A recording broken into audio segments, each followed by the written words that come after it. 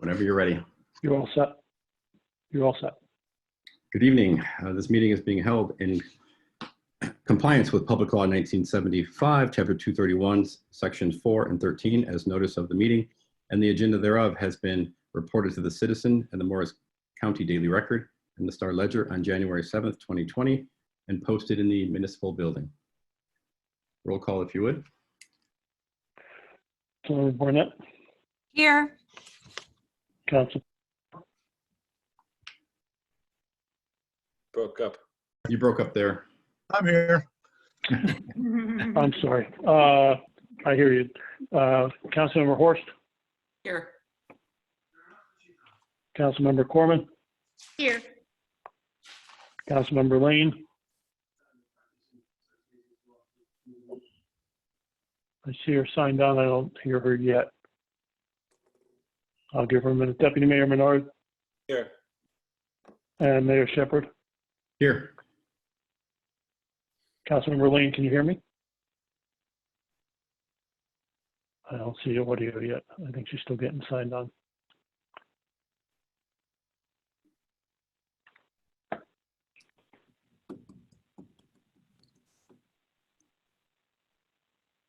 Councilmember Lane for attendance purposes.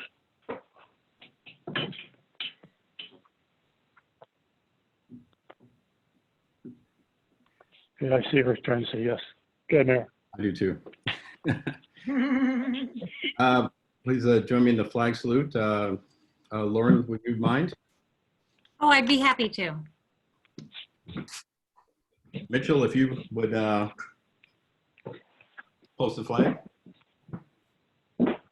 Give me 1 second, sir. Sure. I can also turn toward the flag. There we go. Oh, there we go. I see a Oh, that flag. works. I added Pledge Borough. allegiance to the flag of the United States of America and to the republic for which it stands, one nation, under God, indivisible, with liberty and justice for all.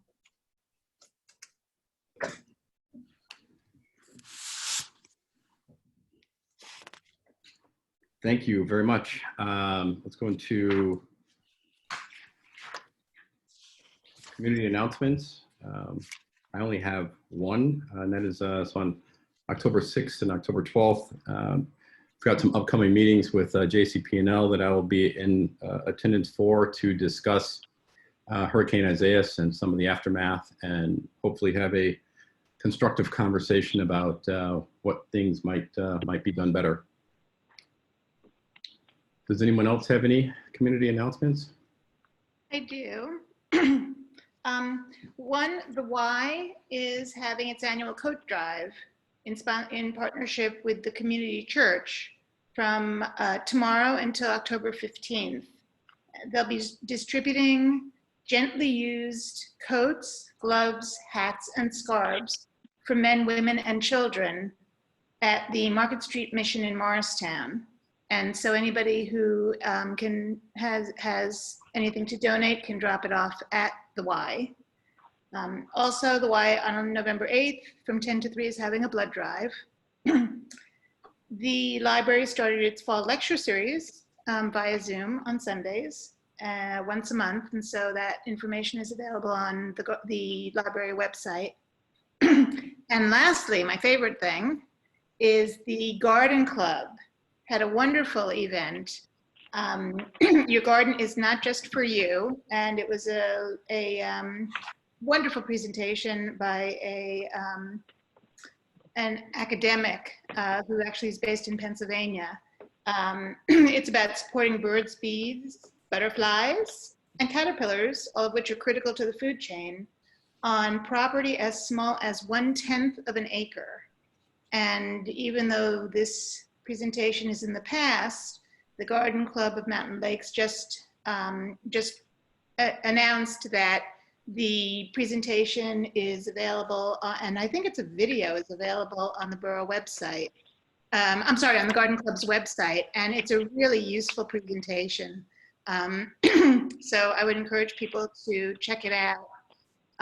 It's only available to members. But the good news is that there is a Garden Club prospective member a lunch on October 7th. And so if you know anyone who is interested, who would benefit from being in this wonderful organization, the Garden Club of Mountain Lakes is just such a great, great organization, then I hope you encourage them to join. That's it for me. Thank you. Anyone else?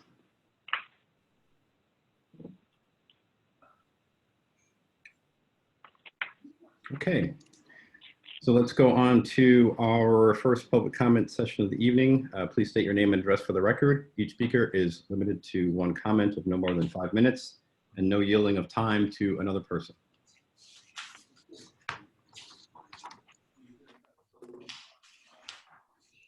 I have no one yet.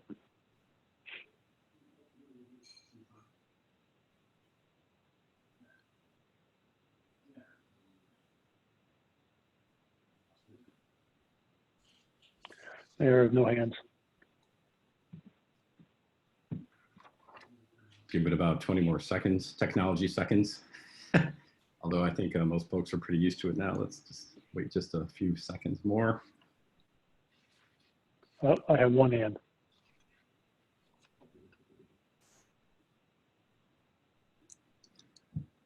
Hello, You gotta state your name and address, please. my name's Robert Imbert, 130 Midvale Road, Mountain Lakes, New Jersey. I'm the owner of Mountain Lakes Bagel for 25 years. I want to know what other businesses you're trying to zero in with this plastic bag ban, which would be very inconvenient for all of my customers.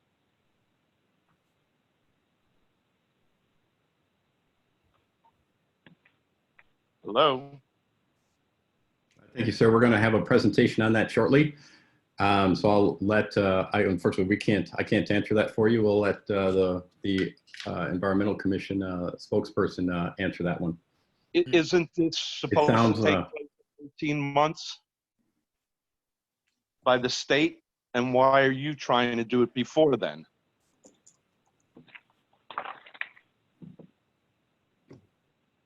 I'm happy to answer that. Well, If answer, please. you'd like me to answer that, I'm very happy to have you question this.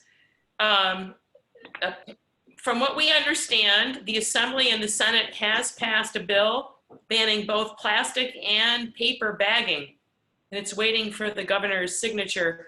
We're going to be talking about this later tonight. I actually personally stopped by your business and talked to I don't know if it was your manager at the time, and was informed that basically you're pretty much on a paper bag basis. So I really have to defer this to the discussion when the ordinance is raised later this evening. Well, it would hurt my business greatly because many of you ask for plastic bags all the time. And it seems that you're just focusing on my business. And I've helped this community much more over the last 25 years than probably some of you. I support the schools. I support the kids all the time. Anybody comes to me for tricky trays, I give their support. And this is very unsettling to me, and I'm really not happy at all. So, Mayor, I would just defer that to the discussion item that we have on our agenda, because I think it's a very valid question, and I'm happy to address that. Well, it'll come up for sure. I mean, my understanding was that all the businesses had been spoken to, and we'll get there. So thank you for your comment, sir, and we'll make sure we ask those same questions. Okay, well, nobody ever spoke to me or my wife, Dawn, personally. You know, sir, okay. I'm sorry, Mayor, go ahead. No, I was just going to say, I certainly understand, and thank you for letting us know. Wonderful.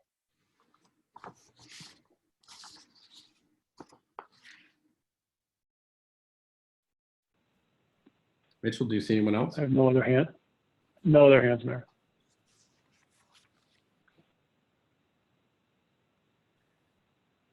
Okay, let's move on then. We'll close that public comment session.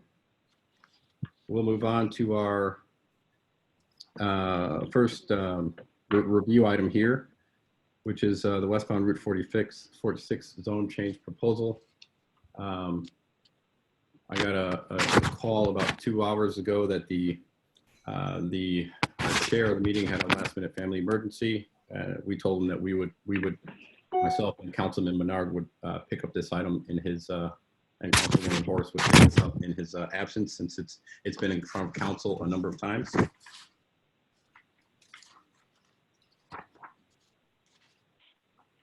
So without reading it, without reading the entire sheet, one of the things that we did as kind of following up from our May 11th and our July 27th meetings, there were some takeaways. So the EDC, the Economic Development Committee, was really looking, as we do in all areas, but specifically as it relates to westbound 46, really to clarify some of the language and to update the ordinance to allow for updated, more modern uses. And we had some lengthy conversation on 511 and also on 727. The end result of that was that council had asked to see what the ordinance would look like for these proposed use cases or permitted and conditional uses to be added to westbound Route 46 in the OL1 and OL2 zones only. And so that's what we have before us. If you can take a look at the sheet that has the colors on it, green and yellow, basically. What's outlined there is the items that are clear, are pre-existing. The items in green are suggested additions by the Economic Development Committee. And there's one item in yellow that is to be removed from the language on in the zone there. So I believe it's 2 pages. Yeah, so the 2-page ordinance that we did receive from our planner is attached. Hopefully everyone had a little chance to review it. Everything was the same as the eastbound 46, except for the removal of the gas station language and the addition of mixed use property. So that residential over retail type of mixed use. I'm sorry, Mayor, I don't see the color coding, the document with the color coding that you're referring to. Was that part of our? I agree. I don't have that either, Cynthia. Yeah, I don't either.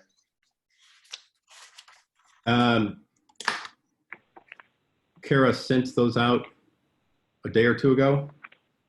Yeah, but Mayor, I'm sorry, but it was like 177 pages for us to copy on our own copier. So I don't think anybody was willing to do that.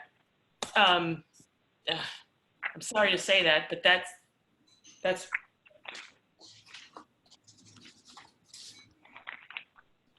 I would like to focus, Cynthia, you made a very good first stab with a lot of questions. I don't know, do you feel like your questions were answered?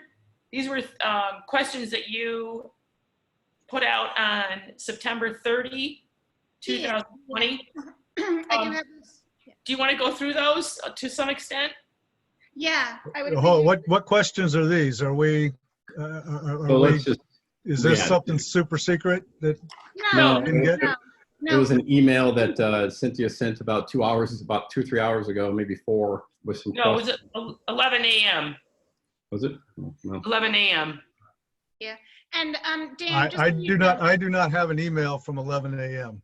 Yeah, no, Dan, the only, I typically would have brought these questions to council and not emailed, but, the mayor at one point had asked that we email our questions. And so my standard protocol is when I have questions before the council meeting, what I do is I email the borough manager, the borough attorney, the mayor, and the deputy mayor. So that's just my standard protocol, but I had every intention of going through the questions. I think that your intention is to go through them one by one anyway. Yeah. No, yeah. that's fine. It was Janet. I didn't know she was one of the, yeah, so. Oh, okay. I'm sorry. I did send it to EDAC. I sent it to the 3 council members on EDAC. And Mitchell and Bob, I sent you that one as well, right? Yeah, I mean, it's frequent. People do that frequently when they have questions ahead of time. So Yeah. no problem at all. Let's go Well, ahead. I will tell you, if you send it to 4 council people, you have now created a situation that the rest of us can't participate in because people are at a different stage. I don't mind, I send mine to the manager and the mayor, and if he wants to distribute it, that's fine. But when we start, it sounds like everybody got it except for Audrey and I. No, And, no. I didn't get it. Lauren didn't get the No, Yeah. maybe Lauren didn't get it. Maybe Lauren, yeah. So that creates an issue that we're behind, and now we don't even have it to look at while you're talking about it. It's so go ahead. Well, Okay, so I apologize. Dan, we can go through things one by one. I think Cynthia was very careful. She did respond to David Shepard, to Tom Menard, and myself. We're all on EDAC. So that was her response. And I think that Cynthia needs to have the floor, whether it was Well, all council is going or to have not. the floor. She needs to have the floor to go ahead and ask these questions. All council is going to have the floor. So we may as well start with you, Cynthia, since you're ready. But Okay, I do expect to hear from everyone if they have questions. And Dan, again, I apologize. I did forget that I shouldn't have sent it to multiple council members, but I wasn't expecting a response. I thought about sending it to all the council members, and it was just such short notice that I just kind of didn't, I wasn't sure quite how to proceed, so I apologize. I'll keep your comments in mind in the future. No, I was just reacting when Janet said, started talking about the great questions. And so, okay, so go through the great questions. I like it. That's Okay. good. So, thank you. So, the first, just to scope the other questions, can you remind us, I don't know if Bob or, who is best positioned to do this, but can you remind us of the difference between a permitted principal use and a conditional use? Sure, I can do that. The permitted uses are uses that you are permitted to use in a zone, right? That's what we're all kind of familiar with. The addition of the word conditional, making it a conditional use, means the use is only permitted if you meet certain conditions set forth in the ordinance. So the use, if you can't meet the conditions, then the use is not permitted. So that's the difference between just a permitted use and a permitted use. Think of it as a permitted use and a permitted use with conditions, is maybe a better way to phrase it. If you think of it that way, then that clearly distinguishes the two. Okay, and the conditional uses would be contained in the ordinance itself? Yes, in Or fact, the conditions of the conditional use? Yeah. Would be ordinance. some of those are in other zones as well, and not necessarily only in this zone, but some, for example, the multi-use residential is only in this zone. So it's a new condition being created just for this zone. Gotcha. Okay, thank you. So first question, is there a reason why nursing homes weren't included in the ordinance?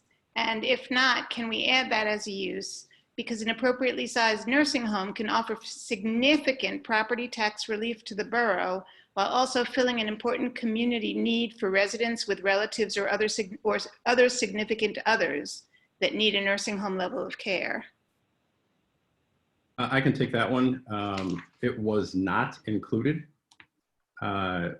We had, at least on the Economic Development Committee, we had assumed that assisted living and nursing homes were similar enough in description that they would be the same. That assumption was not correct. So no one on Economic Development, would has any issues at all adding nursing homes as a use. Is there a need for our planner to weigh in on whether or not there are any issues with that sort of thing? I did have a conversation with him. He said there are no issues. It would just have to be added into it would be in addition to the current ordinance that's sitting in front of us. Thank you. Thank you for that. So what do people think? Is that something we want to add? Yeah, I'm trying to go back to, there was something that was submitted by, I think, Cindy Shaw regarding some definitions, and I'm trying to find it in the packet because it's quite a deep packet tonight. Do we need to look at the definitions? We don't, because the definition for a nursing home doesn't exist in our court ordinance. He would have to add that, and Oh, obviously, okay. add the use for it. Okay. I don't think any of us would have too many questions with his definition or, understanding it once he adds it. Thank you. It would be important to understand. I'm certain there's nuances about having a nursing home that we ought to we should understand. I don't know what those are, and that's a great question, Councilwoman Corman. But I think we do need a little bit more information on that piece of it. Like I kind of with you, it sounds like a pretty good idea, but the devil's in the details, and, right. And we want to make sure we've done our appropriate diligence to make sure we're not getting into something that we would regret potentially later on. What he did also indicate in a subsequently was that over about the last decade, builders have not been building them, and the state has not been giving certifications of occupancy for nursing homes for whatever reason. He didn't really get into it. He just said it was not, most have gone to the assisted living route. But again, I think we can get all the particulars from our planner and add that and answer those questions appropriately. Thank you. Is the Sunrise property a facility? The way I understand many of those facilities work is you come in, well, it's called assisted living, and it kind of graduates to nursing care as needed. So I'm wondering if assisted living, I mean, I guess, as you said, the devil's in the details, and if we want to just have nursing care only, but I think that most of the assisted living facilities transition into nursing care from what I understand. So I guess it is something we should check with Sunrise about. I know that there are,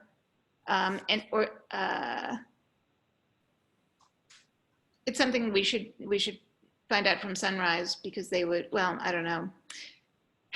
Are they the right people to talk to find out if they are in fact a nursing home? Talk to our planner. Yeah, I would say Yeah. planners the person we want to Sure, talk to. planner. and Yeah, I'm trying to find that, we got like 100-page, just so the public knows, this is a very lengthy council meeting. And I'm trying to find, there was an ordinance that redefined certain things. And I can't find it. If you guys can help me. Yeah, I have it. It's the 320, which It's 320. It should be somewhere in the back, I think.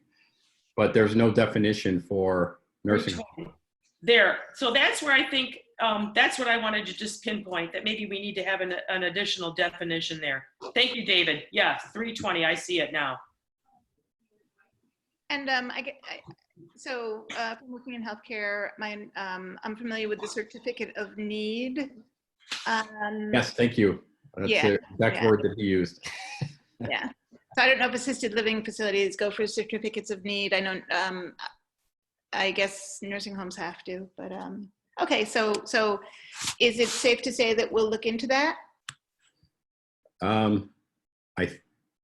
Yes, third time. Yes. I appreciate you. I don't think that again, no one on the committee has any issues with it. We just thought they were the same or similar enough that they wouldn't need a different definition. But if our planner says that they do, then it does, and it does. Yeah. And we should find out if there are any particulars along with that, any conditions, right? Yeah. Thank you. Okay, so the next question I had was, okay, so to me, this is the most significant thing about the ordinance. Application of the B zone setbacks and bulk requirements to the OL1, OL2 zone would reduce the borough tree canopy. And what I'm wondering is if the ordinance can be modified to require that developers in this zone conduct a tree culling study as a condition of the development that engages an independent party to count the trees, and also requires a plan to either replace shade trees on the property or provide funding to replace them elsewhere in the borough. So we had this, this was how the Sunrise development was handled.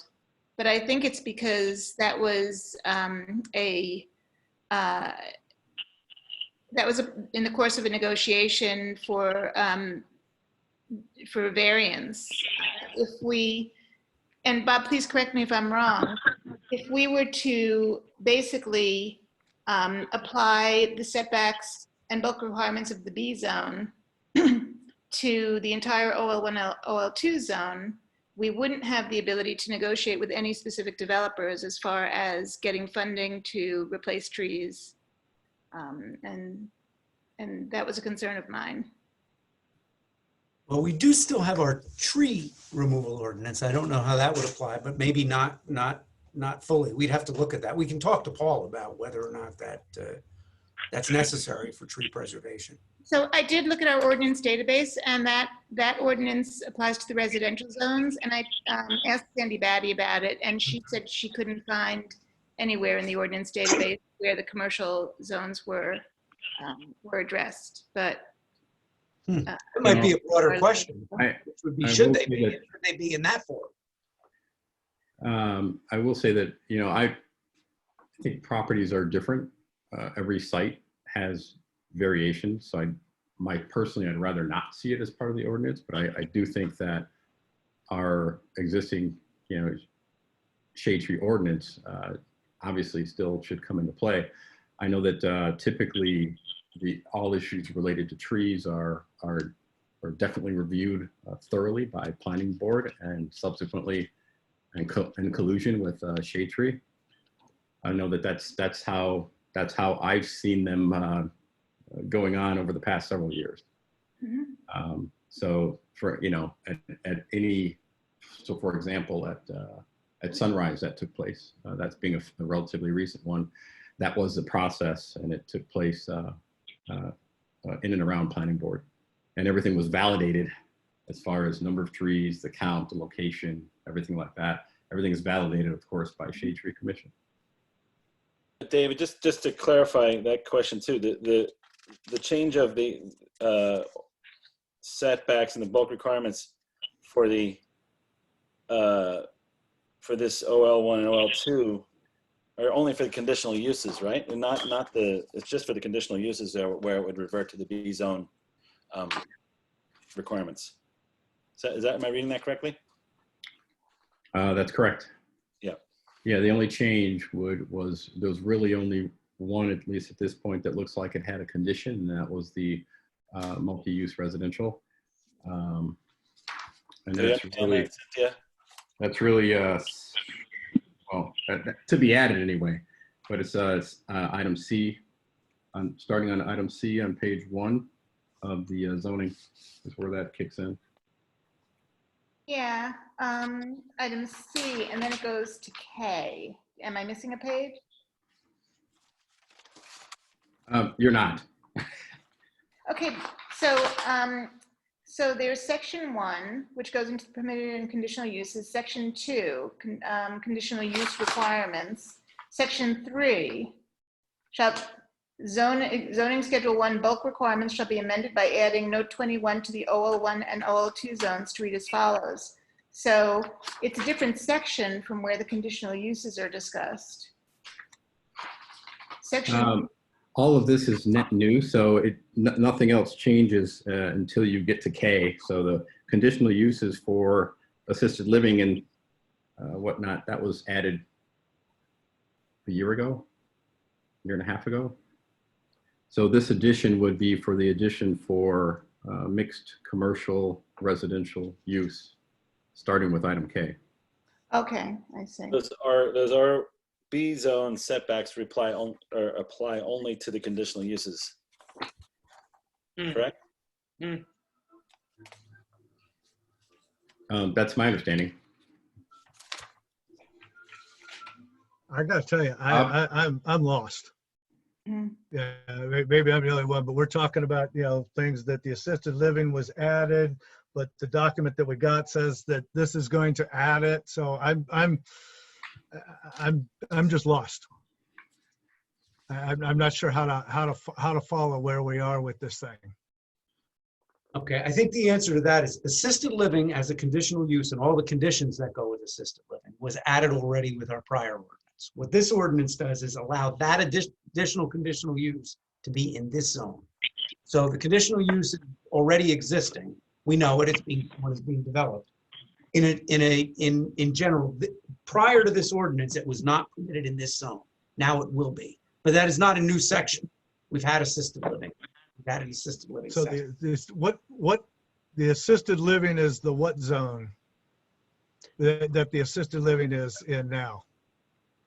I believe it's the OL. OL, Go ahead. I can go check. I'll go check. No, it's the other side of the highway. Yeah. OL1.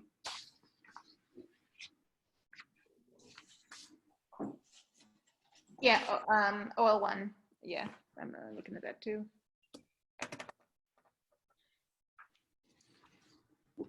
Would it help to, Mayor, to share the screen and put up the, the green color and the yellow color? I mean, because essentially it feels like, my understanding is this, and I appreciate, it has simplified and clarified the language quite a bit versus what there was before. It's made it consistent with eastbound, and it's clarified that gas stations are not allowed, which was, the language about that was pretty confusing before, and there's some additional permitted uses. It would have been helpful to have that in the packet, when we got our physical copy, I know that, but I don't know if sharing the screen would help at this point in time with the discussion. I was thinking something similar, no, but I don't have, Mitchell, can you share it? You have it. And I mean, so if I could just scope the concern is related to the change, I'm looking at note 21, for any permitted principal use other than light manufacturing, processing of data and materials, requirements for the B business zone shall apply. However, no event shall the landscape buffer abutting residential areas or zones be less than 100 feet.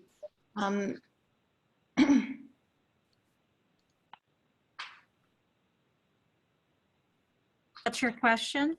So my understanding is that changes the setbacks that are currently part of OL1, OL2.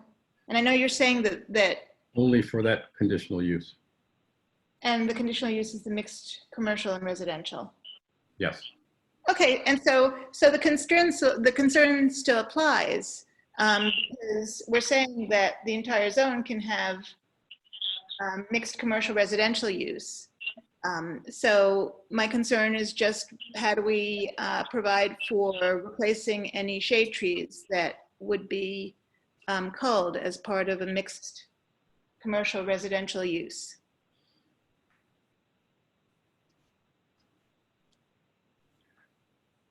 I know it was stated that for the assisted living, we were successful in doing that, but I don't know why we were successful. I didn't see anything in the ordinance here. So perhaps it's a question for Bob to get back to us on, is how would shade trees be managed? What's the legal authority for us to manage shade trees? Is there any reason our shade tree ordinance would not apply? Is really the. Well, yes, because our shade tree ordinance, as Ms. Corman just said a few minutes ago, does only apply to the residential properties. One thing we could do is make it clear that our tree removal ordinance, when it refers to residential and puts requirements in, would also apply to mixed use when you have a residential component. It would seem to me that would make some sense. If you have a residential component in your mixed use and we have regulations on trees and residential developments, why not apply the tree removal limitations to that, right? It's just a thought. That would not be necessarily in this ordinance. That would be a separate amendment to the tree ordinance. Mm-hmm. So basically, Bob, when we get, so kind of like just like taking this back a little bit, if anybody were to get on the Borough website and you go to the Borough and you tab on, you go to the Borough Mountain Lakes, you tab on Borough, then you get a bunch of links one of which is our ordinances. Right. And you can look at the right of way. And so you can, anybody in the public arena can see a street map of Mountain Lakes. They can look at their particular street and they can see the definition of the width of their street plus what we call a planting belt to the left and to the right. And basically then what you're looking at is what constitutes the right of way on the left and the right of a street bed. And it differs quite significantly in Mountain Lakes. It really depends on your street and your proximity to a school.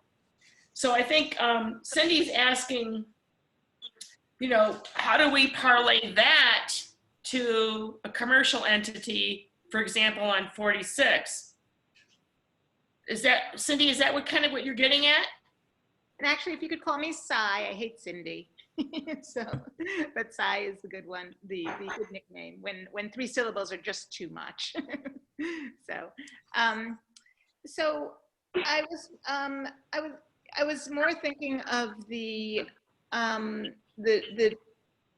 little broader than the right-of-way aspect. It was more about developing a property and by reducing the minimum front yard setback, the minimum side yard setback, the minimum rear yard setback, that those things being reduced would result in tree culling beyond what would happen based on the borough right of way. Does that make sense? Yes. I think, you know, if you read section, well, maybe I don't know how you, Mayor, if you want to, how do you want to handle this? But I think it's handled in section 2, K, that because it addresses conditional use requirements.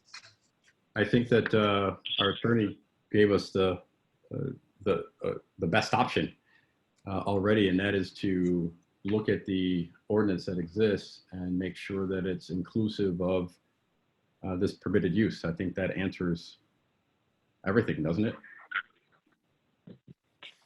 I'm almost wondering if there's any reason we couldn't have the shade tree ordinance apply to all zones. Is there any reason why that's not possible? Was this the shade tree ordinance, or is this the tree? Bob, is it separate? The tree removal? It is. We have an ordinance that establishes the shade tree commission, and then we have an ordinance on tree removal. And if you go to the tree removal ordinance, you're right, Cynthia. It does right now apply only to residential lots, and I had the same thought that Councilman Menard did. I'm not sure why that is the case. Maybe we could learn something from the shade tree commission and ask some questions there about why this is the way it is. But I think if there would be any reason why we couldn't make it apply to all zones. You know, And I'm happy to bring this back to Shade Tree Commission right away. Yeah, I think that would be appropriate because we don't really know the issues. Yeah, I mean, I hate to hold up this ordinance because I know that we're all very anxious to yeah, Yes. and I do believe that that's the most appropriate place to deal with tree regulation, because that has everything in it that you would address if there was a need. Instead of making it the tree removal a variance by putting it in a zoning ordinance, it really belongs with tree removal because we have a process to deal with it. And I do think that would be the most appropriate way. And I think this discussion has sort of led us to maybe we have some questions to ask at Shade Tree and Yeah. recommendation. I'm very glad these issues were raised. This is really important. I think a few of us have learned something new. So I'm happy to bring this back to Shade Tree right away and try to get some information back. Thank you so much. And Yeah, because the assumption is that, you know, why wouldn't it apply to all zones? But so thank Right. you for double checking. and I have to say, I don't think he's on the call, but I had Peter Holmberg in my head because for two meetings yesterday, Peter's public comment was beware of The unintended. consequences. So Peter was in my head as I was reading this. So, thank you for indulging that discussion. We get through all of your points now. Not yet. No, Sorry. there's what, two more? Yeah. Let's see. How does application of the B zone setbacks and bulk requirements potentially impact the current amount of visual and noise screening that residential properties benefit from? So it's a similar question with the change in setbacks. If that mixed commercial residential use is applied, have we looked at how, I know we've looked at the neighborhood across from Xeris, but have we looked across the full zone to see what the impact would be on visual and noise screening that residential properties benefit from? And I asked this especially in connection with the OL2 R1 neighborhood that's between Lackawanna Avenue and the King of Kings property. Because basically, if you leave the driveway of the King of Kings Church, you immediately come upon a street, I think it's called Fox Hill Road, that leads to a small neighborhood that right now has a good amount of screening. But if for some reason the King of Kings Church were to change hands and developed into mixed-use commercial residential mixed use, then that neighborhood could be impacted. But again, the concern is more general since we're talking about basically the entire span of westbound. I don't know if there are other properties. I don't know, maybe Janet's Street and Dan's Street would be impacted by a change, a reduction in the rear yard. So the crux of the question is that, our planners, at least recommendation was that, so the OL1 and OL2 zones have 100 and 150 feet setbacks because they're more than stringent because of the light manufacturing components that currently exist on the ordinance, and that because of this residential use, that's increased setback should not be required because it's more residential than commercial. It's calling for. That's the basis. So that's the basis of the 75 feet. Now, if we as council decide we want it to be the same as what exists in the OL1 and OL2 zone, well, why don't we just we have that option. And the reason I'm thinking that makes perfect sense, Mayor. Thank you for highlighting that. The only thing that I think is a little separate here is because Route 46 is on the other side of what would be a mixed-use development.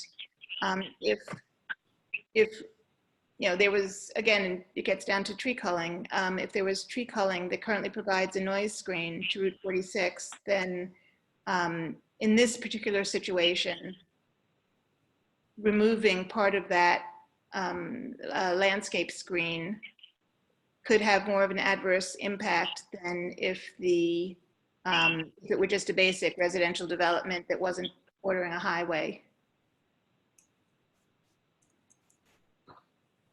It is calling for a 50-foot landscape buffer. With this OL1 and 2. I'm looking to see what what's the OL1-2 landscape buffer? Does anyone have that offhand?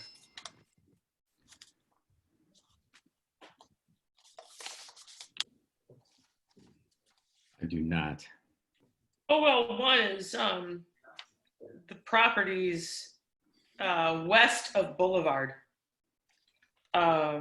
That's basically the old Newsweek building. That's, from what I can see, that's the only OL1. Everything else is OL2. So, Cynthia, are you concerned about both the frontage, the maximum front yard setback, and the maximum rear? Because those are both set at 75 feet. I was more concerned about culling that would, again, similar to what I mentioned earlier, about the tree removal.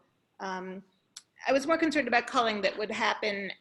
So basically changing the current situation bordering properties because of a change in a reduction in any of the setbacks. Sorry, I might not have made myself clear. The idea is that currently, you know, that neighborhood in particular, that neighborhood in particular currently has a level of noise. They have the whatever treescapes they have, whatever landscape they have, and if that were reduced, the concern is that it would increase the level of noise pollution for the neighborhood, and possibly visual change. Yeah, well, again, I would say that I don't think in the Economic Development Committee, we've never ourselves recommended a setback change. So the setback statements are recommendations based on what's done today, around New Jersey. But again, if I think we as a council, if we think the 100 and 150 foot setback should still apply, I think we should just have that conversation and be done with it, right? Yeah, I think that'd be great. I think that from an economic development standpoint, I think we all, again, we never made a setback change because we thought the setbacks would be the same. All right, Tom? Yeah. Yeah. I think someone may be shuffling papers in front of their microphone. I'm not sure if anyone's doing that. So I'm certainly fine with leaving, recommend or, telling our planner that council wants the setbacks to be the same as they are in the OL1, OL2 zone, just for X number of reasons and for consistency. I think that's a really good solution because whereas on the one hand, perhaps a commercial residential mixed use developer would want a variance if that a specific property can be reviewed for a variance, and it doesn't have to be ruled out to do a variance, but I just hesitate to change the setbacks on the whole stretch of westbound Route 46 because Janet and I had walked it with this ordinance in mind after one of the other earlier council meetings where we talked about it. And we did see there's a tremendous amount of foliage along the westbound zone. So if we just don't change from the current situation, but agree to consider things on a variance basis, as long as our borough attorney thinks that's acceptable, then that might be a better way to deal with it. I would say that makes it less attractive to developers, though, by doing that. So we have to consider that as well. But just keep in mind a 50-foot tree buffer or landscape buffer. The average lot in Mountain Lakes is 100 feet wide. So it's half the width of the average buildable lot in Mountain Lakes would be tree buffer. So that's substantial. I understand your consideration about the noise, that trees do definitely help reduce noise. And that property though, at the Foxhill Road, those houses, 5 or 6 of those houses are actually right up to 46. Right on 46. So there's not much of a tree buffer there now. You can see those houses from 46. So, are you talking about the same area that I'm talking about, right by King of Kings? Because I don't think you can see the houses. I didn't see them. I had to walk down the street to. If you were standing at the old TGI Fridays and look across the road, you'd see those houses. Okay. So my question would be though, well, I know what you're saying, Tom. I don't want to reduce the attractiveness for development, but I also don't want to adversely impact any of the neighborhoods from a noise perspective. Would it be, Bob, would it be manageable to make it known that the borough will entertain variances? No, that's really something only the Board of Adjustment can entertain, and we don't really negotiate that out of that. And it doesn't really, the Board of Adjustment doesn't really negotiate it either. I think what happens is you have developers who come willing to present that as a way of mitigating against perhaps some of the, some of the things that will result as a result of the development. So, but no, we can't do that. It obviously adds just another layer of complexity, and the more restrictions, it adds another layer of complexity for any developer to step forward and approach us for a project.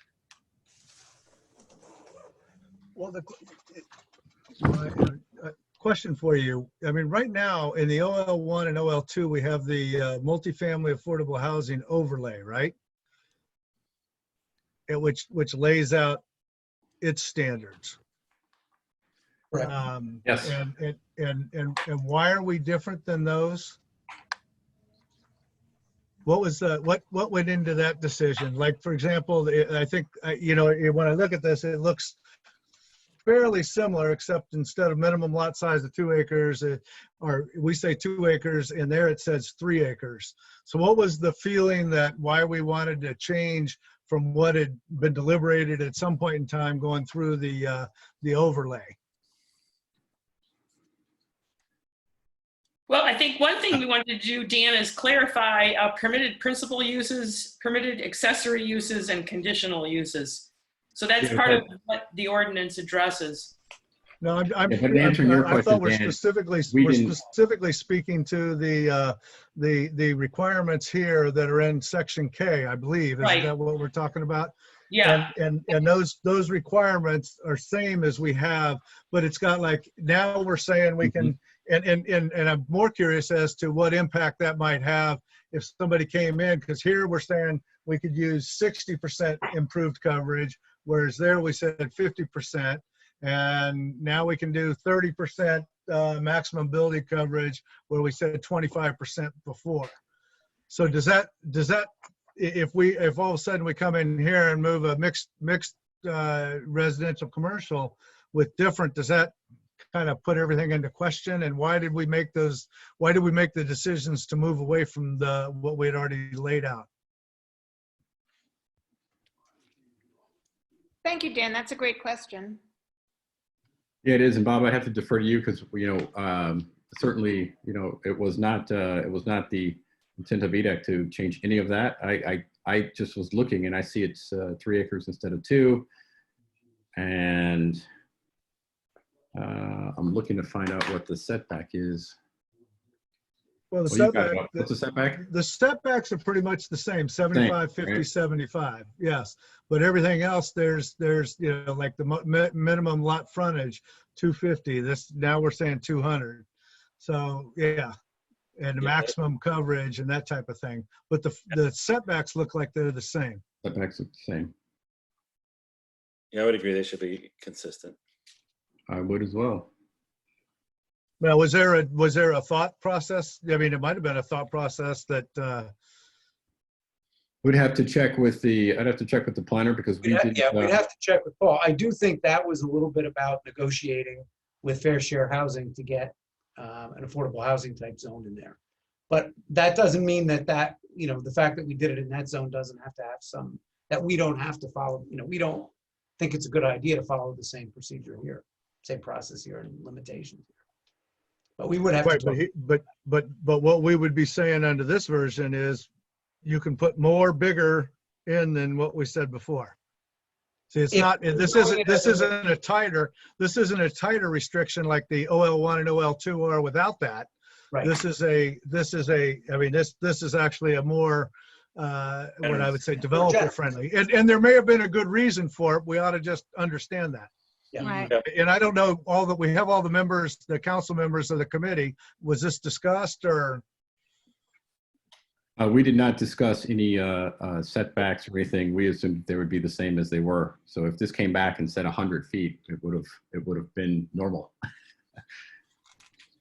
Right. So basically, you guys were questioning the section K and some of the statistics in that part of the ordinance. I don't remember, David, I don't know if we had a specific discussion about the acreage. it's pretty significant that it would be dropped from 3 to 2? No, when we gave this to our planner, we were looking for his, for him to complete the document, right, based on his Right. recommendation. I think we were trying to make sure that, we had something that was appealable to a developer, something that would be appealable. And, from 3 to 2 is pretty significant. But perhaps that's, So the question is, and we'll take this back, we'll get with Paul. Bob, Okay. you can get with Paul to, get some clarity here Yeah. as to why we're not consistent. I mean, that's Right. the bottom line. Yeah, I think what would be helpful, and I don't know if people have any other specific concerns with what's on here now, but I think it would be helpful to have it come back and maybe have Paul walk us through. Just because I think that would have been helpful to start with that rather than launching into the questions, quite honestly, because I'd like to hear EDAX tee it up and kind of walk us through the proposal. And I know this has happened a couple of other times, but we got to look at it with fresh eyes at this meeting. So I don't know if there's any other concerns, but that would help me as I'm making, decisions about this. So Lauren, you're really looking at section K. Section 2K. No, I understand. What I'm saying is it would be helpful to have Paul, if he's made some changes to this that the committee, wasn't recommending. I think it would just be helpful to have that walk through. Yeah, it And sounds. we'll have him come. Why He don't we wasn't arrange able that? to come tonight, but we were planning on having him come for the introduction, or potential introduction. So we'll keep that plan. And don't we, the thing, while we're thinking about the 2 versus 3 acres, to me, changing, putting it down to 2 acres instead of 3 acres doesn't sound that bad to me, in the sense that if there are properties on westbound Route 46 that are 2 acres that otherwise lend themselves to some form of mixed-use residential development, then why limit those properties if everything else is in line? So I would be less concerned about the change to a 2 acre minimum lot size than I would be about the variances in building coverage, maximum building coverage, and maximum improved coverage. Right. yeah, there may be good reasons for all of it, but I think that's Yeah. what the EDAC committee needs to kind of vet through that and bring it back and do a presentation for us that would kind of say, here's why we're changing these various aspects of it. And if I'm not mistaken, one of the things that's kind of confusing with just putting these additions in is this section relates back to the B section, which we don't have anymore because it's out in limbo land right now until we do the final approval of that ordinance. So it's very confusing to try and go through and find where Waldo is. Okay, so we really need a little help on kind of putting all this stuff together, because you've got that 3-20, which we're redoing, but that incorporates a lot of the definitions that are in here. But if you go look at our existing language in there, that stuff's not in there. So you would come up with the wrong conclusion as to what exactly we're asking for here. Right. So we just need to be careful on how on making sure that we are setting rules that we're not supposed to be just setting them to change them next month. Right. So I think we got to go through and make sure that we understand all the different components and what's in here, so we have the rest of the council can have a good view as to what we're looking at. Because like you're saying in here, hotels are included, but that was included via the B section, right? That is correct. Yep. Right. Yes. Yeah, I agree. I mean, the zoning, I know it's a frustrating process because it is very complex and it's like a puzzle. Different pieces hinge on one another. And that's why I just think we want to do it really well. I know residents have a lot of questions and concerns about this too. So I just think we have to be crystal clear. And I just want to see if there's any other issues to raise right now, because if we do have Paul coming back, to address them. Are there any other issues we should raise at this time? I I had have one one other. more question. Okay, go ahead, Cynthia, then I'll go. This one I think is an easy one. With this ordinance, can one property have more than one principal use? Bob, do you know the answer to that as a basic? I believe the answer is yes. I don't think this ordinance changes that general process. So, Yeah, as a matter of fact, number 11 says it specifically. well, Well, certainly, yeah, that's for buildings, not uses per se. But right, right. So certainly when we have, the mixed use is obviously more than one principal use, right? Mhm. But yes, Okay, and then if one property has multiple principal uses, would each principal use have to comply with the setback and lot coverage requirements for the one property, or is it kind of bulked together? So in other words, if there was a recreational facility for any one property, for example, there was a recreational facility and also a standalone coffee shop, would the bulk standards be separate for each of those two separate buildings, separate principal uses on the one property, or would the bulk standards apply to the whole property? we'll ask Paul that question when he comes. That's a good question. Like it could be a combined algorithm so that the two properties both meet that requirement. That's what you're kind of asking. Yeah, and I was kind of struggling with the math of it. So like if we think about parking spots, for example, there are specific parking requirements for different uses. And so would each of the principal uses on the one property have to have their own parking spaces? It sounds like they would, but what about the other aspects? Parking space count, that's actually easier, but I'm thinking more of like setbacks for different uses. So I think it would have to revert to the more restrictive as far as setbacks goes, because I don't know how you differentiate between one use and another on a same property. Yeah, we'd have to look I at think, that. yeah, as Bob said, I think we'll take that Well, I one think up we with need to Bob. get that I'm one. going to take that one up with Paul. One other, just another simple question that we can ask Paul is, how do we differentiate, or how do we calculate the percentage of residential versus commercial in one building for it to qualify for this? You could have somebody put one apartment in a much larger building to qualify this. This is just what I was thinking earlier today. So do we need to qualify percentage of uses within that to make it mixed use, to make it comply? It's a question we can ask, yeah. Just thought that could become a loophole there. Sure. Yeah, that's a good thought. Tom, are you looking at 13? K13? I am now. I think that was more, because I don't think that was, or that thought or Well, I think criteria was in here. So I with, think Tom was just calling out that it's not in here and we should specify. Yeah, I'm more thinking about the mixed use aspect of what percentage of residential would need to be in a commercial space to make it qualify for mixed use. Mm-hmm. Right. I think as far as the parking goes, that's actually a pretty easy one, because that's rate based on occupants typically. So that's not going to be a problem, I don't think. Yeah, that's a really good point. If you put two apartments above some commercial property, do you get that much more bulk? Yeah, and I think your affordable housing will apply in this case too. So that's going to require.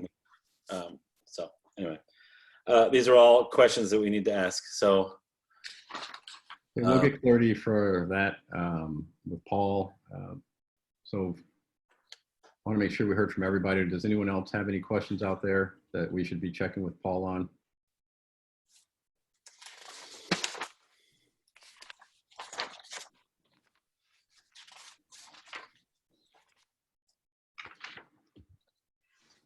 What's the thought on the sound buffer? I'm thinking more of the rear setback.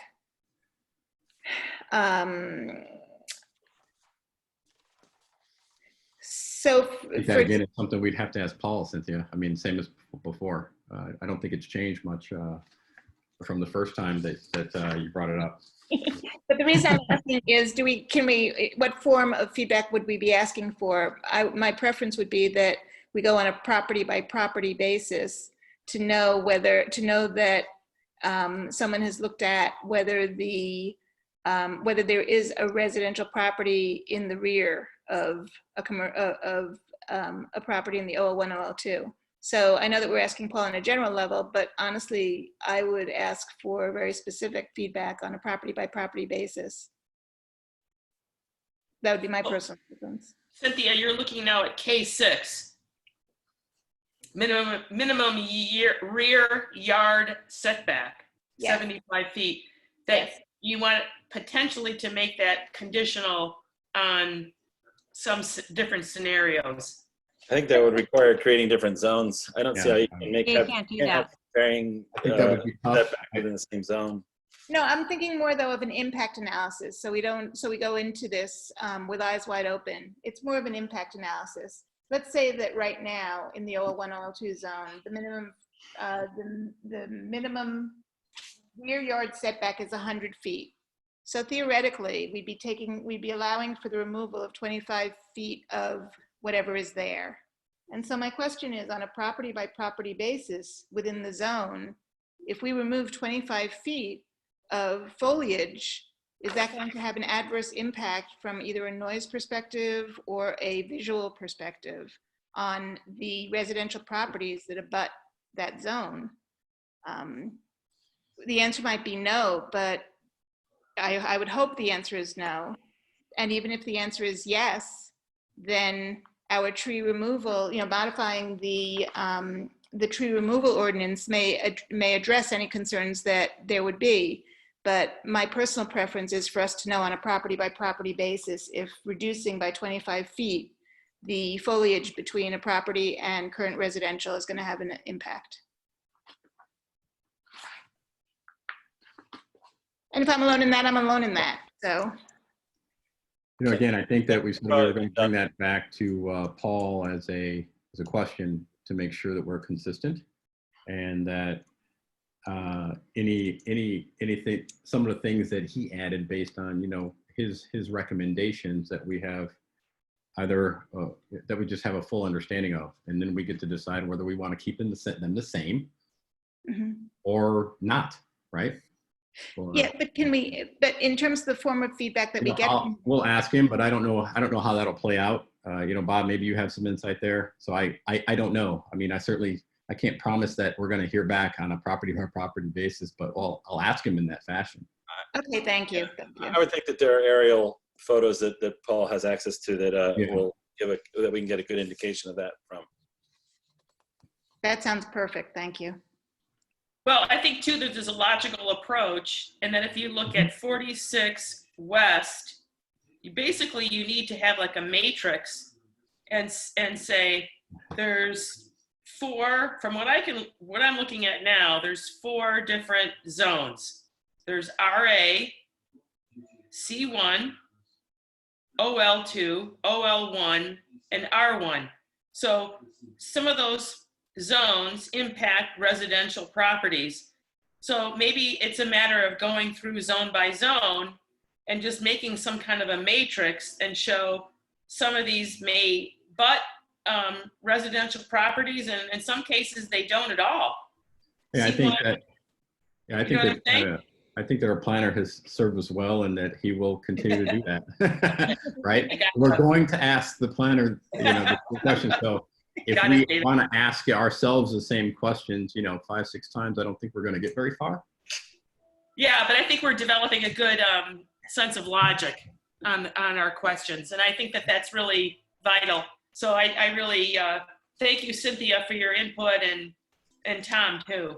And David, maybe we should get Paul before we bring him to come to council. Have him, of course, join. We're going to meet with him ahead of time to go through it. But have him join us on a conference call so the three of us Yep. and the committee can get through all these questions.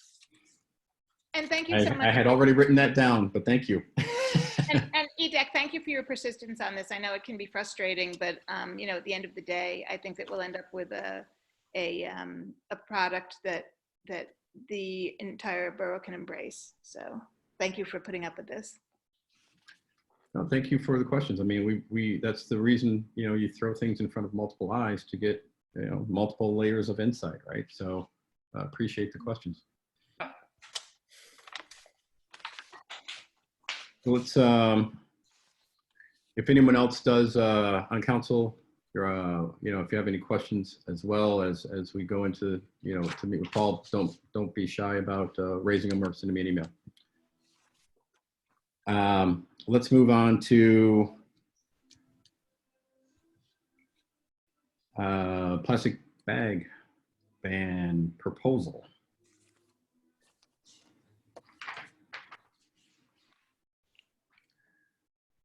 Mitchell, if you can clear your screen and maybe find Ms. Kaplan out there. Yeah, I was going to ask. I think Mimi Kaplan wanted to say a few words to Borough Council.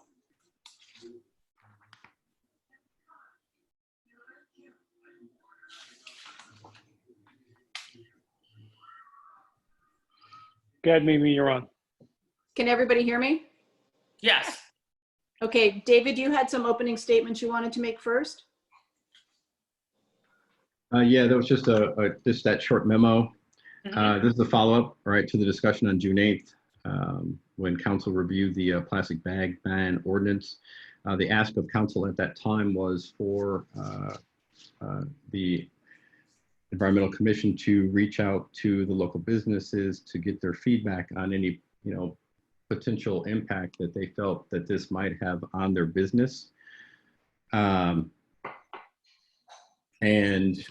you met with several of the businesses. I'm hoping it was all, but I don't know if that's the case at the moment, because earlier we heard, if you were on, from the owner of Mountain Lakes Bagels that he didn't have a conversation. So with that, I'll kind of leave it where it's at. I think that everyone on this, at least most of us on council and maybe a lot of people in the public, know the state of where the state is in reviewing the plastic and paper ban ordinance that they're evaluating. It's sitting on the governor's desk, and we'll see where that takes us. Great. One, thank you for the time this evening. I certainly feel confident that I can put everyone's concerns at bay, so that there's confidence in wanting to pass this ordinance here in Mountain Lakes. I did send a memo dated on September 3rd that was a summary of the meetings that Janet and I had with the 9 businesses here in Mountain Lakes. It appears that when we didn't meet with the owners per se, we met with the managers. We had put together a packet of information, and I'm happy to share with you what that was.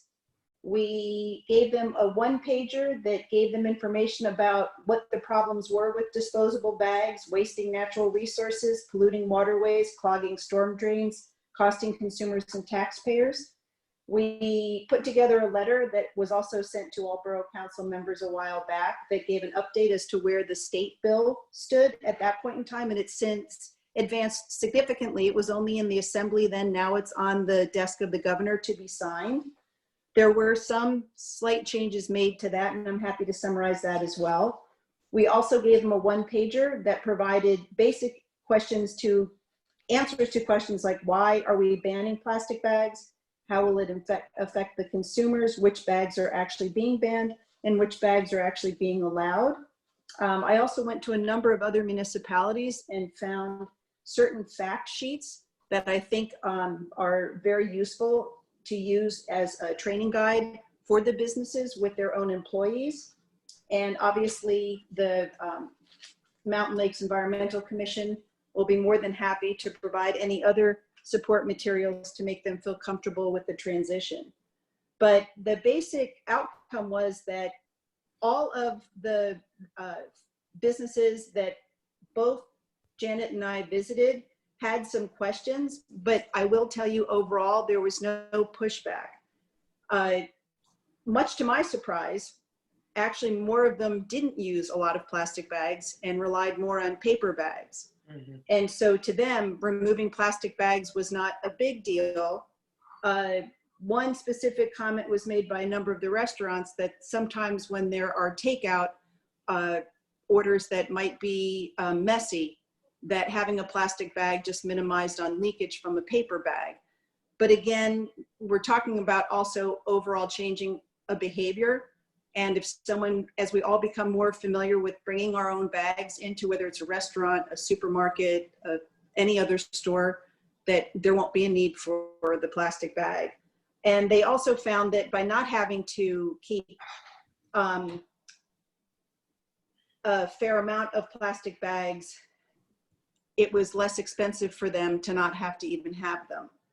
So again, I was sorry to hear that the owner of Mountain Lakes Bagels saw this as sort of a personal offense to his business. But I will say that at the state level right now, we're probably weeks away from having the state ordinance passed, which is far stricter than the ordinance guidelines of the ordinance that we propose to all of you. In fact, the paper bags, I will say though, the state is doing away with paper bags and from all large big box businesses, but not small businesses. So a business such as Mountain Lakes Bagels would still have the ability to use paper bags. And I think, speaking from my own experience, I've always had my bagels in a paper bag and I put them in my own bag that I take with me. So it's less inventory for the business owner. A lot of the business owners wanted to do away with the straws, but the state is actually keeping straws in only by request. So again, the ordinance we had didn't even include that. And then basically other discussions were that we emphasized the environmental benefits to all the businesses. I have to say, I was personally, again, Janet and I split up the number of businesses that we saw. Those that I spoke to were personally in favor of doing away with plastics. They were tired of seeing the plastic bags on the side of the roads, you know, polluting stormwater drains and so on. And again, we'll provide as much information as we can to support the businesses. When the state passes their ordinance, we will have clean community monies to also provide support and help with either providing reusable bags, and I don't know what other support materials they'll have, but I imagine they'll be extensive. But we're one step ahead. And more importantly, I just want to remind everyone of the very brave 6th grader, Sarah Jordan, who came to a Borough Council meeting back in February and has highlighted a lot of the same things that the EC and Green Team did in our letter. But she asked ML to join 8 states and hundreds of other towns from across the US to ban the single-use plastic bags. And currently, municipalities throughout New Jersey have already recognized this threat and passed 128 ordinances banning or limiting the use of single-use plastics in some way. The most effective action we can take, meaning Mountain Lakes, to support a statewide bill is to adopt this ordinance to show our governor that towns like ours want strong action. This type of ordinance is like other health and safety ordinances that are for the common good. Learning to bring our own reusable bags when shopping is an easy habit to learn, just like buckling a car seat was. So if anyone has any other questions, if I've left a stone unturned, please let me know.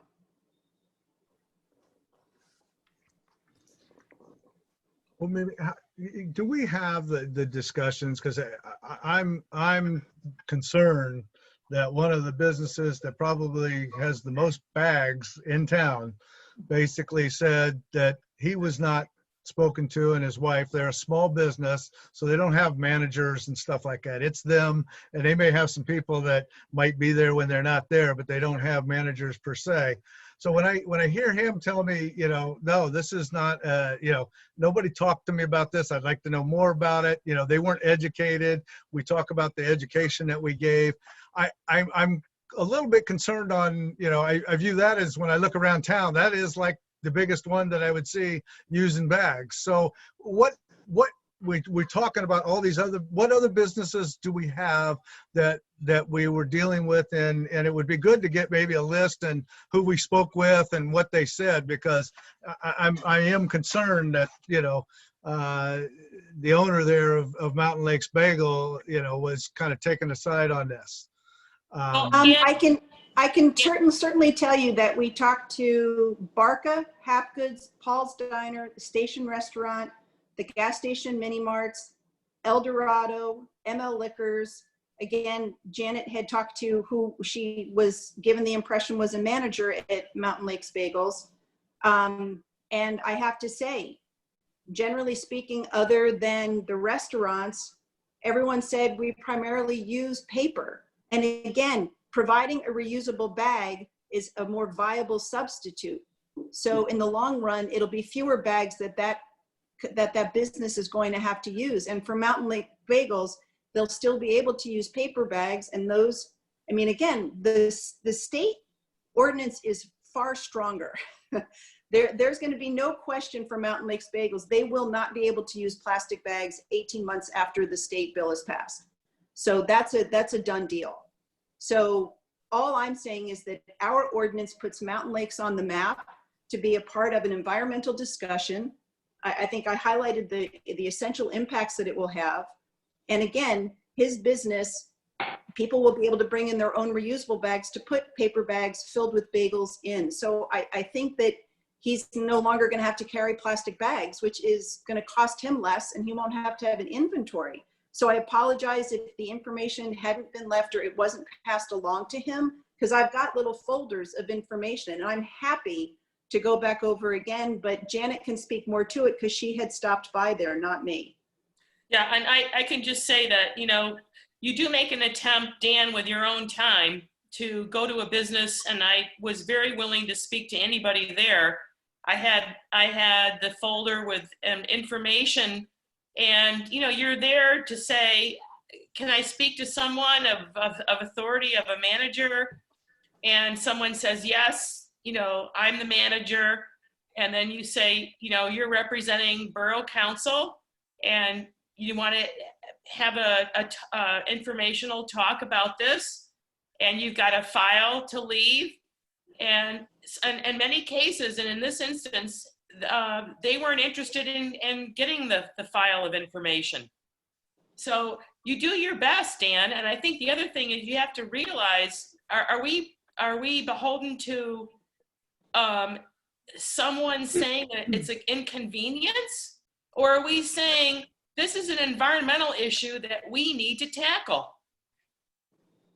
Well, I'll go through with two points on that. Is one, the last time we had this discussion, one of our concerns was that we are in the middle of a pandemic, and most places have stopped their rollout of these things because of the concerns over it. And we're talking pretty big cities and stuff and everything. So the question is, where have we decided, it seems like we're moving forward without actually considering some of those points. And to me, that is still a big issue.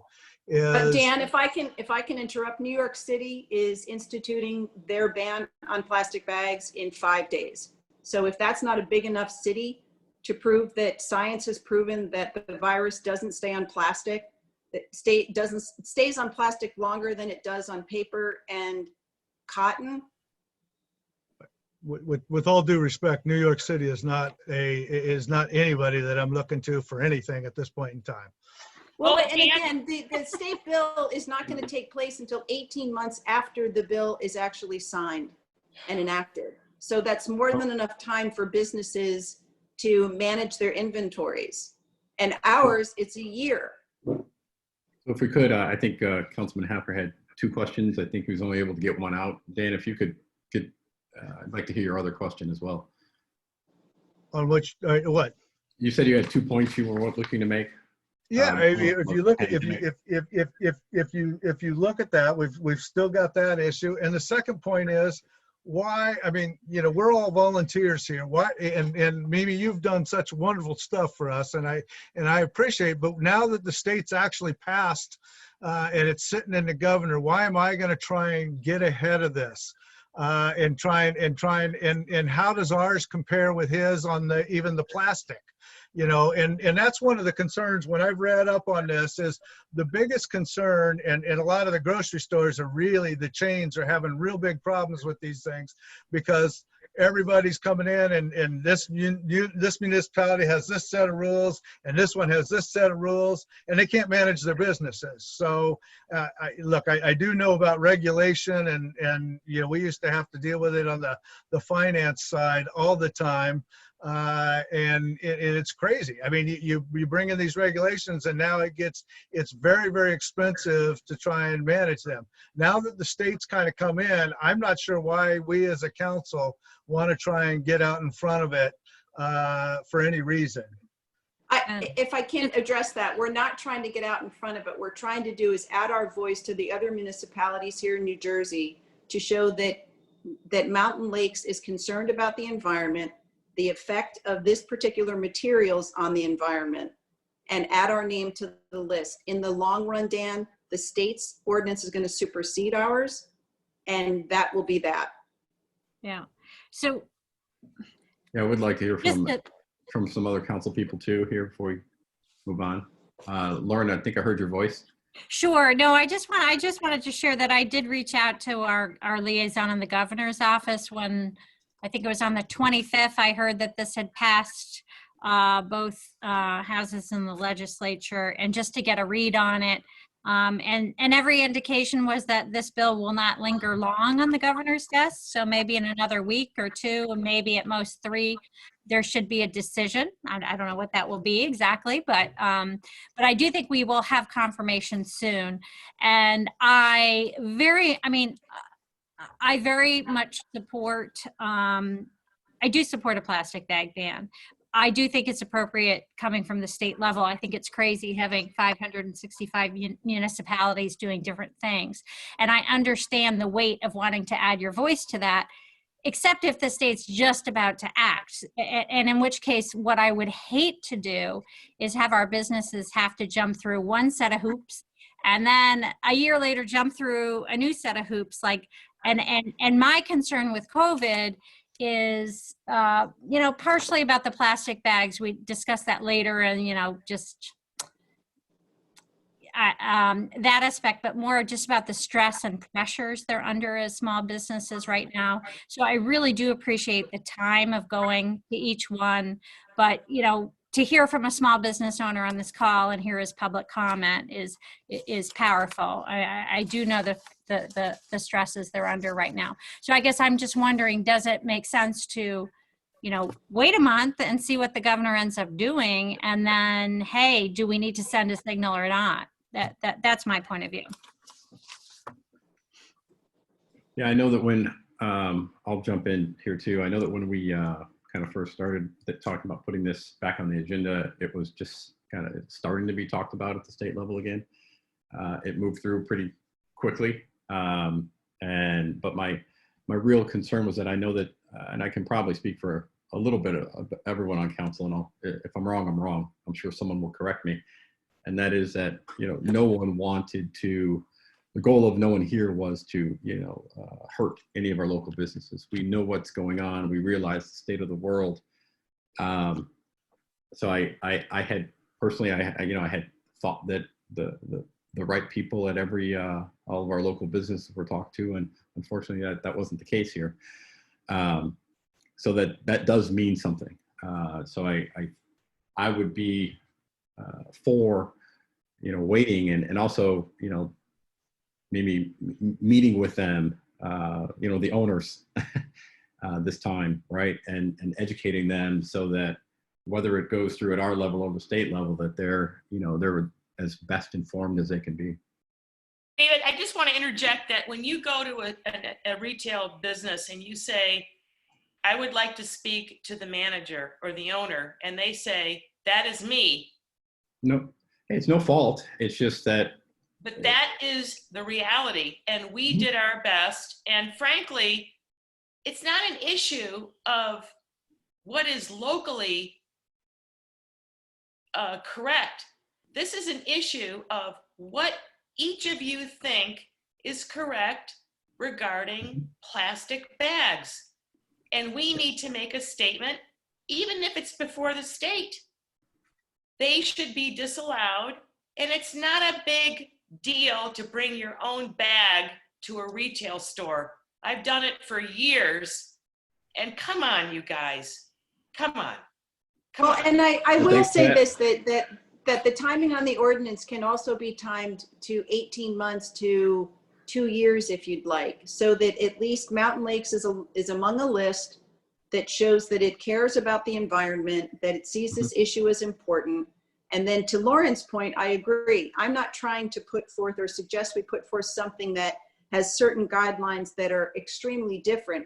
I couldn't agree more. I don't need people to go through hoops. I will say, I think we've given everybody a heads up on all the businesses. I appreciate that one is, although I find that when I've been there, I've only gotten my bagels in a paper bag, never a plastic bag. All the other businesses felt good about being a part of a bigger movement.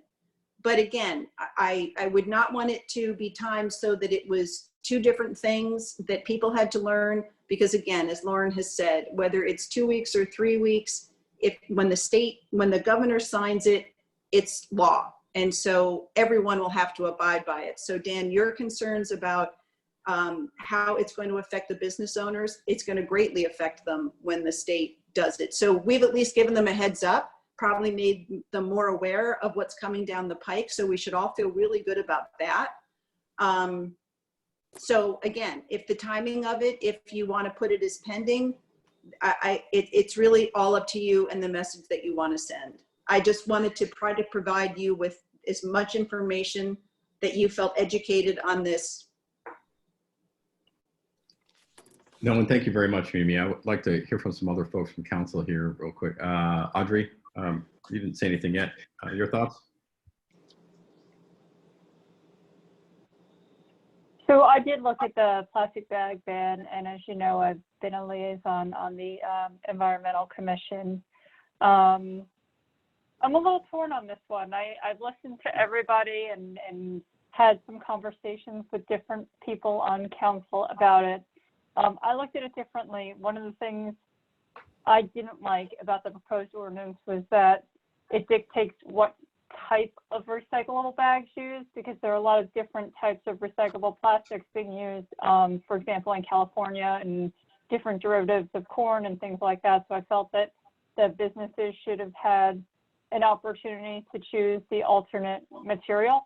But I hear what everyone's saying. I hear maybe the timing's not right, but at the same time, I've sat on the Environmental Commission and listened to, the passionate discussions of the people in that group as well. We have to trust the people on our committees and the feedback that they get from the businesses. But at the same time, we had a business owner who felt so strongly so as to come on the meeting and say, this is not what we want. So, sometimes we send these council meetings and we get information as we're sitting here, we're being asked to process it and come up with a quick decision.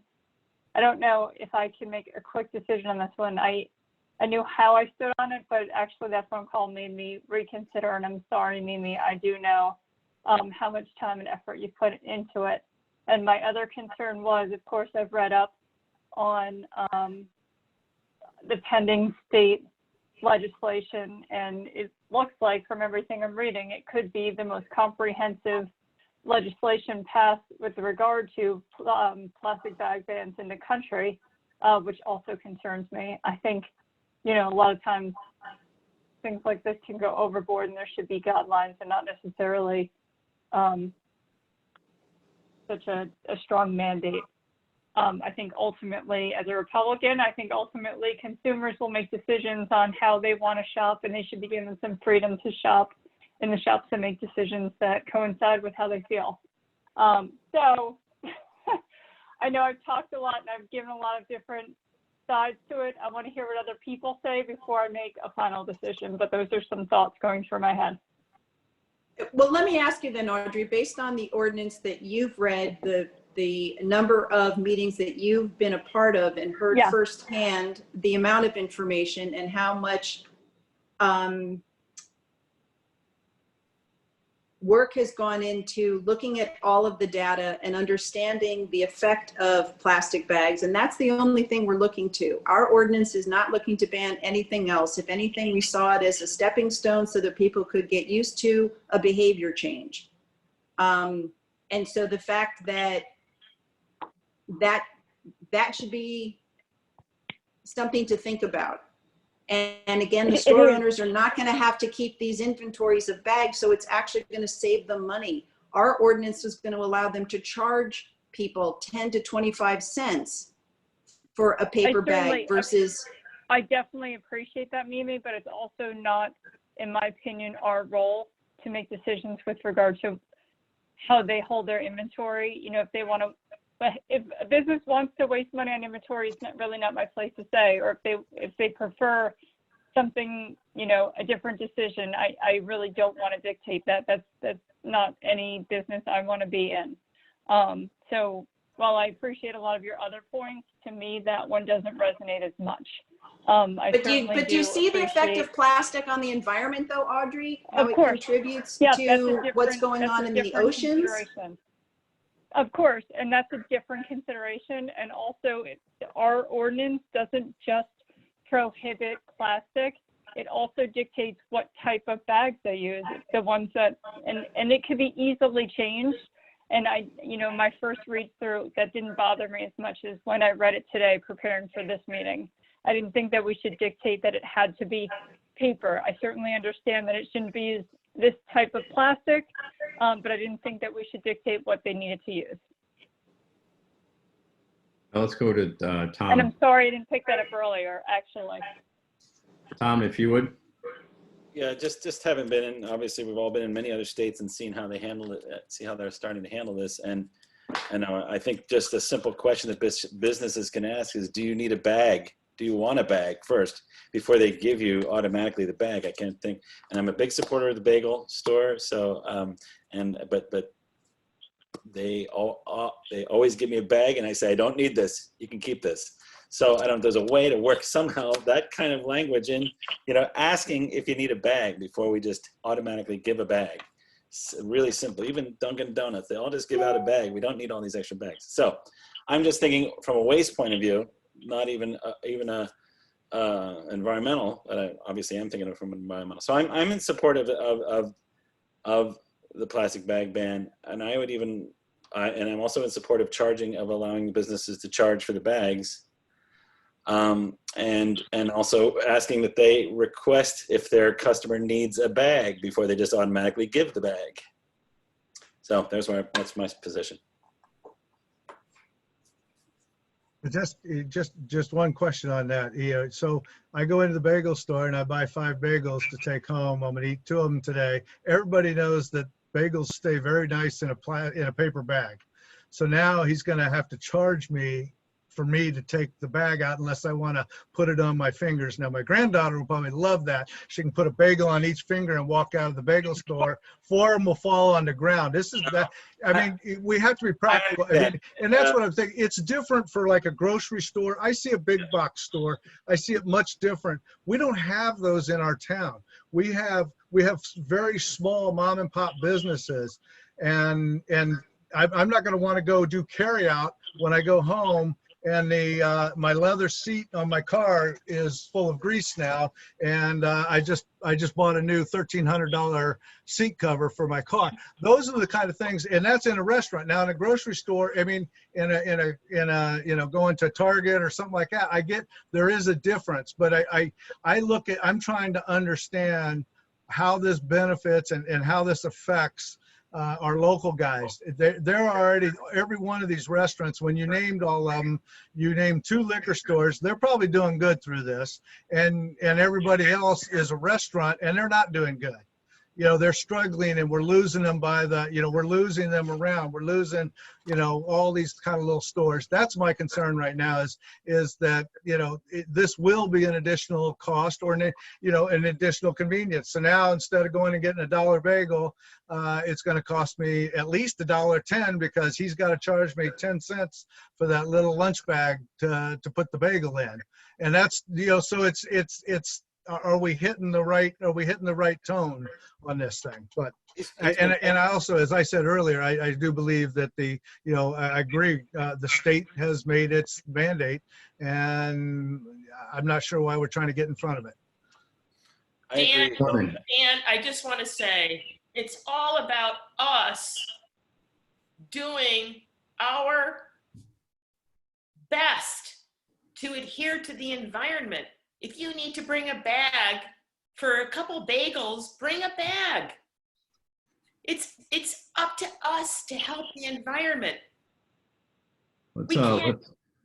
I'm in for the environment. I would challenge anybody. I'm probably the best recycled person here. I clean the labels off of them. I do everything. So yeah, I know I'm very serious about this stuff. And when I get to my bagel, if I'm just getting one, I don't ask for a bag.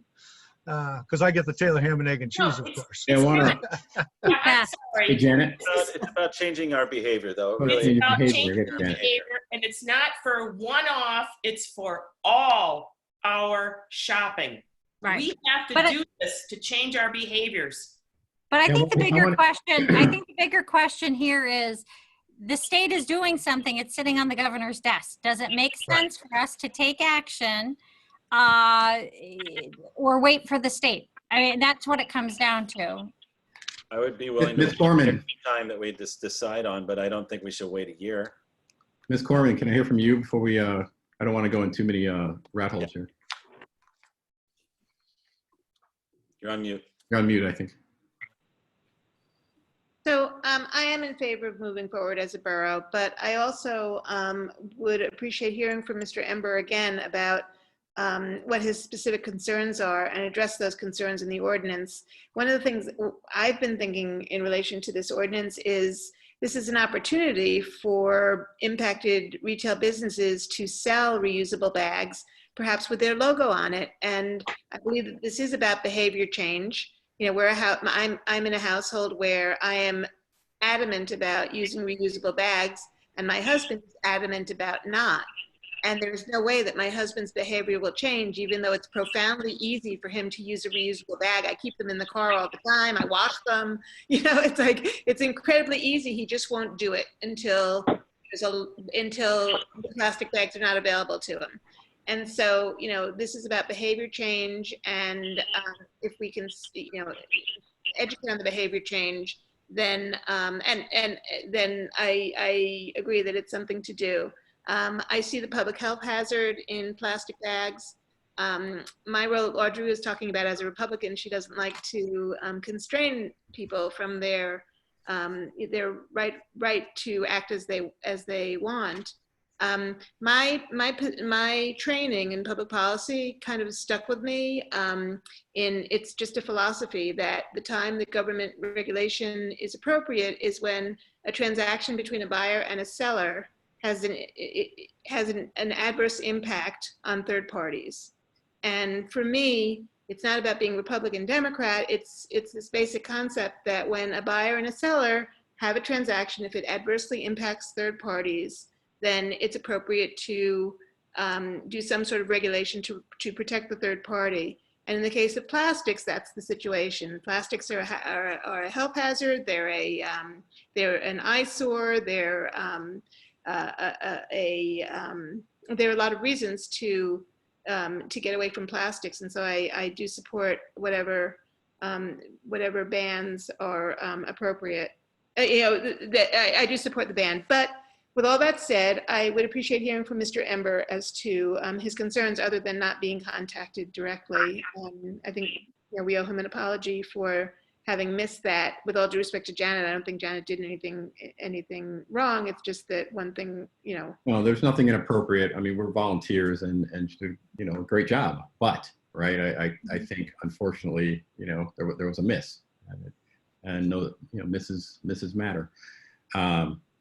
Can we open it up for public comment on this particular issue? And when I say I would appreciate hearing from Mr. Ember so we can address his concern. I mean, I would hope that the opportunity to sell bags for like reusable bags with a logo on it for $2 a piece wouldn't even be a positive business thing. I do not won't be opening up to public comment for everybody, but if he's still on, I would, if he wants to circle the wagons on this, if he wants to repeat what he said before, I don't think it was that hard to understand. He wasn't talked to, didn't know anything about it, wasn't for it, and thought it was going to adversely impact his business. And I think that's a conversation myself that should probably take place one-on-one, like the others. I saw some hands go up with regard to this topic, so I really would like to hear from people on this issue before it goes to a vote. We're not voting tonight, are we? Is this No. a discussion No. or an introduction? It's just This a is- discussion. It's been This a is a discussion discussion. item before. You know, This so is that the second question time. here is do we move it forward or not, right? Yeah, Moving we it could. forward would be at the next meeting where there How would be. about, But how we about I just put had, out, like, I'll we put just out had an like 3 idea. or Why 4 don't we people wait raise 60 their days? hand. But can we just listen to the people who raised their hand? We just had like 3 or 4 people raise their hands on this topic. 6 people. 1, 2, hold on, 1, 2. Well, some of them had their hands raised already, but I mean, it seems that people would like to weigh in on this. Can we just limit it to discussion Yeah. only? I'll limit to a very quickly. So there's 1, 2, 3. It looks like there's 6 or 7. So I'll tell you what, folks. Everyone out there, we'll open this up. If you can, give me a minute or less. Really, just want to circle the wagons and get your take on this. And if you are for or against this type of ordinance, or wait. So Mitchell, if you would. So formally speaking here, please state your name and address for the record. Each speaker will be limited to, for this session here, 1 comment of no more than 1 minute and no yielding of time to another person. Mayor, I believe this is going to be the owner of the bagel shop. Can you state your name and your address, sir?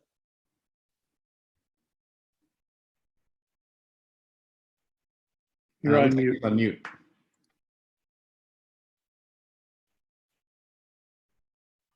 To unmute. Galaxy. Hello, can you hear me? There we go. Yes. Hello? Yep, we can hear you. We can hear you. Okay. Number 1, most of the people that ask for plastic bags are senior citizens. And the only time we really give plastic bags out are when they ask for them, because they do cost extra money because we put stuff in a paper bag already, but they're much more convenient when you're buying a dozen bagels, a dozen and a half, and they're easy to carry, all right? Paper bags are much more expensive, and they're not as sturdy. Also, I really don't want to charge my customers for paper bags. And if I do, and I don't see why you don't just wait until the governor of New Jersey, 18 months goes by, and then I'll have to do it. Why do you have to tell me what to do or tell anybody what to do? Just because you think it's a good idea? And why don't you go after ShopRite? Why don't you go after like the big stores that use so many compared to what I would use? You just like to inconvenience or make a name for yourself. That's the way I see it. And I really do not appreciate it. And if I do have to charge extra for bags, and my customers ask me why, whoever votes against this or for it, I will give those names out so they remember them for the next election. And I don't like to get political. I really don't, but I will. Because now you're affecting my life, my family, my food on my table. And I don't like it. That's all I have to say. I mean, and also the woman that you sent in, I've never met her in my life. Tommy Menard, Dan Happer, the mayor's wife and kids come in my store. Somebody that knew me could have seen my wife or myself and mentioned this. That's all I have to say. Thank you. Thank you, sir.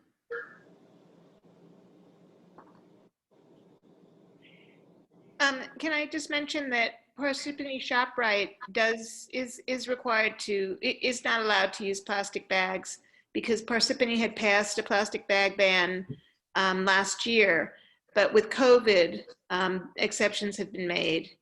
I was in there last week. I used plastic bags there. Yeah, it's because of COVID. You can It's because of COVID. They charge, I believe, for plastic bags. You're not supposed to use plastic bags. Let's try to keep this focused on us for now. I think that, the owner he made his point very, very clear. Let's go on to the next person.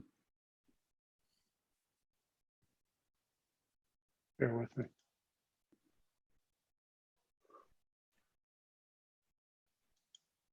Brianna, can you state your full name and your address? Hi, my name is Brianna Ostrowski, and I'm at 8 Rainbow Trail. So I just want to start by saying I almost actually missed this meeting, and I'm grateful that my neighbor told me that some of the comments being made and the agenda directly affected me and our property, so I should jump on. The email for the Borough Council meeting accidentally was the wrong date, and I was not on the email blast to correct that date. So, I mean, my first frustration is that some things are unclear about the communication about some of these things to the people living in the town. This is already a sensitive time with COVID, the pandemic. So we need to make sure that our information is clear from an organizational perspective. On a personal note, we just moved here in April. And some of you may know, I've really felt like I have needed to defend our property and defend our neighborhood since we came in. I've had a warm welcome to town, but I feel like the ideas being proposed during this time, they do directly affect the people that live in this neighborhood. And I do feel like we are being under attack in a way. To say that, a 75-foot setback is not a big deal compared to 100, come to my house, go to my backyard, and look at the building that is 100-foot setback away, take 25% of that away. And think about how that is 8 months when there are no trees. Like there are trees, but there are no leaves. The foliage is emptier. So I just want everyone to think about if it was happening in your backyard, just like it was happening adjacent to our property just a month ago. And think about how that would affect you directly. And everyone is welcome to come here and see what that looks like. I'm open to that. I do appreciate all of your time. I know that you're all volunteers. I know it's late, but I have felt like since we moved here, there are just ideas being presented, and I don't know if this is the right time. I don't know if people have access to the technology to join these calls that are being affected. I don't know how information's being disseminated, and I want to make sure that we're doing our due diligence to get the word out and make sure that people's opinions are heard. And I know a lot of neighbors that can't join the call. They just don't have the technological access to that. So I want to know how you guys are going to get those opinions and how you're going to take that into account when you consider an ordinance that's being proposed. And also Thank you, Ms. Ostrowski. We were supposed to be limited to 1 minute, and this was about the plastic bag ban ordinance. But I, definitely wanted to let you get to a point where it was where we heard you. Okay, thank you. I appreciate that. So I'll say again, 1 minute, and this is around the plastic bag ban ordinance. Deb Scherzer, name and address. Hi, this is Deb Scherzer, 5 Lookout Road, Mountain Lakes. I have a question. So are there any towns in New Jersey that have a plastic bag ban, but also require their residents to purchase plastic bags to put their household garbage bags into to remove their garbage? So I'd be willing to bet that the borough, pound for pound, sells and gives out more plastic bags than any of the businesses in town. So while I don't mind the ordinance, I think if you keep green bags and ban businesses from having plastic bags, it's very hypocritical. And Mayor, if I could Thank just you make very a much. comment on, if you don't mind. So just so you know, Deb, that has been that exact thing has been a conversation at our Green Team meetings and Public Works Committee meetings. I'm guessing maybe it has been an Environmental Commission too. Our new solid waste contract, I think that is an issue that will be looked at the next go round. But I think people are very sensitive to that exact same issue as you are. It's been discussed at council as well, and I'll tell you, it's not just the green bag; it's that people put another plastic bag inside of the green bag, right? Bingo. So it's Agree. Well, just so you know, my husband my husband came to Borough Hall today to buy green bags, and they gave it to him in a plastic bag. So, I mean, it's not just businesses. If you're going to ban it, you got to have the borough also reduce their use as well. You know, Deb, it's like the ISO 9000 quality thing. You know, it's do what you say and say what you do. Exactly. So I hear you, and I think that we're all really understanding that, and hopefully we'll get that resolved in the next couple of months. Thank you for your comment. Thank you, Deb.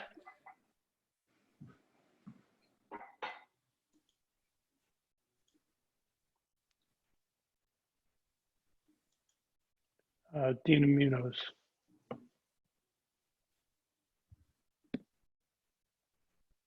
Hi, Dina Muniz, 7 Rainbow Trail. So hopefully, I think there is a bunch of us that would like to talk about the rezone topic that I think we were a little bit confused in terms of when we were going to speak on it. So I will hold that comment until later when it is the right time to discuss. So I would also just like to say that I would be really happy. I love Mountain Lakes bagels, but I would just like to voice my opinion that I would be 100% in support of moving away from plastic bags. I would personally pay extra if I needed to. I do understand the shop owners' concerns. And I would also empathize, having been on several of these meetings, just trying to ensure that during COVID, do we really feel like some of these sensitive issues, we really get out the right level of engagement and discussions, because I think that's probably half the reason why he's calling in today and as upset as he is. So just saying, I support the plastic bag. I would also ask us, if that's the direction we want to go, for us to reconsider what we take in terms of recycling. I think that it's actually, you know, I have to stop my husband all the time from putting stuff in the recycling bin that is not allowed. And so I would love to actually see us look at what the town takes and increasing the amount of stuff we can put in our recycling bin. Bigger impact maybe. But anyways, thank you. Thank you very much.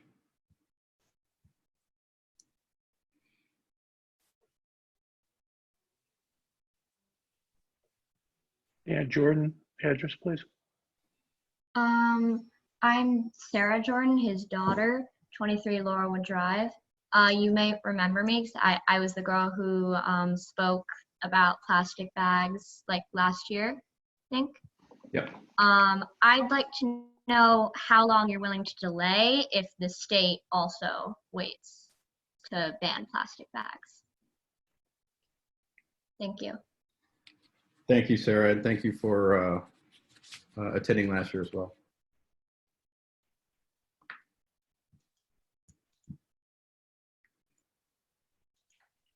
George Jackson. Hi, can you hear me? Yes, we hear you. Yeah, just George.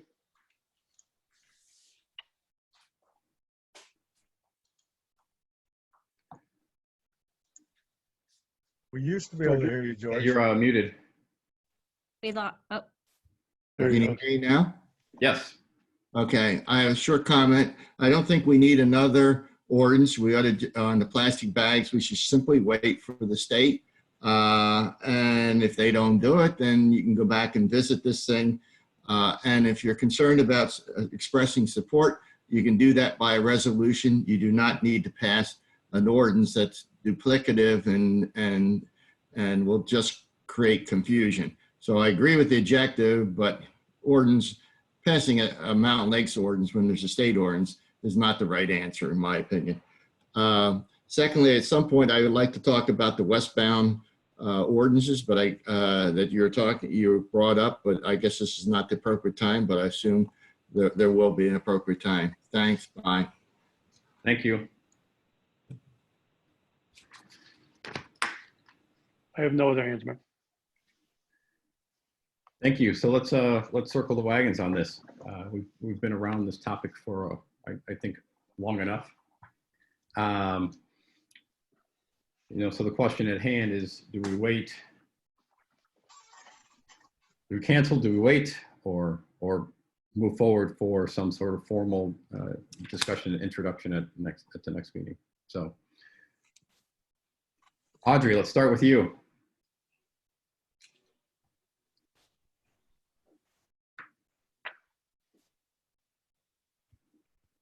I'm sorry. What are you asking me exactly? So we're talking about how we want, what's our resolution of this or going to be?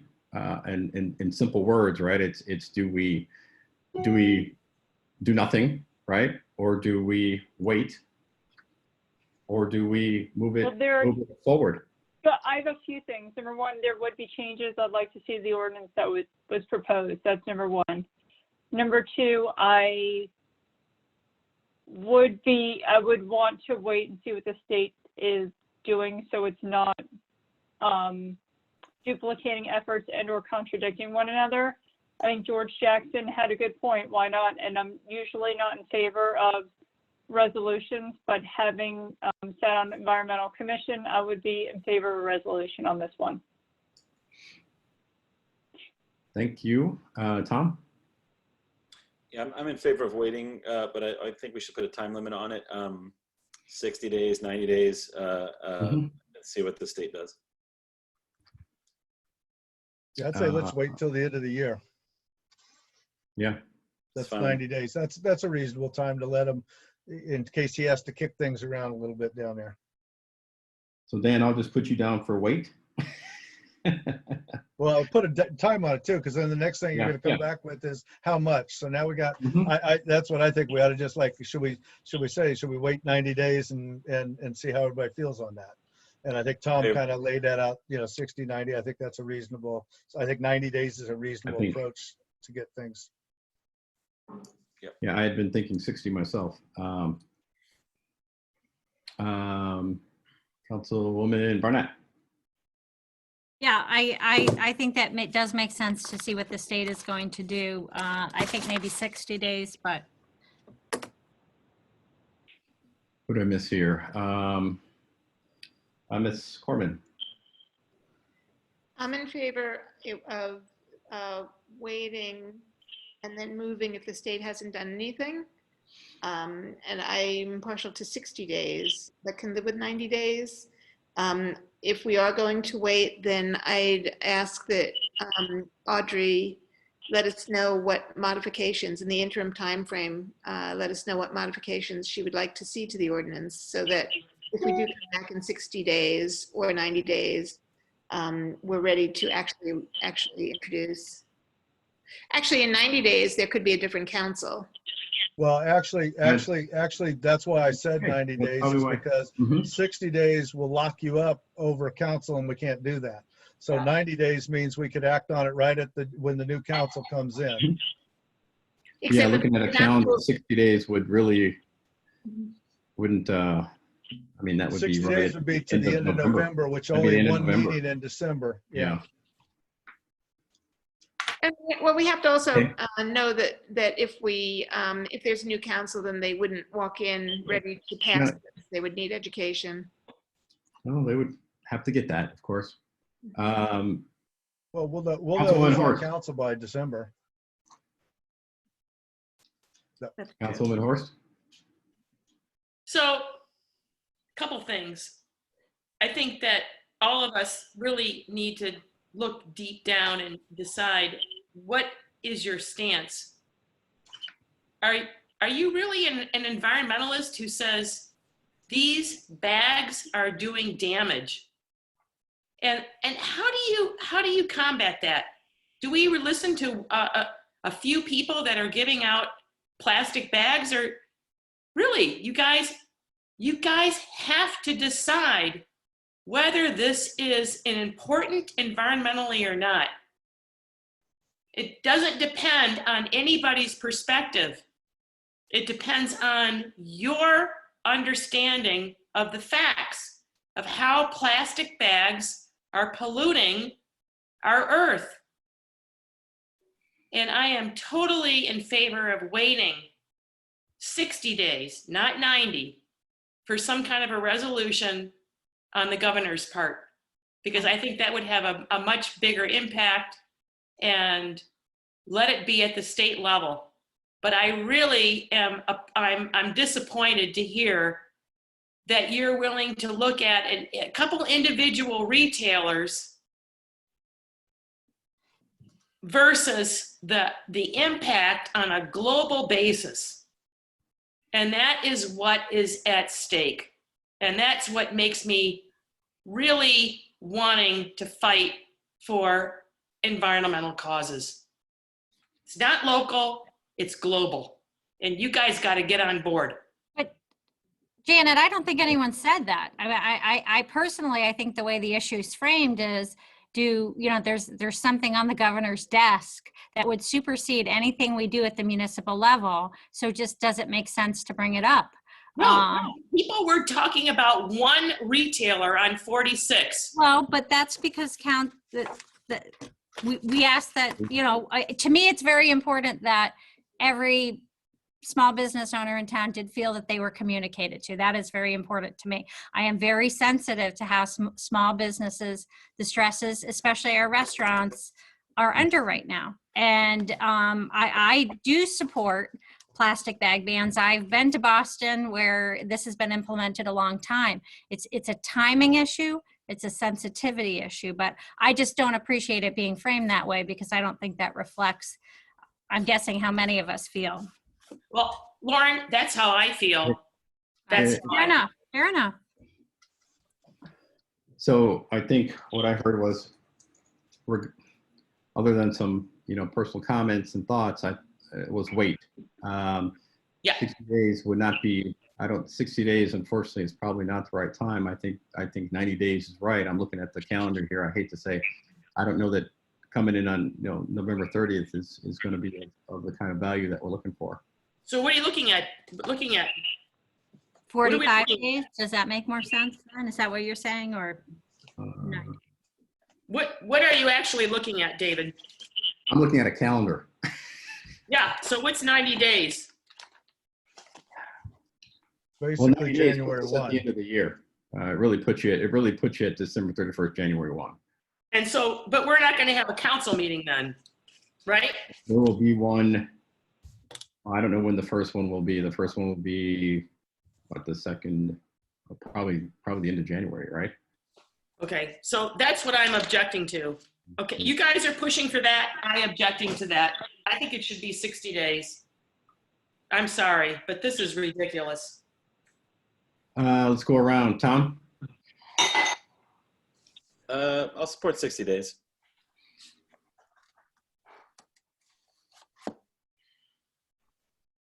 Lauren? Yeah, I mean, I think that the issue is then that there's only one meeting left in the year. So personally, I think you either got to do it 50 days or 90 days. Really? We got to be able to get 2 doesn't make meetings in sense. with this crew. Otherwise, it's going to have to be reintroduced again with the new council. Exactly. So I'm fine with the shorter time frame. should we propose 45 days? Like, I'll propose 45 days. A second.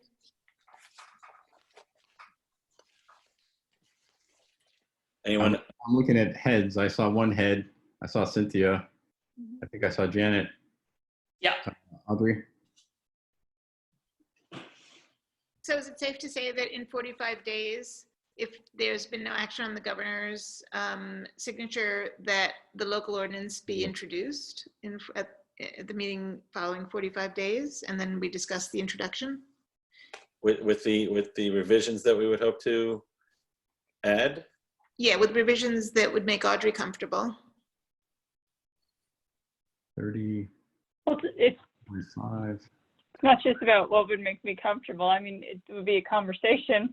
Yes, I don't think we've ever done what Audrey thinks would be comfortable, but I appreciate that. On another note, is anyone like to consider a resolution instead? I support the actual plastic ban. And so for me, the resolution wouldn't take that place. I'm definitely up for the option of a resolution. I do believe that that's the purpose it serves. If what we're trying to do is get the state to pass something that to me is actually the appropriate tool. Lauren, you've actually been consistent on that throughout the process and the conversation about plastic bans. You were waiting for the guidelines and the guidance of the state. Yeah. It makes no sense. We have 565 municipalities. It doesn't make sense. It's got to be one rule for the state. So I'm hoping, yeah.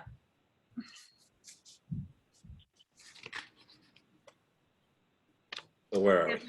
My only adjustment to that is Dan? I'm lost. Where are we at? Yeah, the resolution would be fine. I'm not against environmental issues by no means. But I do look at, we have to consider all the impact on our people. And as I said earlier, how do we compare with everybody else? You've got to have businesses have something to go on. We're a little town. How do we, how do we get there? So I would rather do the resolution and wait the 90 days. If we want to try and do something and we think that we need to because it's failed in there, my guess is it's going to happen pretty quick. Is what you read. They don't expect it to linger very long. But the one issue I think is the paper. He may come back and go back against that potentially, and they might just have to do a little shuffling. Now that both the Assembly and the Senate are together in their positions, my guess is this is going to move fairly quickly. But if you guys wanted to do something to give them a nod, you know how I feel about some of these, kind of resolutions like that. But I do think it's, I don't think it's a bad thing. I think Mimi put it very, very well earlier when she was speaking about, the education. It kind of got to the end where I think she was more about trying to, make sure that we are properly educated and that people are starting to understand, which I think is the big goal here. So I would be for the resolution, but I would, if we do the resolution, I'd rather rate 90 days on that. Would to short circuit things, is everyone, or at least enough of everyone good enough with a resolution at the next meeting and, Go from there. Probably 90 days on the other. That way we don't have to. I just want to state, David, that I am very disappointed in many people's viewpoints that if you think now is the time to become educated, I'm sorry, you guys are like 8 years behind, 10 years, 20 years. This information has been out there for a long time. You need to read and look at photographs and look at what's happening internationally with plastic bags polluting our oceans, beachfront properties, what's happened in Asia as they accepted our garbage. It's not a local issue. This is something that you should all be concerned with. Oh, the question here, Janet, is I'm sorry, but I had to just interject that. I'm very disappointed in some of the people's responses tonight. the question here is, would you rather not answer? I mean, I'm okay moving on if you don't want to answer right now. I will answer that I want to vote for the ordinance. Councilwoman Lane. Well, you brought it up, so I'm going to move on. Yeah, I've already answered. Which is a no, right? Well, That it was resolution. A resolution versus an ordinance. David, you need to make this very clear. What's going on here?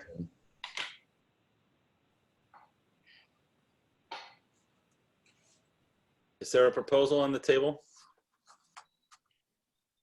Cynthia?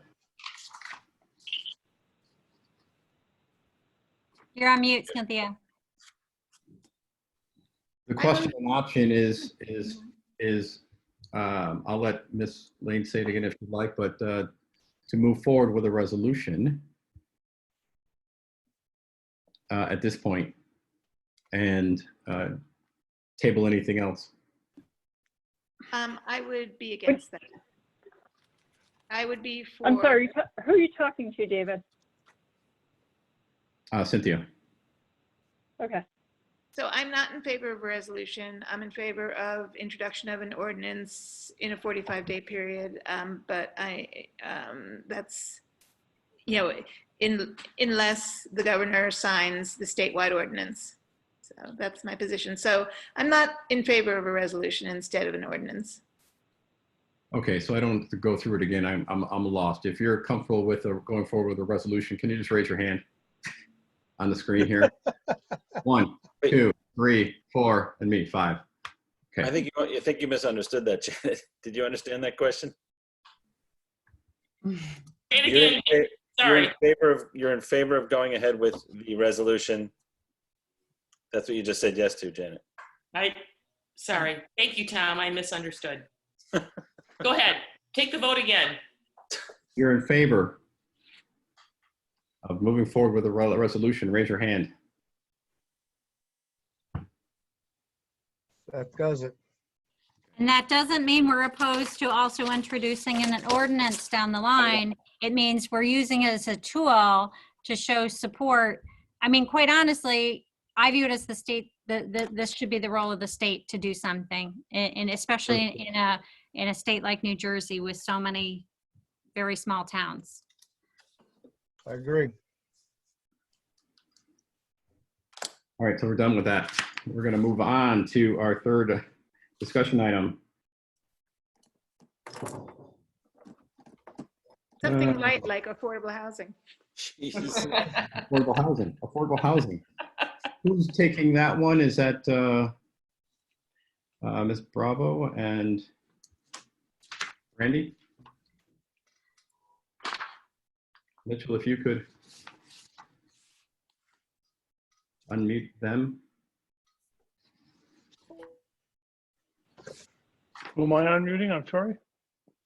I'm unmuted. Yeah, Blair's on the screen, and Blair has screen sharing ability. Was there anyone else? Ooh, I have the power. Uh-oh. Yeah, Got the power again. Blair, do we need Randy too, or not today? I don't know. I thought Randy was going to be on here, but I have not heard from him. Okay. So hopefully, there we go. I mean, I don't know if he's on. I can't see who's here and who's not. So I'm not seeing him. okay. Whoops, I don't want that. Okay. First of all, thank you everyone for giving us the opportunity to give our report on Mountain Lake's Affordable Accessory Apartments program. As I think all of you know, I'm Blair Schleicher Wilson. I've been a resident in town for about 35 years, and I also was a former councilwoman for 16 years on the Mountain Lakes Borough Council. So it's really great to be on this side of the dais. Just saying. Thank you, Blair. Wow. Anyway, I know, just I had to add that. Anyway, it's almost 10 o'clock at night, so I'm a little bit Yeah, so folks on council, let's this do is it. my bedtime now.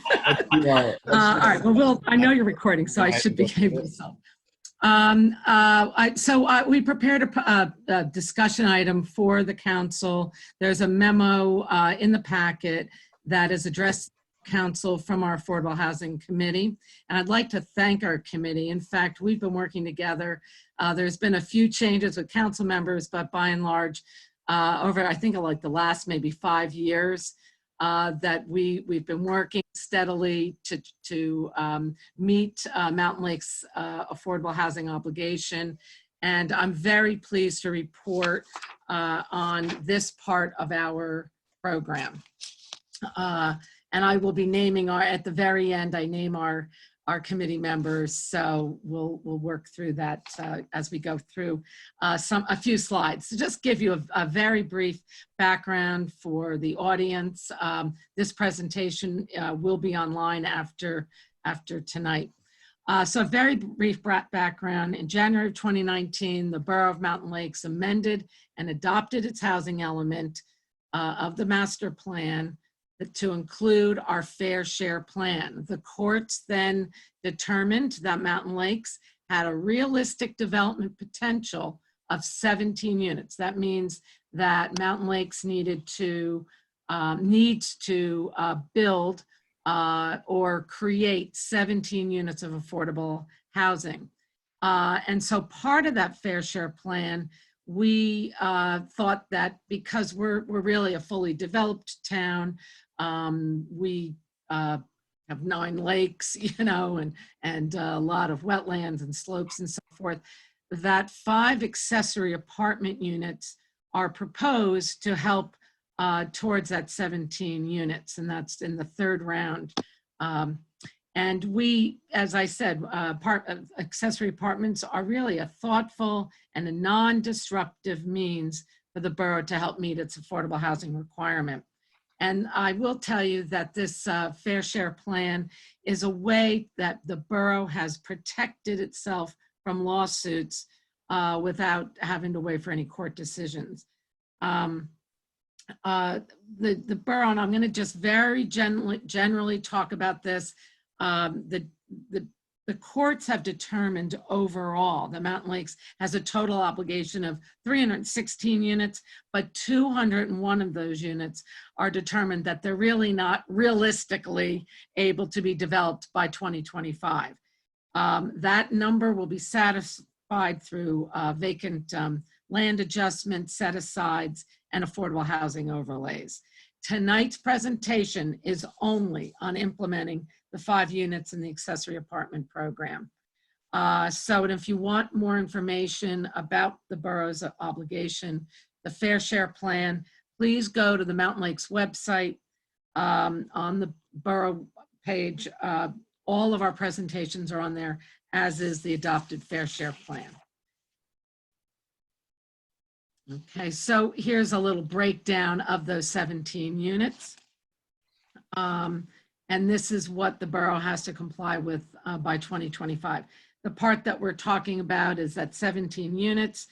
And you can see Legacy, which is over on Fanny Road. There were 2 units that were left over from the previous round that we were able to add to the 17 or include in the 17. Enclave has 6. That's the former King of Kings property. Sunrise Development will have 4 beds. And then again, the 5 units of what we're talking about here. And then briefly, you know, people want to know, well, who are these folks that need affordable housing? So we just wanted to put together a slide of folks that are people, they're you and me, maybe. They could be your kids, your parents, your people, your neighbors. And these are some of the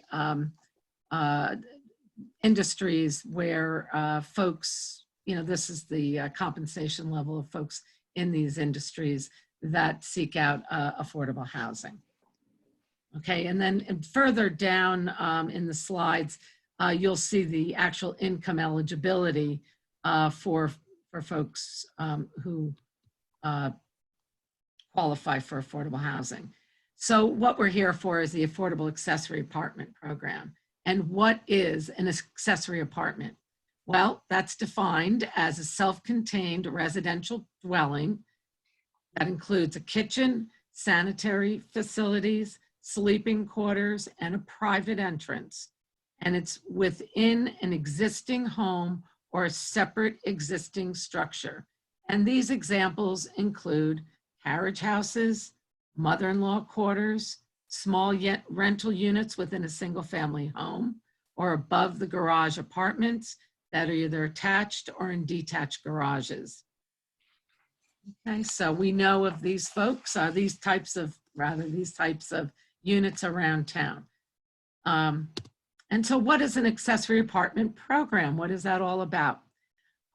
This is where we take property, a homeowner would raise their hand and say, well, I have a garage, I have a carriage house, and I'd like to participate in this program.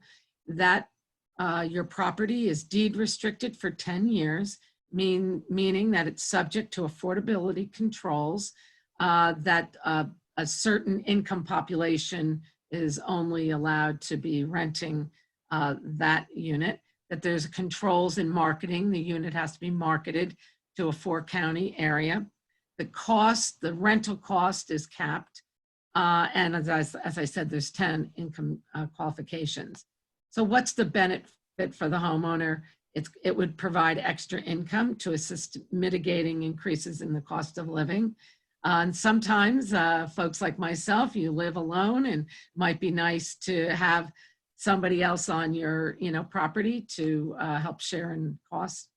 This is the Mountain Lakes plan. So what we have to do by January 25, we have to identify, issue COs for 5 affordable accessory apartments in the borough. And so here's some highlights of the program. And what we have before the council is a policies and procedure manual, along with an operating manual that were produced for the program implementation. And some highlights of those of that policies and procedure manual is that properties in Mountain Lakes residential neighborhoods are currently zoned as single household residences. And although there are few exceptions currently, a second household unit within a residential property is typically not permitted. And so this, this policy procedure manual provides information for property owners who are interested in using an existing, so some folks might have an existing accessory apartment, that they can obtain the rental income through this borough approved and recognized legally permitted apartment. And at the same time, that homeowner would be supporting the community as a participant in the borough's affordable housing program. The obligation for the borough is 4 moderate income and 1 very low income unit. The borough's initial focus will be on the conversion of these existing accessory apartments.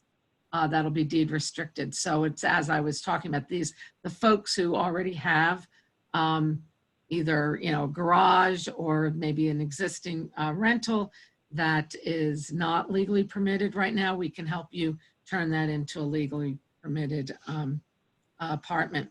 And if a property owner declares that an apartment has an existing tenant, so if you have an existing tenant and you're listening to this and you think, I think that person actually may qualify, that apartment would qualify for our accessory apartment program.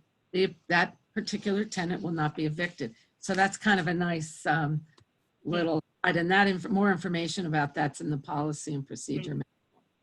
The borough's administrative agent, which is CGP&H,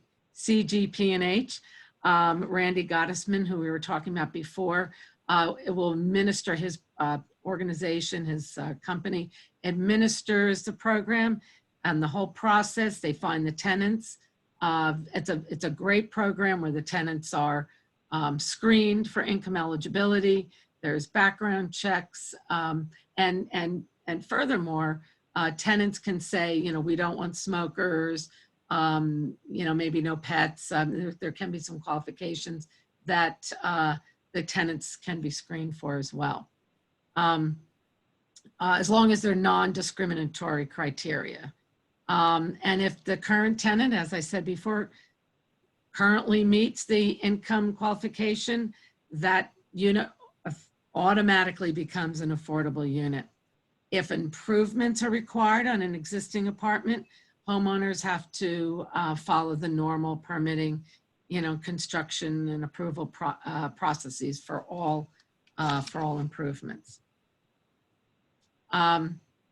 Now, as I said, homeowners with current tenants can join the program, but if the homeowner has a tenant that does not income qualify, but the homeowner is interested in applying for this program, that tenant can remain, but as soon as the tenant leaves, the homeowner will then engage with the administrative agent to locate and secure a new income qualified tenant. There is a 10-year deed restriction on the property, and the property owner keeps the affordable unit if they keep that affordable unit in the housing program for 10 years. And the unit rental cost stays within the program limits. The owner then after 10 years, that unit becomes a market rate unit, does not have to stay within the program. Although the homeowner can choose, and we would hope the homeowner likes this program and would choose to continue as a, as an affordable unit, which would help the borough. So any interested homeowners that may be listening now, we are going to have an outreach, a public education outreach. I'll talk about it in a second, but we'll provide them with an application as long as they, agree to restrict the program to the guidelines, policies, and procedures. Here's the income eligibility table. So as I said before, we have to comply with 4 moderate income and 1 very low income. Now, if somebody, so if someone is renting an apartment right now and it's not permitted, but they're interested, this homeowner's listening, and they may be interested in joining this program, and the person is making, that income is 35,000, call us, because we, I'm sure that unit would be qualified. I can tell you, I've been working in affordable housing for over 25 years, that low income units are very much needed. And so fair share housing would be okay, I'm very sure, with us having a low income unit. But you can see moderate income unit for a 1-person household is almost 52,000 a year. This is, a nice number, as you saw before on the table, the slide a few slides back.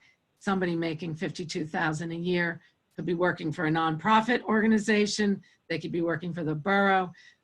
They could be working in your company. This is an income level that is not, it's not low.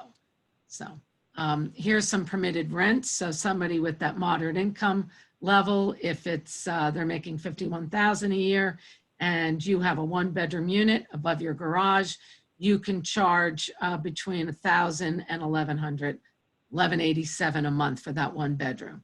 So these are respectable income levels. They are based on 30% of the household income. And by the way, this income table limit that I showed you before, and then these permitted rents, change every year. So they do increase. Morris County is in what's called Region 2, which is it's Essex County, Morris County, Warren County, and I think Bergen County, but I'm wrong on that last one.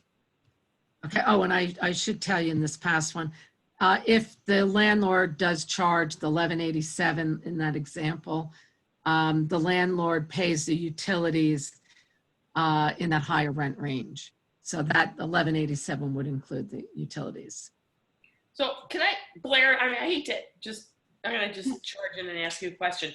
Actually, this is a good place because then Cynthia is going to talk a little bit about the education and outreach plan. So why don't we stop here and ask, let the council member ask questions. Okay. So if you're a moderate income earner of $51,700, then going to the next slide, you're saying that a 1-bedroom could cost them, Can you go back 1 slide? Oh, okay. Yeah, I'm just looking at my own slides here. So basically, you're looking at like a rental of about what, say, 1,000. Let's put it at the low end, $1,030. Mm-hmm. So they're going to spend how much of their? So they're making $51,700, and they're spending $1,030 on their rent. Yes. Oh my God, what is that? The average rent in Morris County, if you can find it, is for a 1-bedroom is $1,500 a month. The average market rate rent. If try to find a rental in Morris County for under 2,000 a month is almost impossible. So $1,000 a month for one bedroom for someone making 51,000 a year, one person household is what, these are not my numbers. These come out of the state numbers. Yeah, I think that's important to mention is that, you know, these numbers come out and are adjusted by the state on some basis. And they're based on HUD numbers. And this is what they call the fair share, fair market rent. Yeah, so the rule of thumb that I've seen in going through these affordable housing materials is 30% of an individual should not have to pay more than 30% of their income for their living space. Right, So, it's 30% of their annual or monthly income, right, of the total household income. Okay, thank you. Thank you, Blair.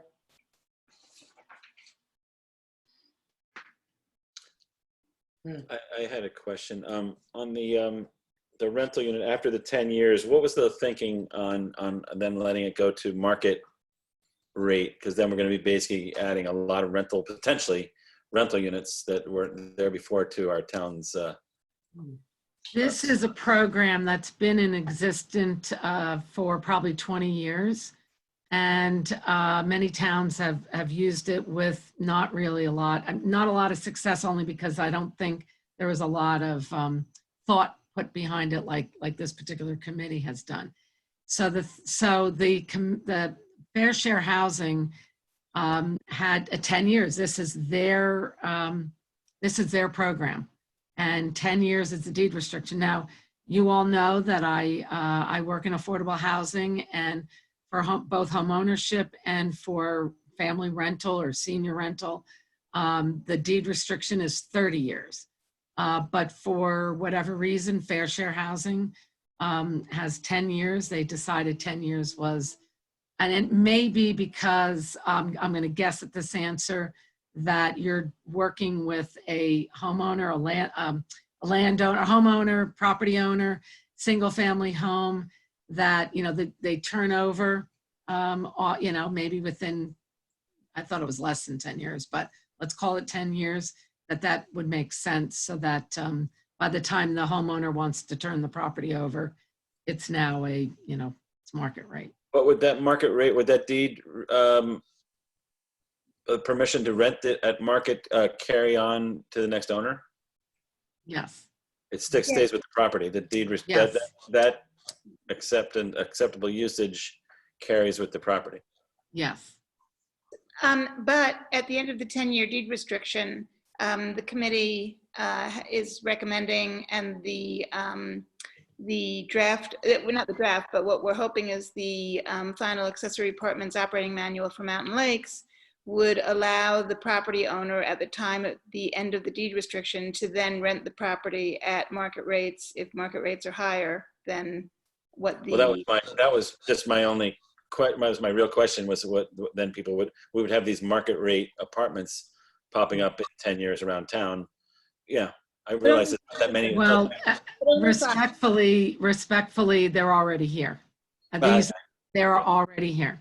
I understand. And so our goal here, honestly, is to highlight, a non-permitted use, to encourage homeowners to join this program. There will be a one-time subsidy of $5,000 for homeowners that agree to join this program to help highlight the need for affordable housing. I mean, it's already happening. This is not something that we're introducing that would be different.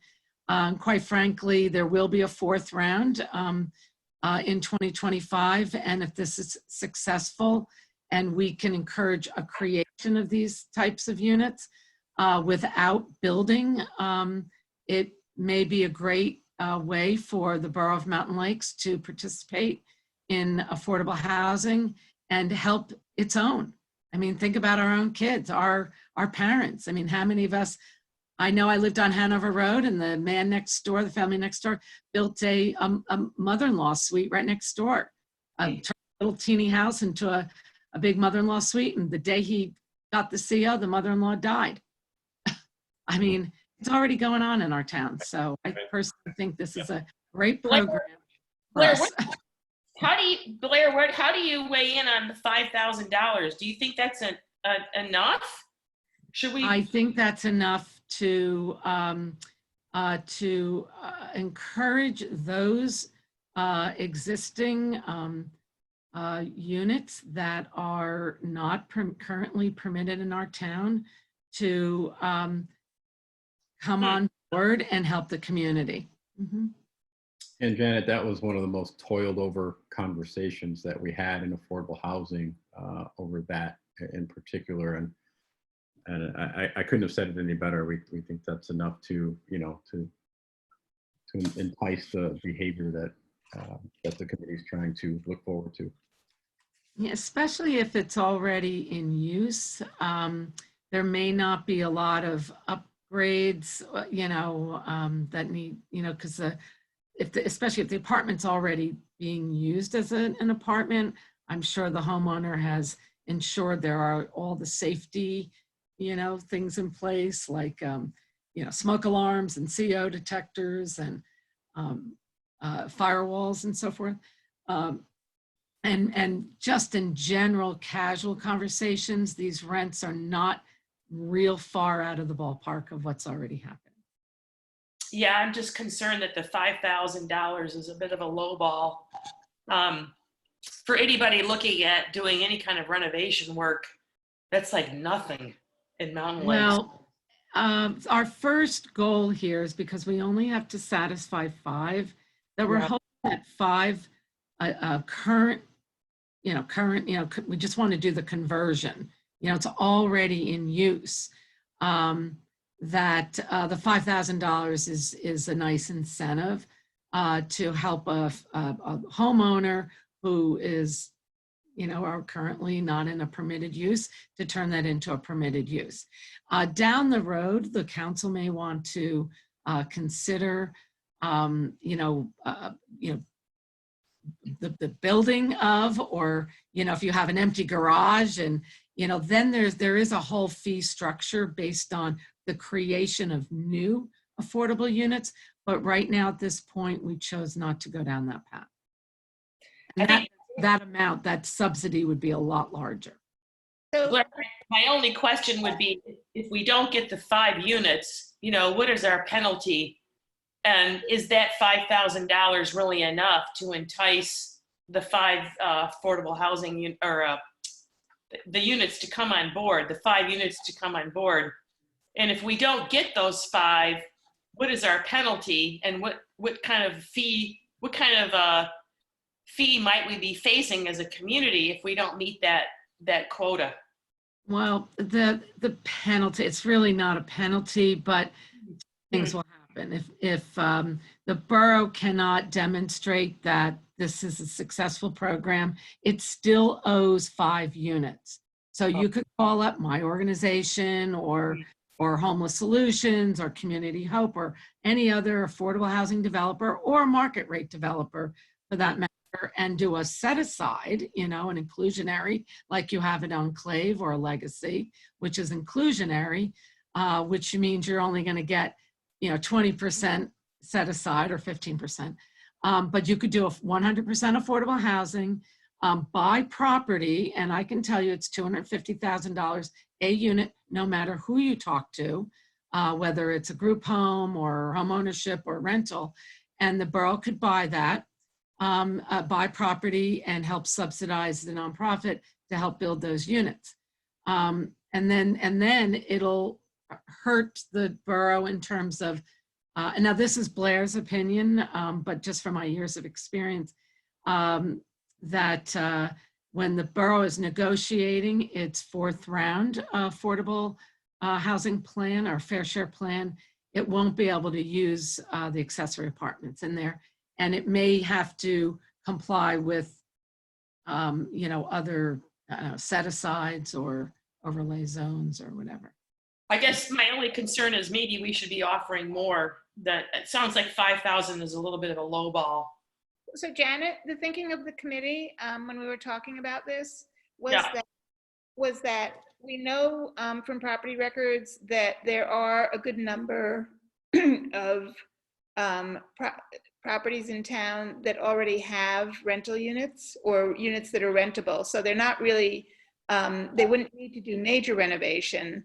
They would have to go through the process of getting a certificate of occupancy, and so there would be an inspection and there might be some work to some renovation but small amounts to get up to the level of a certificate of occupancy, given that process would never have happened yet, with a very small exception to a couple of grandfathered apartments. But for the most part, any currently existing rentals that we know are out there they haven't gotten a C of O because they couldn't, because it's not, up until now, it hasn't been allowable with the exception of the grandfathered units. So the expectation is that they wouldn't have very high costs.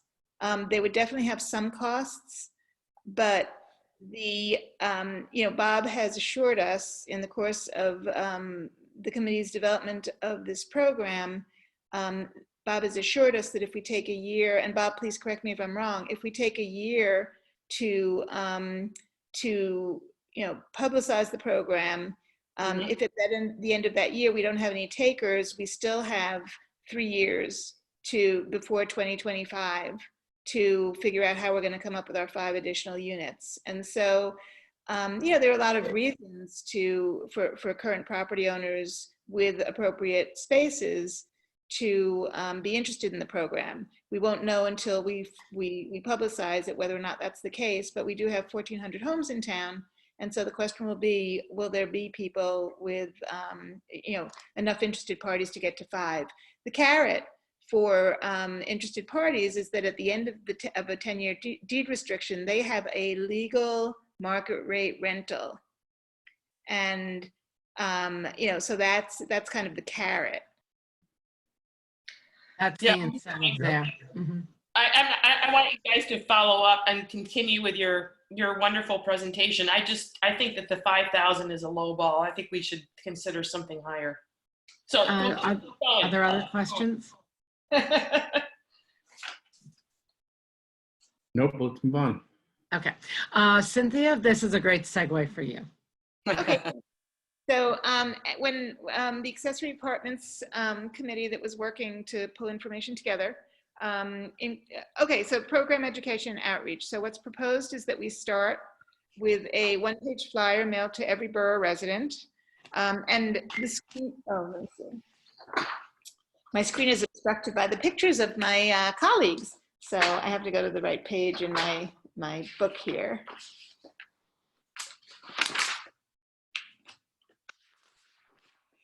So to market the program, the idea is that we start with this 1-page flyer, and we have a draft of the flyer, thanks to a very enthusiastic member of the Accessory Apartments Committee. And it talks about welcoming new Lakers, and the idea is that every home in town would get this flyer to encourage, to see if they have interest in participating in the program.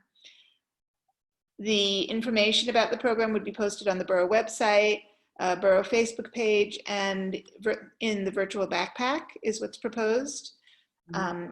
The flyer would announce a date for a webinar/information session, and link to the Borough website with frequently asked questions about the program, and the accessory apartments manual, and a phone number for calling for interested property owners to call if they want a little more information. We would then do an education program, one for the daytime, at least 2 sessions, one for daytime, one for evening. We would publicize the program through the Borough e-blast, hopefully through a press release, and then the program would be recorded and posted to the Borough home page, so that we really educate people in town about the opportunity to create a legal rental unit. After the education section, we would provide a link to the recorded session to realtors in the borough, and then the property owner application process would begin. So what's nice about working with realtors in town is, realtors who know who they've sold properties to might know properties that are amenable to the program. And so the idea is to give those folks the opportunity to talk with their former clients, possibly future clients, about whether or not this would be a good thing for that property. Yeah, and then with that, so you can see that the committee under Cynthia has developed a comprehensive outreach and education program, very thoughtful, step by step, to make sure that we really educate and do a proper outreach to homeowners so they thoroughly understand the program. There's an outlet for Q&A. So here's our timeline. We have tonight's presentation presenting the manual that you have before you that was, again, thoughtfully produced by this committee. Randy Gottesman, who's been doing this work for a long time, and as I said, there are many communities that have an accessory apartment program. We looked at model ordinances before we even went down this path. That was last year, where the council, as you know, adopted the accessory apartment ordinance. But this particular committee went through that boilerplate policies and procedures manual and made sure it fit Mountain Lakes. So I'm really proud of them.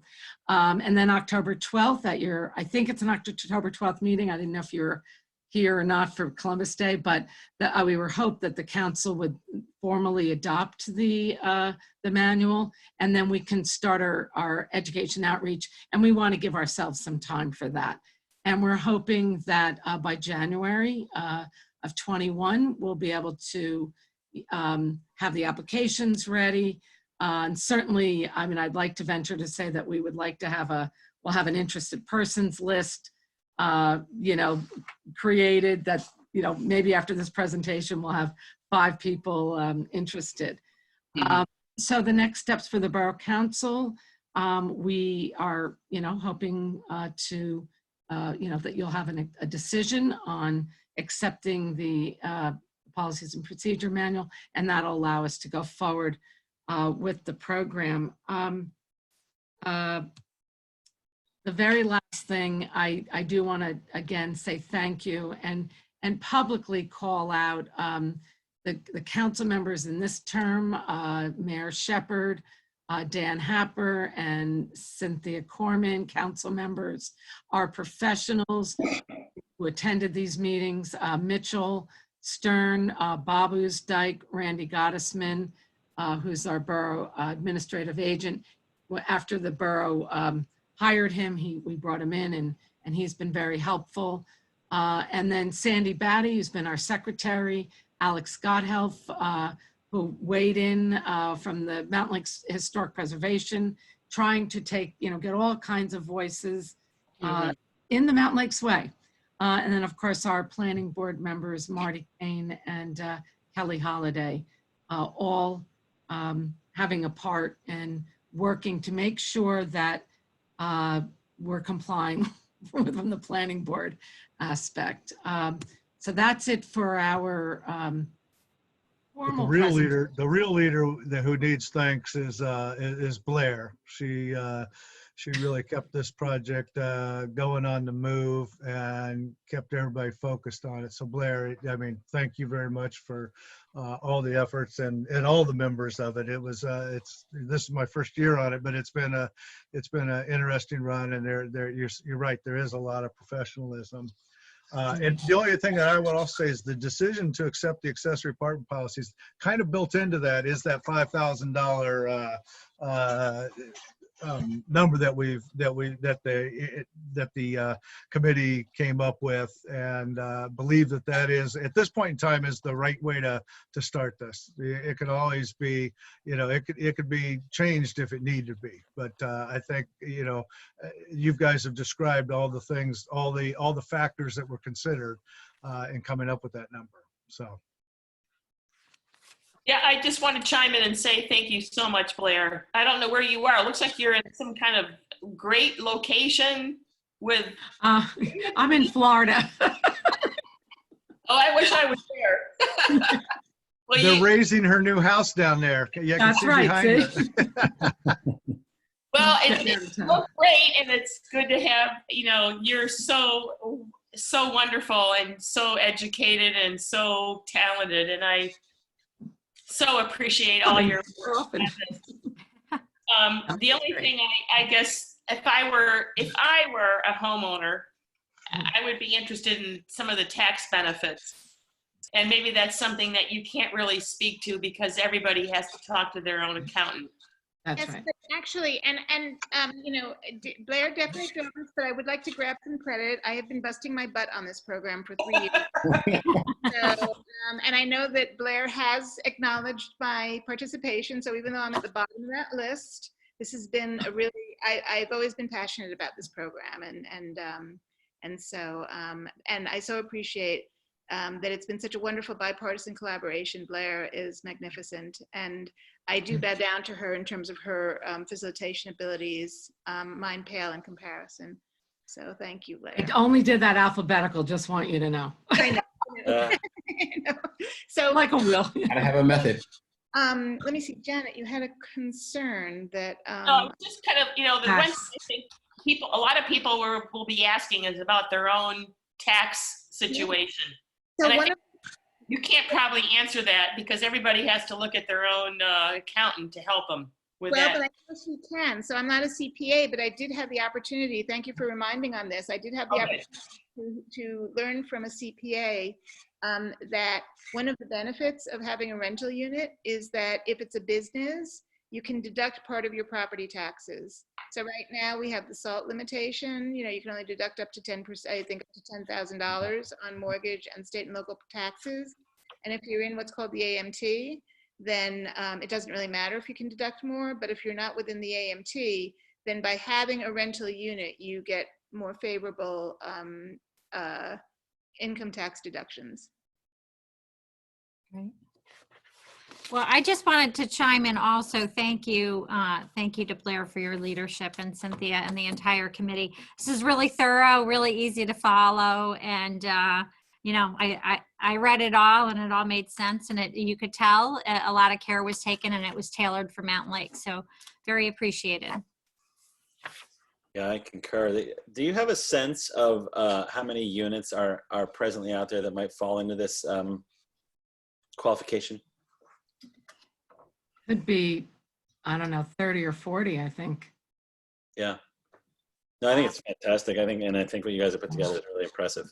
I had no idea. That many. I'm very surprised. Wow.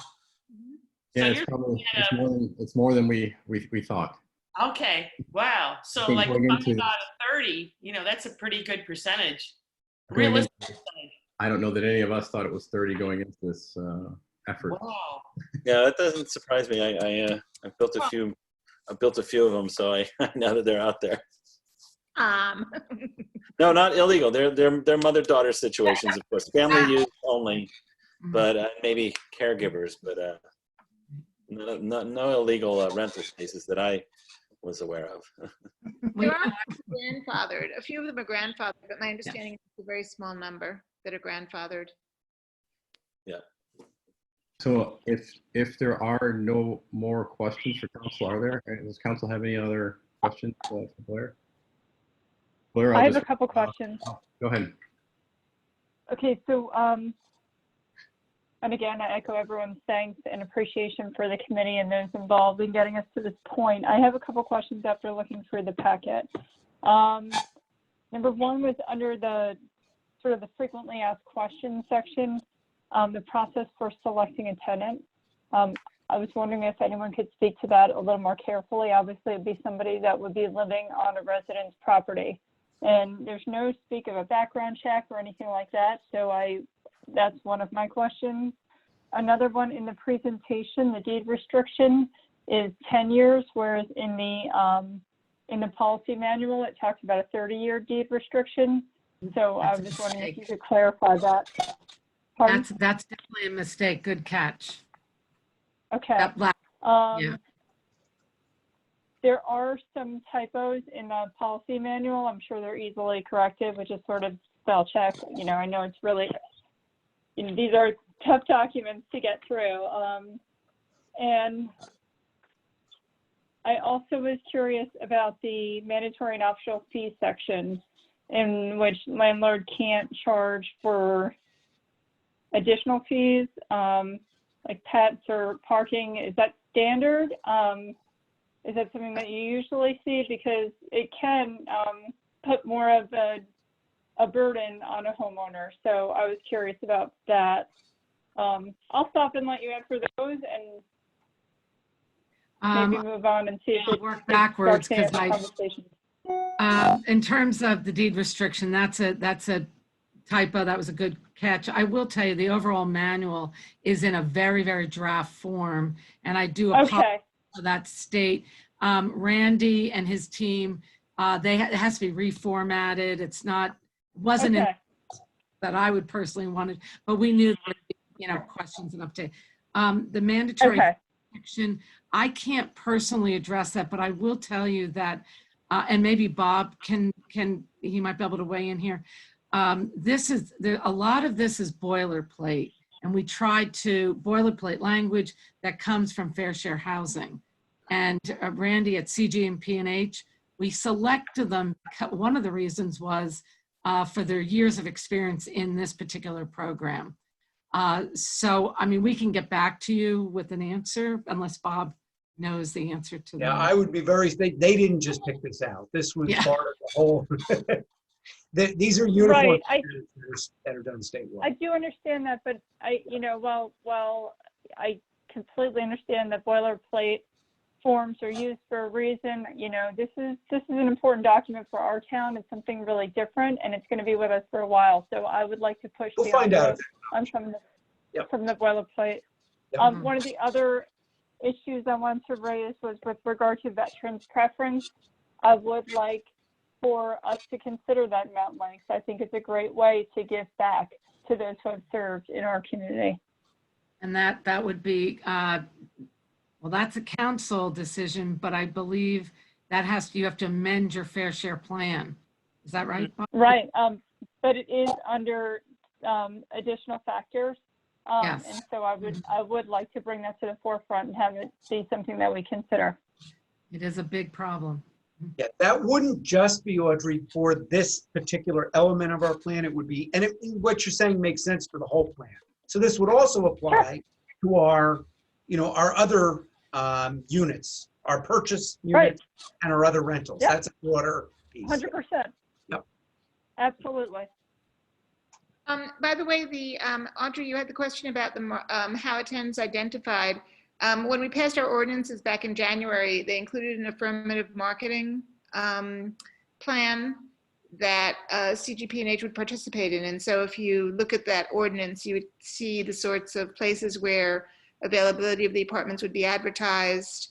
And also in CGP&H's proposal to the borough, they, I can't speak in great detail to what their process is for identifying suitable tenants, but they have a very thorough process, and they have an app that they use. I believe they said they do affordable housing.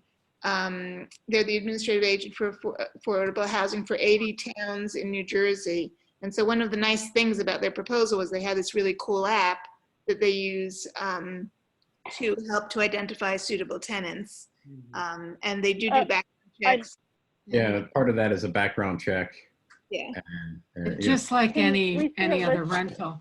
And I will interject in terms of the selection.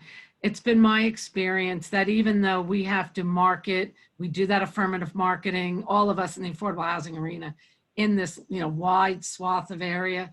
The people who are most interested are within a very small radius around where that home, where that unit is. It's Right. it's unlikely. I mean, it's not that it does happen. People, they'll move from one town to far away, but people like to stay around where their jobs are, where their doctors are, where they know, friends. So, the best marketing is word of mouth, and, making sure that the town has, proper notices, signs, and when there's an availability of, or keep an interested persons list. But Right. And vetted. And I do appreciate that 100% and understand and believe in the process. I just want to know what the process is. And saying, there's an app and it's a great matching process. And I did read that you can look into someone's credit history, but while it talked about credit history, it didn't specifically talk about background checks or things of that nature. So, we're all protective of our community. And so the details of how the matching occurs is important. And I do, Cynthia, to your point, I remember the conversation. I actually brought up the same question when we discussed it. Was it back in January? I can't recall. But I did bring up the question of background checks. And I would like to know just a little bit more about the process. And I will say respectfully that, when you sell your house, background checks are not done. I understand that. You don't know who your neighbor is. People can buy a home. Right. With rentals, you can know. It's my understanding with a rental that you absolutely can know, do that. and that's true, especially if somebody's coming onto your house and onto your property. Right. You're living Right. there. There is a formal legal process that the administrative agent must do. And it starts with affirmative marketing. And then then it becomes vetting to income eligibility to the household size, according to how many bedrooms if it's a studio. Mostly we'll have a studio or 1 bedroom. And then after that, then there's credit checks, background checks, and against, as long as the list of items that a homeowner may ask, they're not discriminatory. Right. Of course. They can be vetted against that. Once all of that is done, that household is assigned a number, a lottery number, and we call it random selection. It's put into a fishbowl. We happen to use at our organization, we use an actual bingo machine. People are given a number. We do a random, spin of the wheel and then select the person's number. With the rental, I think it can be a little more tailored to make sure that it's a good fit, because too, the renter also wants to make sure that's a place right to live as well. So it's that's part of the reason I'm asking the question. Yes, and so it has to be. It's like any relationship, there is some give and take ability there. So my recollection. Thank you. There's no discrimination. And my recollection, no, of course not. My recollection is that Randy had a very thorough process. And is there a way that we can get Randy to answer the question for Audrey? Oh, we can just get a copy of it. I know it's written down. You can get a copy. It may be in the operations manual. I've been looking. I'm pretty sure. I've been looking through it, so that's why I raised the question. Well, we'll get that to the council. I appreciate that. Thank you. Yeah, it's a good question. I mean, I know that there is an $800 fee payable to CDC&H for the vetting process.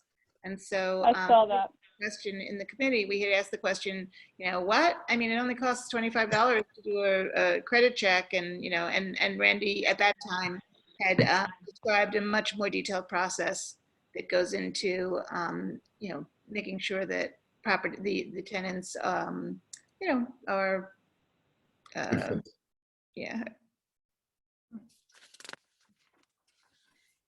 qualified. With that, Blair, thank you.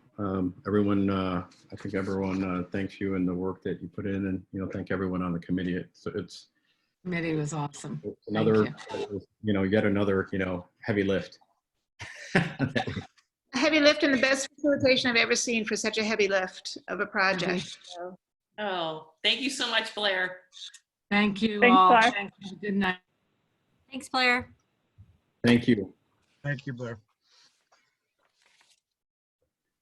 Let's go to, let's move on to the attorney's report. I have nothing additional, Mayor. Help us move on. That's why I called you. Let's move on to let's go to the manager's report.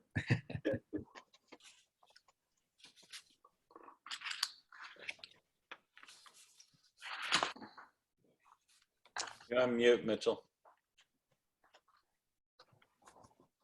Don't you like it better that way, though?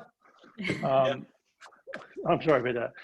One item tonight, folks, on the building department, due to lack of support staff for the department and an increase in their workload, the construction official has been unable to complete his workload in a timely fashion. This has been leading to an increased amount of complaints from both residents and contractors trying to get work done. Additionally, the office has a large number of older permits that have been open and incomplete since before our current official has been involved. We also have a new zoning official who's been trying to move projects forward in the office also and modernize it and get things more computerized. To resolve the issues, I'm requesting through a salary resolution this evening approval to hire a temporary part-time employee to address these issues in the department. The resolution on tonight calls for a maximum salary through the remainder of the year of $5,000. And I'm looking to hire a part-time employee for about $15 an hour for about 20 hours a week. And that's all I have. On a final note, I did discuss this with the personnel committee, and they were in favor of it through the end of the year and then reevaluate it. I just want to comment on that because I've experienced this firsthand, and I've got a lot of people calling me because they know I'm a builder about the current situation. Prior to Steve Gluck being on board, we had two people basically doing his job. It was Rita and then a building inspector. Rita was the construction code official, and then we had a building inspector. And Steve Gluck's basically doing both of those jobs now. So, and he's in the office, his office hours or his paid hours, I guess, in Mountain Lakes are, I think, about 10 hours a week. Is that right, Mitchell? I think it's about 3 hours a day. I think it's about 15. 2 days a week, it's 2 hours, and at least his supposed office hours are 2 days a week and 2 hours, and then 2 other days a week, 3 hours. And So, he's also in on Wednesday. He's in the 5th day also, but closed to the public. So anyway, he's a lot of that time he's out doing inspections, so he's only in the office probably half that time, and it's taking him 6 weeks in many cases to approve permits. I guess that, there's been a lot of COVID issues maybe related to that, but we had two people doing that job previously, and we've got all these old open permits that go back 15 years that people are finding out about when they go to sell their homes.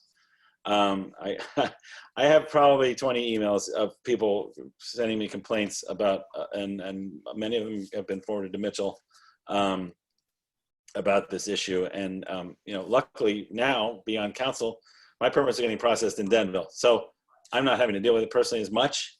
But I get all the complaints from people since they know I'm a builder. So anyway, I'm very, very, very much in support of this, and I hope you all will too. Tom, Sorry, report. Tom, do you think that the dollar amount is sufficient, or do you think that we should be actually, given the fees that we're collecting from these permits, maybe we should be looking at something better than $5,000? I would hope that we could get more of like a college grad, or at least somebody with it's not a minimum, it shouldn't be a minimum wage job. It shouldn't be. It should be somebody, even an associate's degree, somebody that's had a little bit of more than just a high school education. Although probably a high school grad could do this job, but but somebody it should not be a minimum wage job. Yeah, it's highly administrative. Yeah, I'm satisfied for now that this amount of money is sufficient for the remainder of the year. And as I said, depending on what happens at the end of the year, I'll go back to the personnel subcommittee and I will address it with them again if it's needed. But I'm okay with it for now. That was our agreement is, we would all catch up, give it a couple months and then we'll get back together and talk about it. So. Thank you. That was it, Mitchell? That's it, sir. Thank you. Hey, Mitchell, can you give us an update on kind of what's going on? I think one of the issues with the signs, and we talked about it at the last council meeting, and kind of where we're at with that, what we're thinking. Sure. I've met with spoken with Mr. Roostek on this issue, and there are concerns. What are you talking about? I'm sorry, I don't know what sign issue we're talking about. The placement of signs. If you remember the last meeting, our manager mentioned and brought up in part of his manager's report was the fact that the signs in the right of ways. Oh, yard signs. Okay, yard sorry. signs, yes. Yep, got it. So after speaking with the borough attorney, I've met with our code enforcement officer, and we feel that we are on safe ground, really only with regard to free speech signs, non-commercial type signs, to really only address right-of-way and size of sign limits. Our code enforcement officer has been going around addressing those complaints as he sees them or as we receive them. We're just asking that the people who are violating the ordinance to respect the ordinance and move the signs back. I've heard the complaints that I've heard is that I've been, somebody will call and say that they've been reached out to move their sign back, yet the person across the street's not moving their sign back. And if you drive around town, there are a lot of signs in the right-of-ways everywhere out there. So the question becomes, in my mind, from Borough standpoint, and I talked with our attorney on that, is you've got two options. You either tell everybody we're gonna come by and remove every sign that's in the right of way, which we have a right to do because they are in the right of way. Maybe you give them a brief warning, or you wait another 30 days and it'll all be over. But the fact of going out there, and I think we're creating more problem by going out there and hitting one person versus the next. I don't see it on either side. It's just that some people are being told to move theirs back and others aren't, and it's a real challenge. So it either seems that we need to go enforce it. Every real estate sign, as I said last meeting, is in the right of way.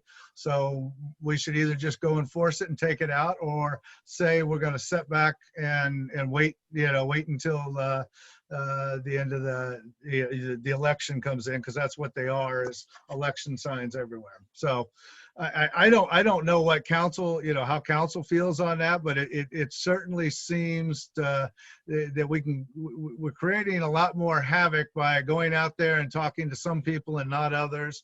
And I don't know what our rules are. So my view is either give somebody a 5-day deadline and say, we're going through and taking them all out. If they're in the right of way, they're gone. Or you just make sure that they don't get in any borough property, actual owned borough property, as opposed to borough right of way. I don't know, Bob. What are your thoughts on? Obviously, we want to be as consistent as we possibly can, and I'm sure that's what we're attempting to do. We can certainly make decisions not to enforce, but I think at this point in time, there's been some enforcement, and we should try to do it consistently. I don't know what else. Okay, but then, so the way we're saying is, do we have to go down and write? Is it now going to be driven? How are we driving the enforcement on this? And that's the question is, you know, I'm hearing complaints of people saying, why am I getting told their sign's still out there? Now, maybe they got told and we're not doing anything about it. So I don't know how we're enforcing it, but it seems to me either you go through and you basically enforce it all and just go down and take them out, or because there's not enough time for us to, you know, have our code enforcement officer go to every house and knock on their door and see if they're home and see if they'll move their signs back. So it's kind of either. I think we are doing selective enforcement. I think that's the problem, Bob. Is and I'm not saying it's selective on any one way. I think it's just, unfortunately, there's too many of them out there. Councilman Amber, I would agree with you. I wouldn't call it selective enforcement. I think selective enforcement is selecting who you want to enforce. I think the issue is exactly as you said it. We have a very limited amount of time for the code enforcement officer to go out and enforce your ordinance. And there's a lot of signs out there. And every time signs are picked up, new ones are put out. So. Would it be helpful if we had like a But no signs are removed. I'm sorry, I just want to clarify, because there were, I mean, I heard from many people who had certain types of signs in town that have been stolen, and certain types of signs that have been repeatedly stolen. I believe those have been reported to the police. But my understanding is that our code enforcement officer would not remove a sign. I mean, certainly with no notice, not having reached out to the property owner. No, I'm not. I'm sorry, I wasn't clear on that. Okay, thank you. Where the signs that are being removed are removed off of borough property, as Councilman Okay, Happer mentioned before. So anything in the rights of way, anything that's on our owned property has been removed. But as quickly as we remove, sometimes they come back up. I hear what you. Would it be helpful if we had like a standard, letter is the wrong word, a standard flyer that our code enforcement officer could use to leave in the mailbox of the property owner that says that you're in violation of the ordinance because, you know, your sign is in the right of way, you know, kind of put the sign by the door so that the sign isn't lost. And because my guess is that most property owners don't realize that there even is a borough right of way, and that they shouldn't be putting their signs there. So perhaps just having a standard thing to stick in a mailbox along with the sign would be a helpful approach. We can, but I'm afraid that, and to Councilman Happer's point, I'll be hearing from him again because there's only so much time in a day to put notices out, and he's going to hear, well, why did I get a notice and my neighbor didn't get one, or the guy down the street or on the other side of town. So that's an issue to concern. Yeah. Well, I think, you know, to be honest with you, there's a really good reference. And if between Mitch, between you and Dan and the rest of us, we can agree that there's a good website from the Borough Council. When you look at, I think it's through Shade Tree Commission, they have a very nice platform that shows for each street the roadway and the 2 planting belts. So we kind of, to be very concise on our language, the right of way is the whole distance, the 2 planting belts and the roadway. So really what you're talking about is the planting belt, and people are putting signs in the planting belt that are not really allowable. So just to be able to refer people to that website, to that particular link, and say, this is Borough, this is, you know, you're on this street, I'm on Pocono, for example, Janet Horst, and that roadbed has certain restrictions. You could just refer people to that particular website and let them know. Or maybe again, it's a matter of time that we have to do that. Knocking on doors. Blast. We Just can so that certainly people do that. know. Put it on an e-blast so that people know that document's out there, and it's actually quite revealing because the streets in Mountain Lakes are very different. Some have 4 or That's 5 feet planting belts, others have 20. Powerville Road is one example where the right of the planting belt is extremely wide. Mitchell, did you see that email that I had sent you? Because I basically provided the link and suggested that we put a quick link to the right-of-way document. Yeah, I think we should do that. Just to, and it would be very informative for people to know that, you know, they may think that they've got the complete curbside value of their property, but they don't. They are not supposed to plant, put stones, put anything in that planting belt. I think that's easy enough to add into the next blast that goes out. Yeah. That might be the way to do it, is to put it in. Can I jump in? I just want to reiterate a point that I brought up in the last council meeting, and I truly don't know the answer to it, but I think it's something we need to address. To my knowledge, we have one code enforcement officer. Is that correct? Yes. Part-time. And how many codes do we have? Lots. Couple pages. So by nature, our whole method of enforcement is basically neighbors telling on neighbors, and I think it's a horrible way for us to enforce code. And this isn't limited to signs. It's, you know, who has stones in the right of way, or who has shrubs in the right of way, or who has this, and it actually gets to a tattletale culture, which personally I'm not really comfortable with. So I would like to suggest that council take this on as a bigger issue, not just some campaign signs, because they're very temporary. But I mean, and listen, politics brings out the worst in people. You know, I've seen it firsthand, but I think that we need to take a look at this in the coming months and try to come up with a better plan other than a tattletale policy. Okay, so we're settled on, we will continue to educate the residents as best we can and ask them to cooperate. We can do that through the e-blast. Our code enforcement officer can continue to go around as his time permits and let people know with the violations.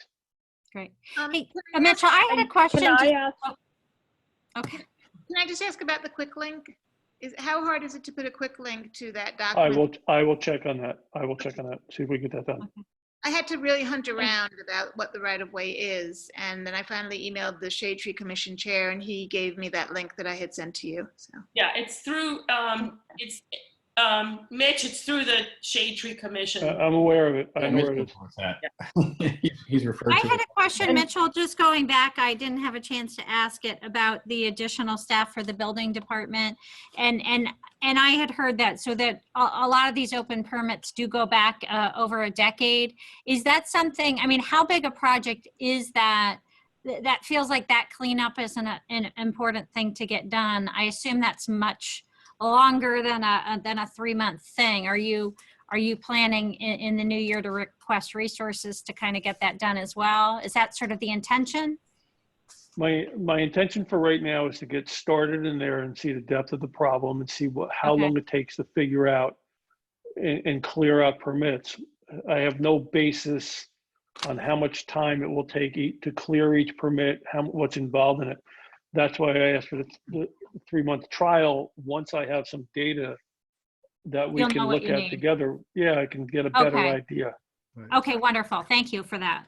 And one of the other things is that they're trying to look to do is make sure the bigger permits, you know, the ones that are the bigger ones are definitely cleared out, because we're going through this process of the reevaluate, you know, the reassessment. And that'll help that process. Right. You know, right. That process shouldn't drive whether they've got a permit open, because they don't have that's not the tools that they're looking at. But I think if we have a tool and we have permits that haven't been closed, then they can say, oh, okay, here, you know, this big project was done on this property. So. Yeah, we're really hoping that between those two, we can shrink the time, but it has to start. We just have to, we got to dig into it. Agreed. So can we make a commitment, or can I ask that as a council, we begin to evaluate our method of code enforcement? I'm not sure what that means, but exactly. So specifically, to the point that we have one code enforcer, and X number of residences and X number of ordinances. And right now, and I can tell you from having worked at Borough Hall, that we have a very reactionary method to enforcing our policies and our ordinances, and it doesn't seem very fair. I do Well, think that we together, need to enforce all of our ordinances and not just based on complaints. It's not really how you enforce law. Well, that's part of why we brought, I mean, when we brought the code enforcement officer on board, we didn't have anybody before then. And our managers had been talking about it and the reason to bring him on board was not somebody to be able to handle the tattletale calls, but somebody to actually be driving around town and noticing things, because what some of it is, like, okay, all of a sudden this person took, 20 trees out of their yard and nobody, we didn't know about it, and different things that he would see. And I think that's part of what he does is not just answer those. I think he's just looking for, I would say maybe, major items, that's something that may be going on that's against the code when he's going around. I think. I just want say? to be very, I just want to be very clear in saying that I do think our code enforcement officer does a good job. I'm just saying the job is too big for one person, and the methodology of how, the job is attacked and or enforcement is intact is what I'd like to review. And perhaps at the end of the review, it's the best way to do it. I don't know, but I do know that it hasn't been evaluated in a bit of time. And I do know that oftentimes when I've talked to people who've gotten a visit from a code enforcement official, that it was because a neighbor complained. And so, like I said, that doesn't seem exactly fair to me. I do want to be careful. Just, I don't know, tattletale sounds a little pejorative. And I do think our residents play a really important role in, helping us take care of the community also. So I guess I want to be sensitive to that. But it feels like maybe, would that be something for the personnel subcommittee to take a first look at before it would come to council? I don't know either. I don't know. Or the manager make a recommendation? Mayor, can I make a comment? Yeah, please do. I think our code enforcement does a great job, and I think he's very proactive. There are certain times of the year where things get out of control, such as election season, signs go out for the graduation, things like that, that the workload becomes higher. One can have this argument with speeding cars also. You can't have an officer out for every speeding car. So you do the best you can with the resources you have, and you try to be as proactive as you can, and you try to educate as best you can. But I think most of the year, Joe does a great job in staying on top of stuff, and just now it's overwhelming, the amount of signs that are out. And I think to Councilman Happer's point, in about 4 weeks, most of them will be gone. I would like to hear from. And in case I wasn't clear, and I think I was really clear, I was taking this conversation beyond signs, and I said because they're temporary, and I was talking about the issue on a bigger level, and I think I was also very clear in saying that I think our code enforcement officer does a good job. And again, I do have experience in working at Borough Hall and seeing how some of the complaints are taken and what happens next. It's very much, in a lot of times, a reactionary process. Well, when we receive a complaint, we have to react to it. Yes. I understand that. But that wasn't our point. Our point is, can we look at ways in which we can do it better, right? Understood. I understood. Thank you. Yes. So here's my take on it. I mean, you can lead it. I'd be glad to prepare a discussion item for that, but I'd really want to hear from and take recommendations from our chief and our code enforcement officer, so that when this comes, I think 100%. He would be the first person I would talk to as our code enforcement when this would officer. come back, we'd be coming back with recommendations 1, 2, 3, 4, 5, 10, whatever that number is, that are Right. livable, so that it's not just, you know, the seven of us kind of, you know, throwing stuff at the screen, because that usually doesn't work well. Right, and even looking into how other towns of similar size and or, you know, there aren't a lot, but there are a few that I would go to and see how they approach the problem as well. Great idea. There we go. Yeah, I appreciate So that. let's- Thank you. So we're going to task so they're going to task the personnel subcommittee to take a first look at this, to bring back information to council. You know, I mean, I don't know if it's a personnel job or if it's just, if it's a like of a council person that wants to take it on. I mean, I think either's okay. I think something like this, you want to run through a subcommittee. It would make sense to start that through a subcommittee. Okay. Is personnel the right one then, Bob? I think probably, Or public safety, one of the two. or safety. No, not public safety. Right. I don't think it's a public safety issue. No. It would seem to be personnel, really the only place it falls, but Maybe DPW because it's public. You have a recommendation? Personnel. I think personnel. Okay, personnel it is. Done. All right. Case closed. Sorry, had to check in on something. Were you asking me something? Nope. Oh, yep. We assigned you 3 things though. Well, it'll be in your inbox in the morning. Oh, You know boy. how it is. You get assigned all the tasks.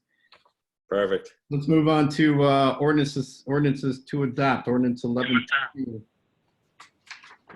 authorizing a special emergency appropriation in the sum of $125,000 to abide the cost of real property regarding the tax reassessment program approved by the Morris County Board of Taxation, together with related and necessary expenses, and to authorize the financing of same by the issuance of special emergency note pursuant to NJSA 40A4-55, should the same be required. Motion to adopt. Who gave the motion? Cynthia. Second. Thank you. Second.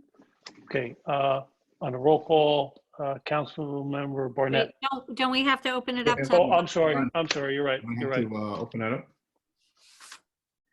We're going to open up public comment for ordinance 1120 and ordinance 1120 only. Please state your name and address for the record. Each partner is limited to, let's just go in the interest of time, let's go 3 minutes. I have 2 hands raised. And no more than, and no yielding of time to another person. So this is a Dana, is public comment on ordinance 11-20.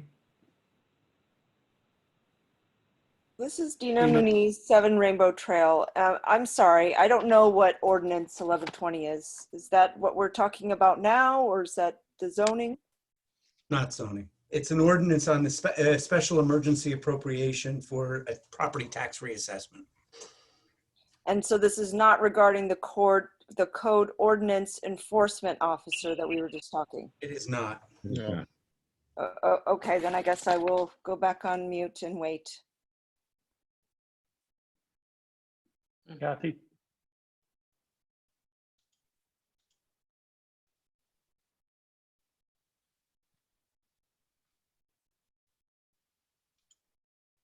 Kathy? You're on mute. Kathy.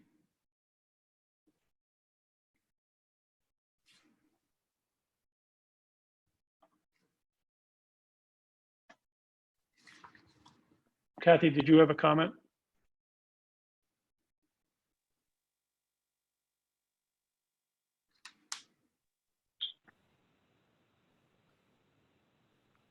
I'm not getting anything there. Those are the only 2 hands I see raised.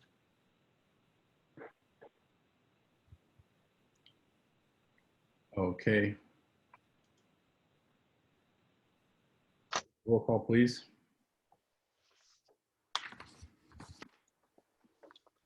Councilmember Barnett, Yes. Councilmember Happer, Yes. Councilmember Horst, Yes. Councilmember Corman, Yes. Councilmember Lane, Yes. Deputy Mayor Menard, Yes. and Mayor Shepherd. Yes. Let's move to ordinance 12-20. Ordinance 12-20 is amending chapter 111 of the revised general ordinance of the Borough of Mountain Lakes and revising the fee schedule. This is what the borough manager was referring to earlier. So let's open that up for public comment. This is public comment for ordinance 12-20 as just read. Please state your name and address for the record. Each speaker is limited to no more than 3 minutes and no yielding of time to another person. I did two hands I have up are for Dina and Kathy. Dina is waiting to speak on the zoning issue, I believe. Okay. And Kathy? Yes, hello. Can you hear me now? We can. Okay, sorry. Got a new computer and I didn't realize the volume was down on the microphone. Is this the right time to speak about Route 46? No. No. It's Okay. not. Not yet. Next. Almost. Not yet. That's, Almost. that's what about how much longer I'm exhausted.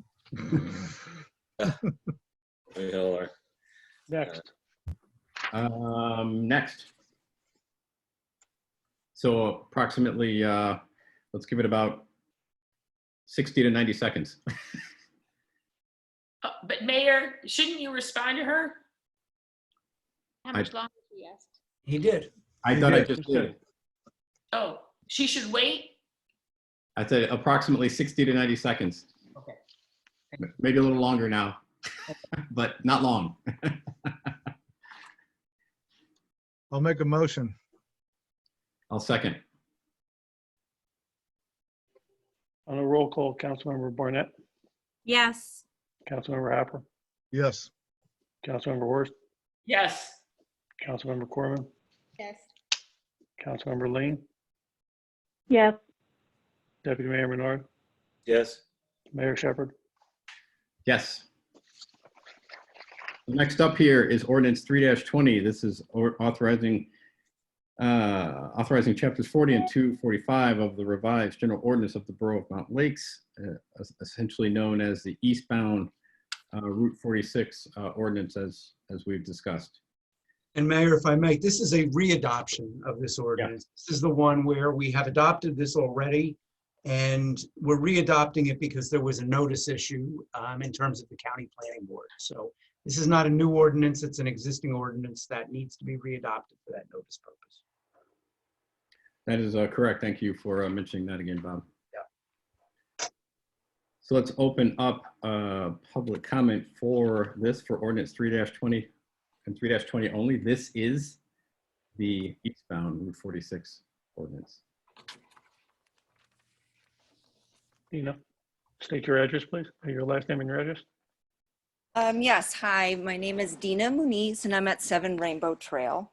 So let me try and, so I can only talk about the eastbound ordinance, I guess.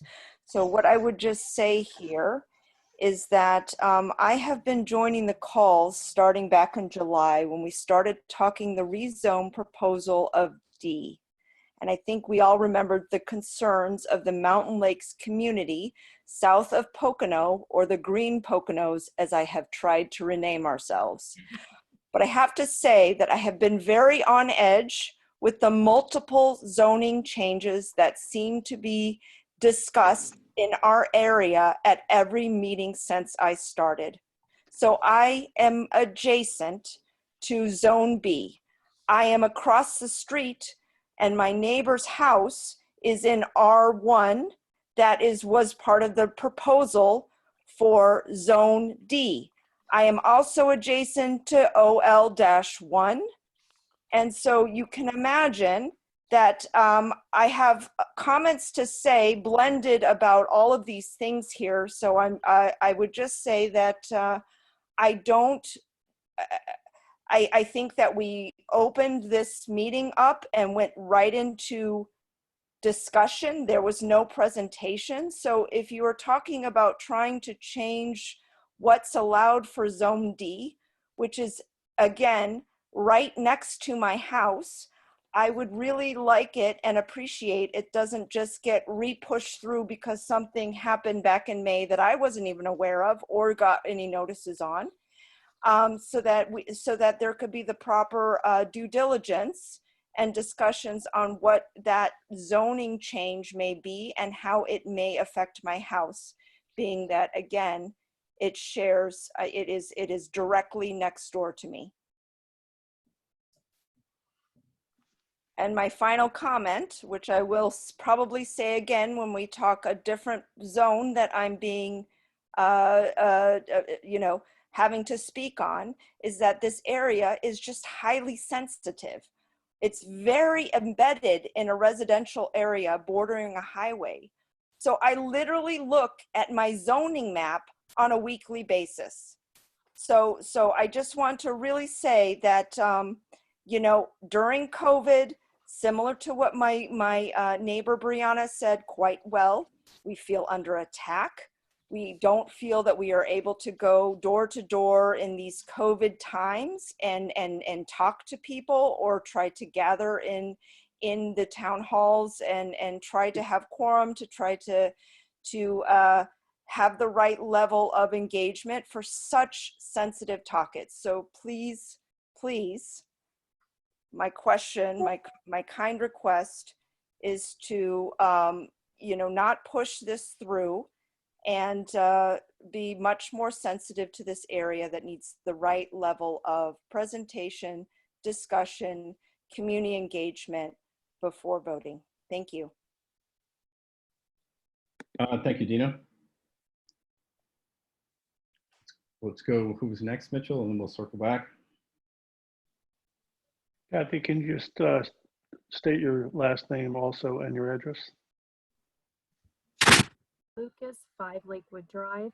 I'd like to echo the sentiments of my neighbors who've already spoken, Dina and Brianna, with regard to our desire to be a part of this process, and that it's very difficult at this time for us to mount the kind of response that we would like to.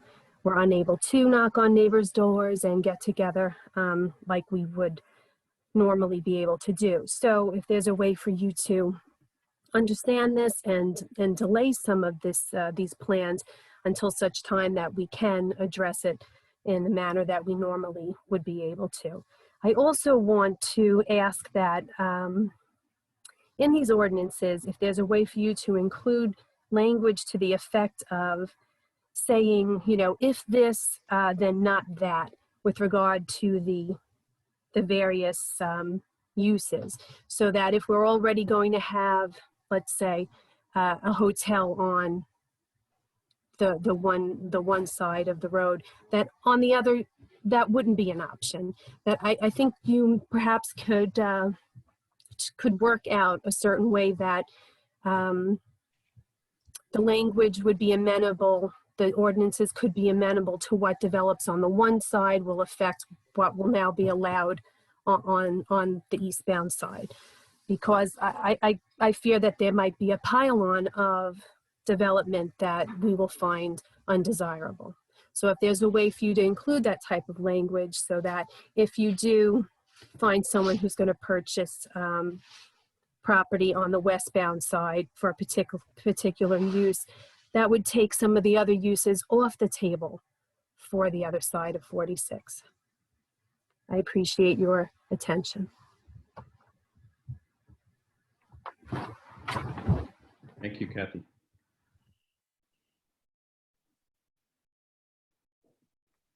Angela, can you state your last name and your address, please? Hello, this is Michael Hollick, husband to Angela Tsai at 9 Lakewood Drive. And I just wanted to say, I wanted to commend council since we've been engaged, our community, with all of the rezoning questions regarding 46. I've been a party to these Zoom meetings, and I think that I'm impressed with the current council, how you function by and large. I want to thank you all. I've particularly been impressed with Cynthia Corman's comments tonight regarding the zoning issues and development questions regarding 46 that they be regarded on a case-by-case, property-by-property basis. I don't think this is unreasonable. There is a finite amount of property on 46 and in this borough. We live in a very small town with very few people comparatively.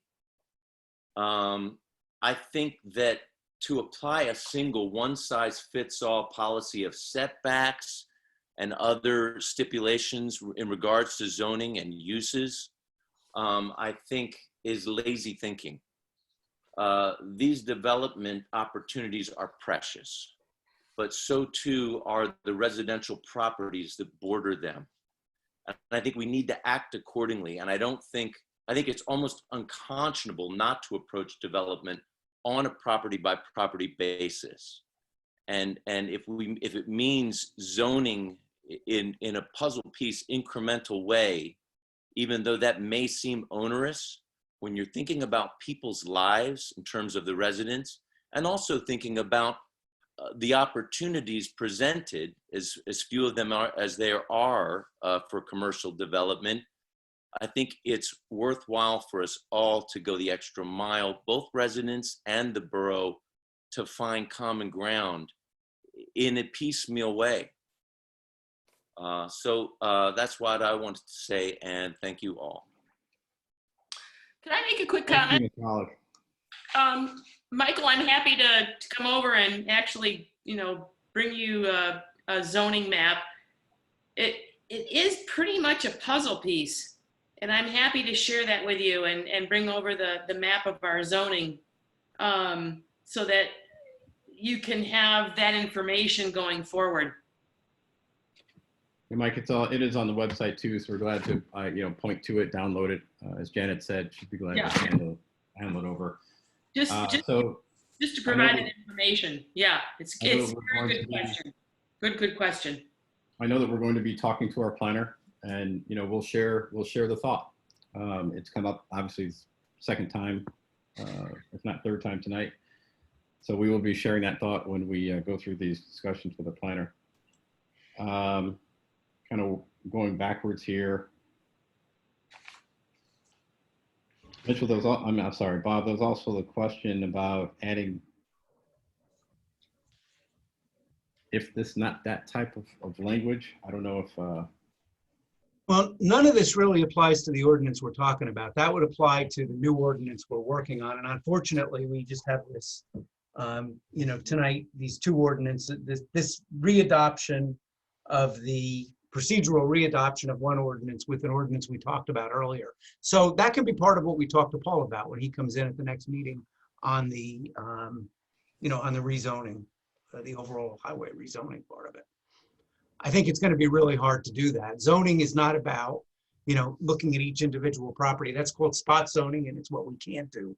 But we all have been doing this long enough to know that there are ways to zone appropriately. And I think maybe part of the message is, instead of rezoning, let people, let these properties go before the board on some of these issues, and let the board address some of these issues rather than through zoning. And that's a discussion we can have at the next meeting with Paul. That's another, there's certainly downsides to that when it comes to redevelopment, but maybe that's, something we want to talk about. But I think that's a subject matter for our next meeting when the planner's with us.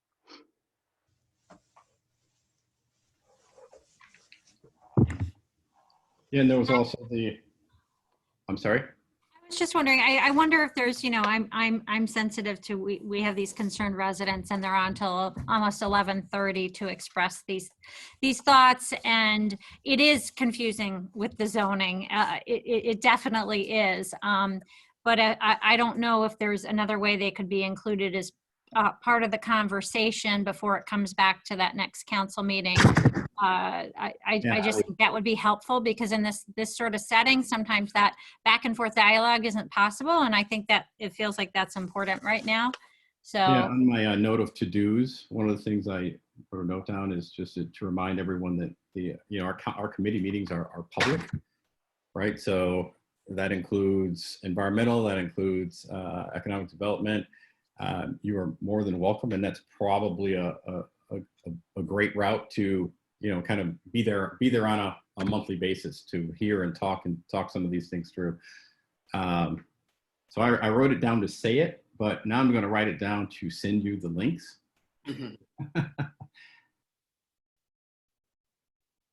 And actually, if I could mention to the folks from that community, the nice thing about going to an Economic Development Advisory Committee meeting is that you don't have to sit around and wait for public comment.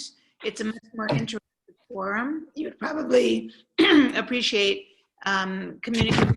Yeah, it's much less formal. This is a clear, this is a business meeting. Those aren't. Those are, it's a different group of residents trying to get, have conversations to affect the borough.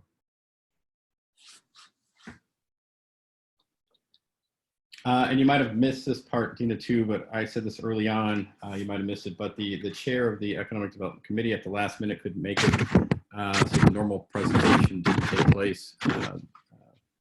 So when this does come back, there will be a more formal presentation. We got that call not too long before the meeting that unfortunately he had a family emergency to deal with.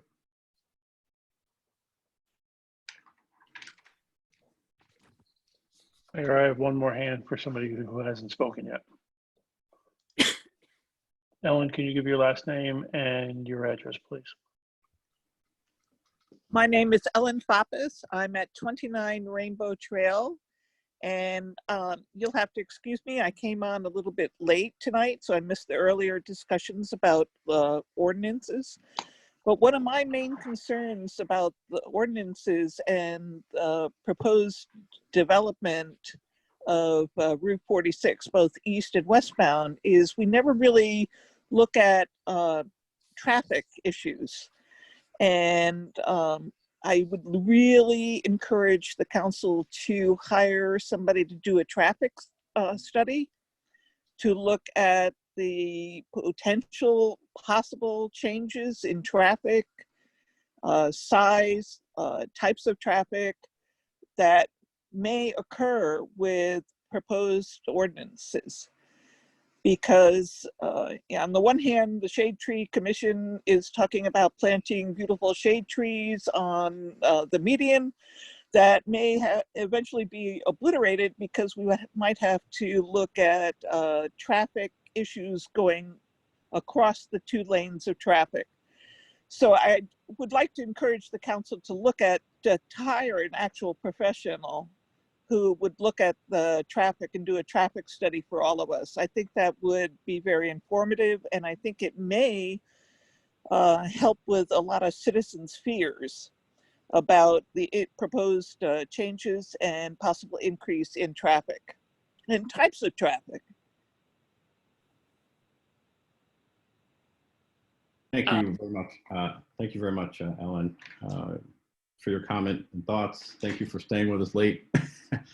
I know, I think we all have traffic concerns. I know that traffic studies are typically part of any and all commercial developments once an application is filed.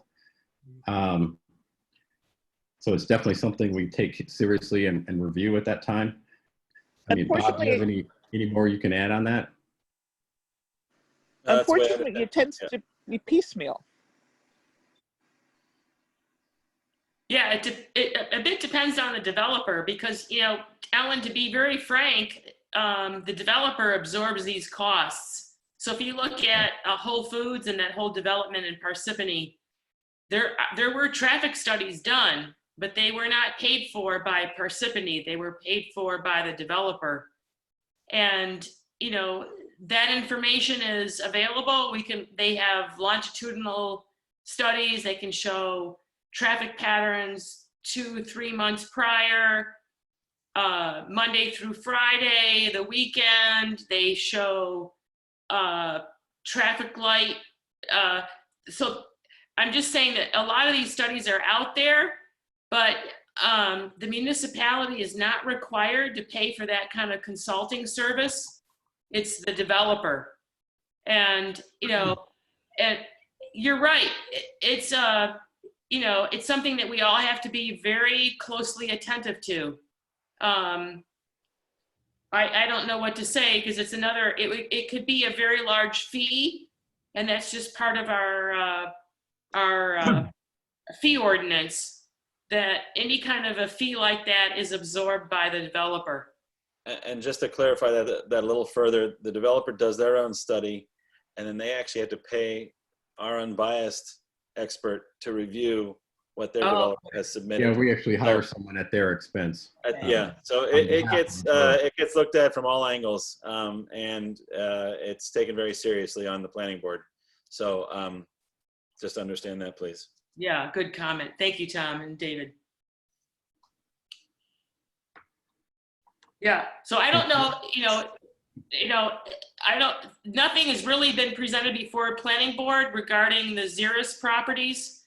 So I don't think that anything, there's nothing that we can point to regarding that development across from you until that developer comes before planning board.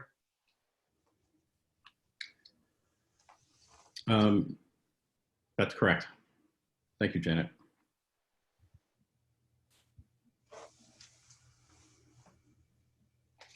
So with that, let me get a motion on ordinance 320.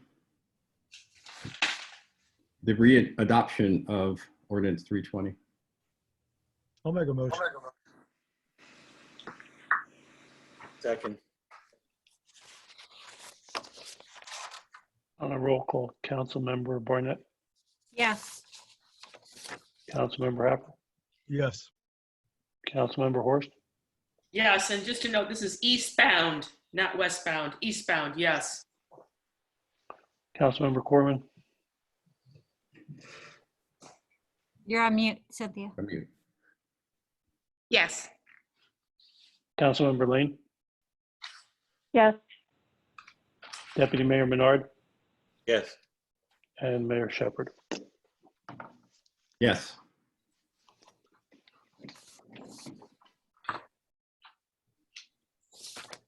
Let's move on to the consent agenda.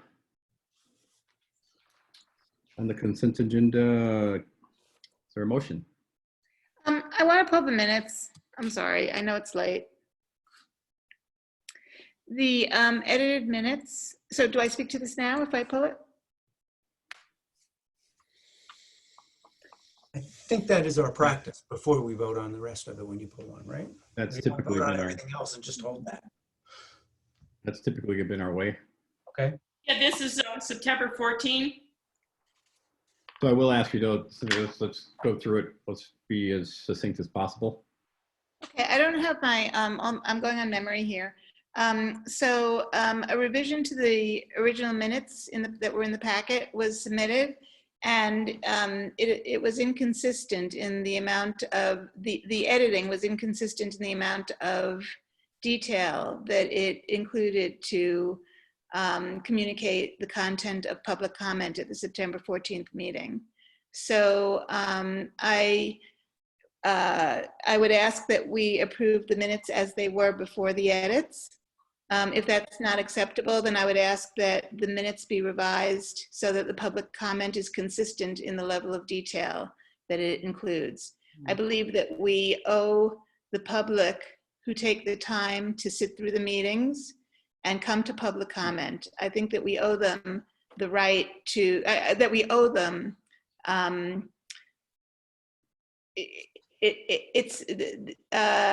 we should be publishing the content of their comments. And so I thought that the original copy of the minutes was perfectly fine with doing that. So that's my concern. I'm glad we're pulling them. I actually had some further edits, so I would prefer to make some edits and vote on them next meeting if that's okay. Say if there's something else, I mean, let's pull it entirely. That's probably a good idea. Yep. And can we circulate, as soon as the edits are done, circulate them to everybody so we can get everything out before, yeah.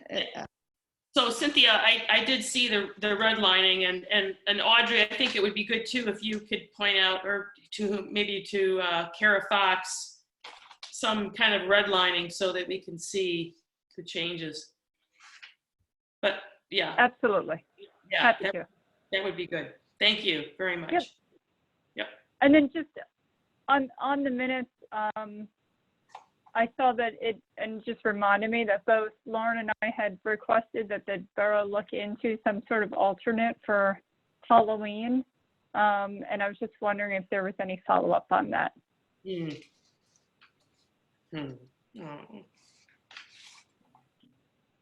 I have been reading the guidelines from, the CDC. They're pretty strict about what they're actually recommending.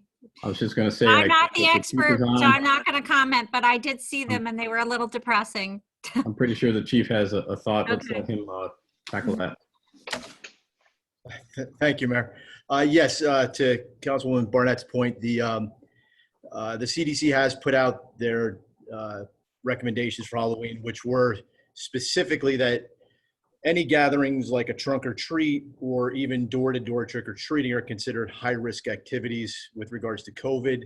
So they're recommending that no one does those things. So at this time, we have not come up with an alternative for the village, our normal safe zone event. We probably will be having to put some resources down there during Halloween, just because we know that no matter how much information we get out there via Nixle, eBlast, et cetera, that people will probably still show up because it's been such a long-standing tradition that we'll need to at least make sure that the crowds are controlled so as to not overwhelm the residents down there. But we really haven't gotten a lot of feedback. A couple people emailed me, mostly with suggestions to potentially trunk or treat, and that was maybe 2 people, and that was about all I've gotten as far as any kind of pushback or feedback at all. A lot of people did comment that they, door-to-door is perfectly acceptable to them, which again, the state is not banning that in any way, shape, or form, although the CDC does not recommend it. So if people want to do that, that's certainly their right. But as of right now, no, there is no alternative to the safe zone. So, and was this brought to the rec commission, or, there are other Halloween kind of activities, like an outdoor scary movie for kids, like, not terrifyingly scary, but there are Halloween kind of movies, or anything that could be done that's different this year, but socially distant. I know that there were drive-in movies and things like that that have been accomplished safely in both Boonton Township and Mountain Lake. Good, yeah. I think the real question is, and this is probably what the chief is going to get to, is can the borough sponsor an event like that? Right. It's a question. Rec has done things, not the police, but Rec has. So I'm not necessarily putting this on Chief Bennett, Rec's part so of the much as borough. the borough. Rec, I would think, represents the borough to whatever extent.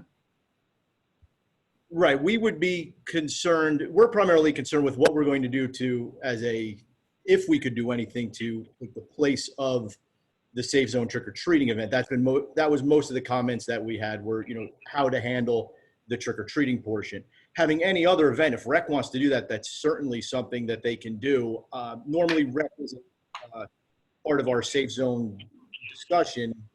So we really haven't sat down and met. And I know that was brought up at the last meeting, but because Rec isn't traditionally involved in it directly, it wasn't something that we did talk about. But like I said, if Rec wants to come up with some sort of activity like they would for anything else, they certainly could. If the borough approves it and we can do it safely, I wouldn't have any objection to doing it.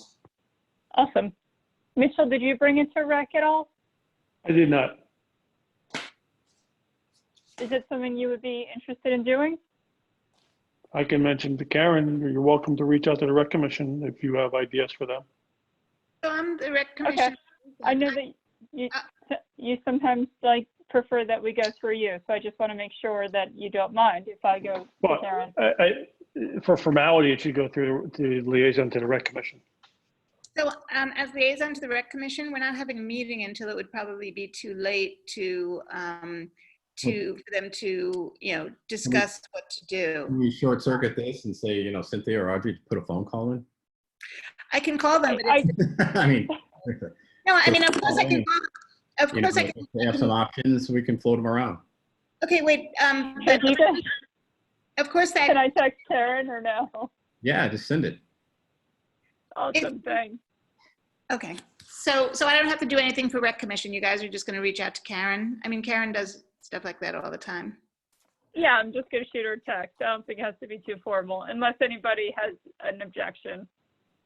That sounds great. I'm good with it. One of the good things about being in a small town, right? Audrey, I just want to come to that scary movie. All right, no, you'd That'd be, be you'd fun, be right? the first person, so you can't come. Totally cool. Good idea. It'd be fun. So let's move on. Let's come back to this. I was gonna say that I've gotten concerns from two residents of the village expressing concern that there be some coverage because they think people are going to come anyway. And so, you know, your point. I think the chief did address that. He said there's going to be some police visibility there to alleviate that. You know, they won't be able to stop a homeowner from having a few people over, but you know, they certainly don't want any kind of gathering. Right. Did I restate that correctly, Chief Bennett? Yes, Mayor. I mean, we certainly can't stop people from walking down a public street, but we can enforce the social distancing and thin the crowds and make sure that the people aren't overwhelmed. If it becomes a problem, we'll certainly put resources down there to make sure that the residents do not have a hard time that night. That's good news. Thank you. You're welcome. In front of us is the approval of the consent agenda, less the minutes. I make a motion. I second. Oh, I can't because I wasn't at the meeting. Sorry. Go ahead. Somebody has to second. I seconded. Yeah. Councilmember Barnett, Yes. Councilmember Happer, Yes. Councilmember Horst. I have to abstain because I was not there. This is everything but the minutes. Oh, yes. Councilmember Corman, Yes. Councilmember Lane, Yes. Deputy Mayor Menard, Yes. Mayor Shepherd. Yes. We are not doing council reports. We're just going to skip that. Oh, okay. We'll do them next time. Let's go to our last and final public comment session of the evening. Please state your name and address for the record. Each speaker is limited to, and I'm going to stick with 3 minutes again. Look, one comment of no more than 3 minutes and no yielding of time to another person. George Jackson, address please. Hi, I'm just going to tell you, I'm going to send you an email on some of the changes to the westbound ordinance, and I think you're making a mistake to include mixed residential over there. It's already in the affordable housing, and you're putting the affordable housing agreement, I think, in jeopardy and so forth, and we don't need to confuse it. So I'll send you an email on it, but thanks, bye. Well, thank you, George. Thank you, George.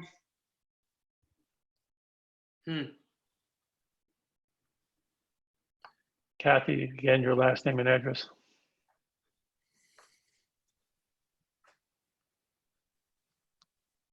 Sorry, I meant to lower my hand.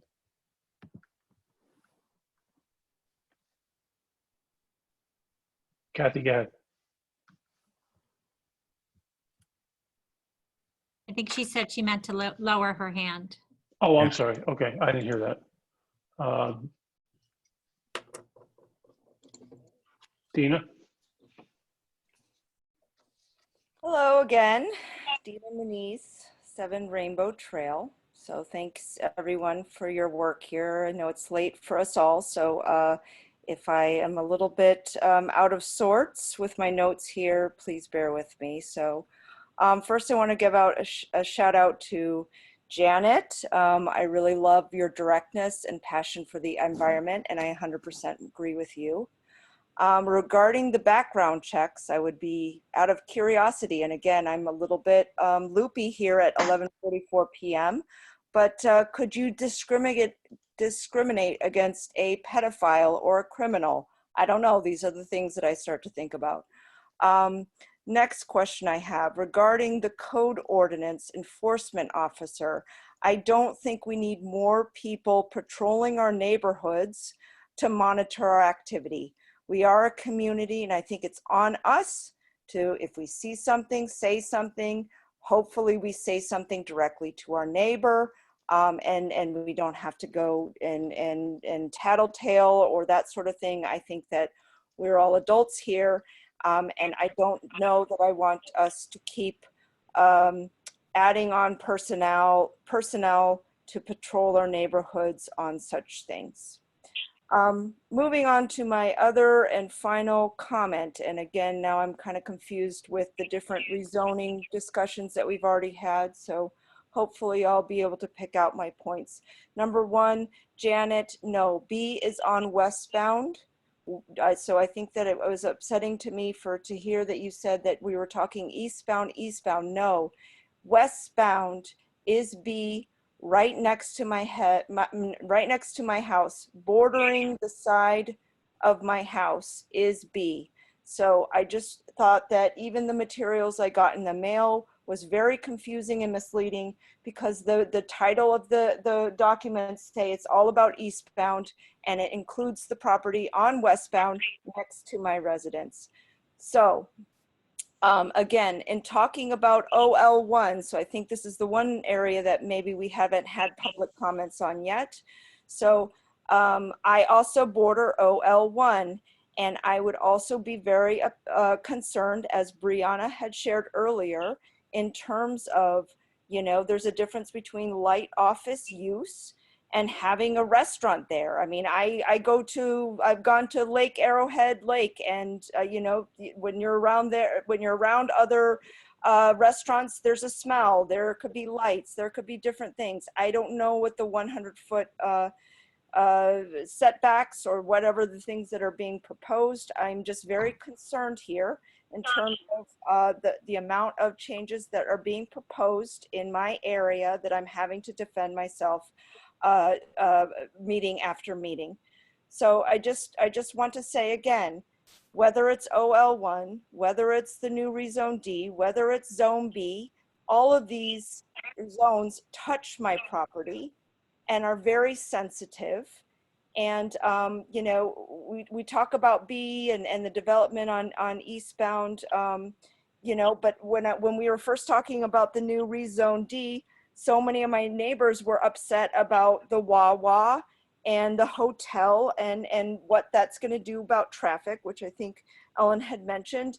And if they had known that we were actually talking this, or realized that we were talking this, I think we would have, again, had more attendance. So again, I really, really emphasize to you all that our small area is very sensitive. We feel under, in some ways, under attack. There's plenty of other opportunities for us to be looking at in terms of the amount of commercial property we have that is not so embedded in the residential area that could be, you know, looked at for development. And this, to me, during COVID is just, again, maybe not the time for us to consider it. So again, thank you guys for your hard work tonight and for listening to our comments. And I really hope that we can revisit these at another time when we're not in the middle of a pandemic. Thank you. Thank you, Dina.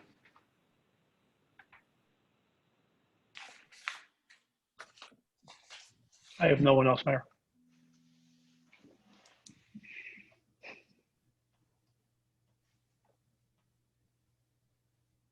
David?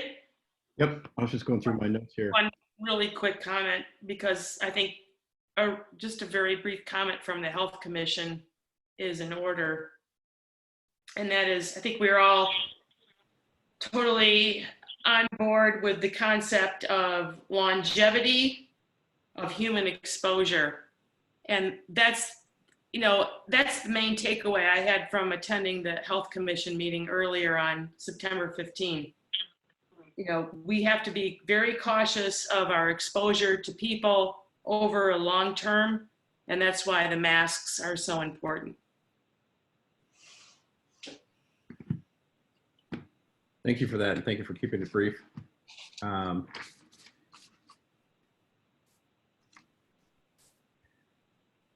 So folks, with that, that's all. I have one quickie, if I may. Sorry, folks. This is something I promised the environmental committee regarding this woodland rain garden signage. Hopefully this is going to just be a quick question. They would like to put up a 12 by 18 sign describing the woodland rain garden over at Birchwood that was just constructed. I think I sent you all the email showing what that sign would look like. Does anyone have any opposition to that? Is there any reason I can't just tell them to go ahead and put it up? Meet our sign Tom, I ordinance? don't think I saw a picture of it. That's magic. If it meets the sign ordinance, yes. I don't think I got anything either, Tom. I thought I had If sent you it can to resend all. it. Did anyone receive it? I did Did anyone not. receive it? I don't think so, Tom. I've been having a problem with my bro email. I haven't seen that either. All right, I can't share it, I guess. Well, I'm not going to waste your time with this. I'll just see if I can. I'll see if I can get it out to you tomorrow. I've been having a problem with my email, my bro email for some reason. But it would be, It's probably very similar. Like if you're over at Birchwood, there's a nice little sign, and It's in one of the it's just a gardens right there. descriptive. Yeah. Yeah, it's just a descriptive sign explaining how it impacts how it helps protect the environment of the runoff. It's a very nice sign. Gives the Whippany River watershed acknowledgement. Brian Marshall, the Mountain Lakes Environmental Committee acknowledgement, and it's a small sign, smaller than any of the political signs you're seeing around Mountain Lakes right now. So, can I just tell them it's go? Oh, it's okay, unless anyone says. It's Unless you all want to see it, educational, I'll right? send it. Sorry? It's educational, right? Yes. Yeah, it's kind of consistent with the project. It makes sense to me. It's very nicely done. I think, I'm sorry, if you'd all like to see it, I'll try and send it out. Well, the only thing is that Tom, Brian Marshall had mentioned to me they were looking to do a sign that had a QR code that would. Yeah, they've got that worked out. Oh, does the sign you're talking about have a QR code? Yes. Wonderful, perfect. Yes, that sounds great. All in favor? as much as I know Brian was involved, you guys, Tom, is Brian Marshall specifically mentioned? Yes. Oh, okay. How do you guys feel about that? I think I'd just like to see the sign without giving a thumbs up. I'm gonna have to send it from my I'm personal. sorry. I don't know why my Okay. town email is not working right now. I have to get somebody to figure that out. Well, Tom, send it to Mitchell if you need to, and he can send it to everybody also, or whatever's easier. Yeah, maybe I'll do that. Yeah, I'm sorry. I think Brian's very happy we had some rain. He's been over there having to water the rain garden quite a bit. So we're not approving the sign? Is that what we're saying? Well, we think so, but several people would just like to see it. That's all. Is this gonna? Can this be approved? It can't be approved by email, I guess, can it? If Bob nods his Yeah, head, I don't We can't wanna- approve, we can't approve it by email, but Mitchell can give approval and you can all communicate through him. Okay. I can approve the sign. I'll send out an email and ask for comments. All right. Perfect. Thank you. Thank you. I would prefer not having an individual named on the sign. Sorry. It's I haven't seen it yet, so I can't say. I agree with you, Janet. I agree with you. I'd agree also. it wasn't. Let's take a look at it. It was just acknowledging his. I think it was his company, that Magic Garden LLC. I don't think it was him personally. He had, well, I don't want to say Again, anything. let's not discuss it now. Let's just take a look at it, and I think everyone is favorable. We just want to look at it, take a look and see what the verbiage looks like, Okay. and we'll work through Mitchell. So with that, so a number of to-dos, right?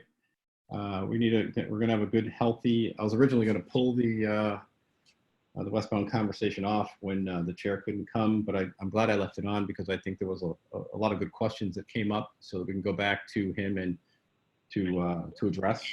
So a good, healthy call with our planner will be taking place.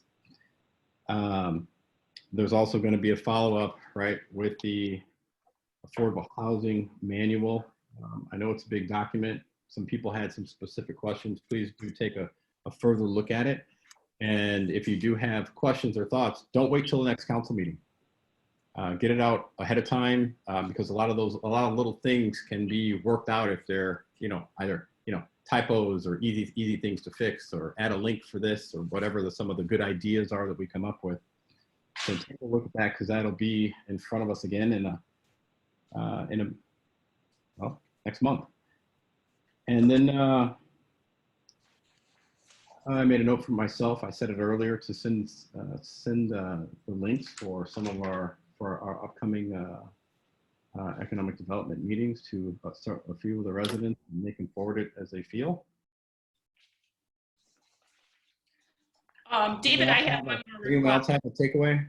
Yeah, I've got one more request. And it could happen in the next, month or so.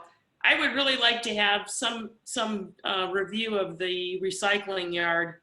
I'm noticing some huge bills for recycling, and I just need a wraparound about what's going on with the yard there.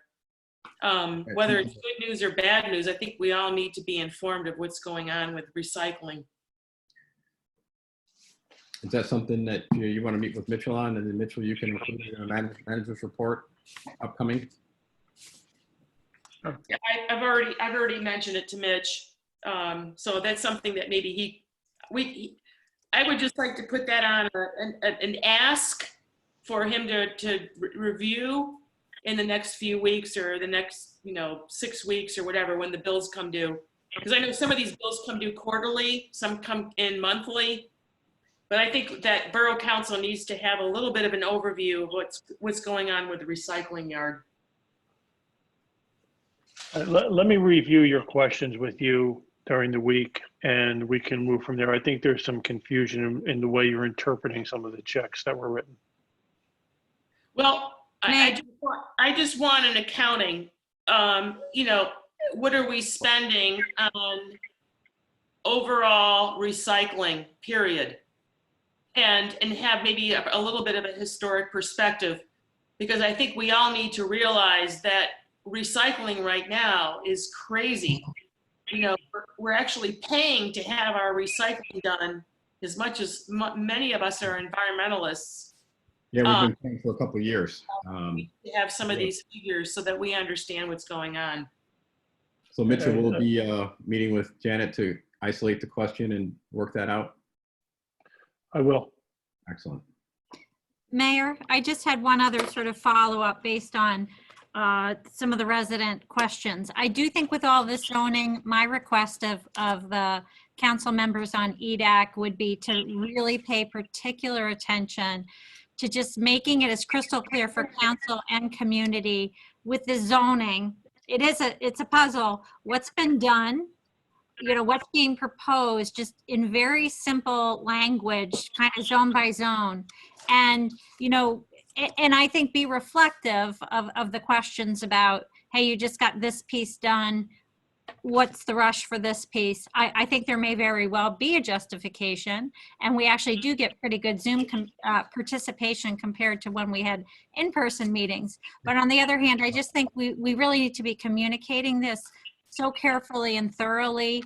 And some people have started tuning in July, and I know we've been talking about this for a couple of years. So just be extra sensitive as a committee on that. I would ask. Thank you. I'll share that message, and I'm sure they'll do their best, like always. I have two additional follow-ups that I don't know if you covered. One was that Bob was going to look at the tree management ordinance. Well, that's one of the things we're going to cover. That's going to be brought to I think the tree management we're going to bring first to the shade tree, right, Lauren? Okay. And then there was the issue of the resolution related to the plastic bags. Yeah, I have a resolution here too, in big capital letters. Bob, is that something that you'll? No, I don't know who, Audrey, is that something you're going to come up with?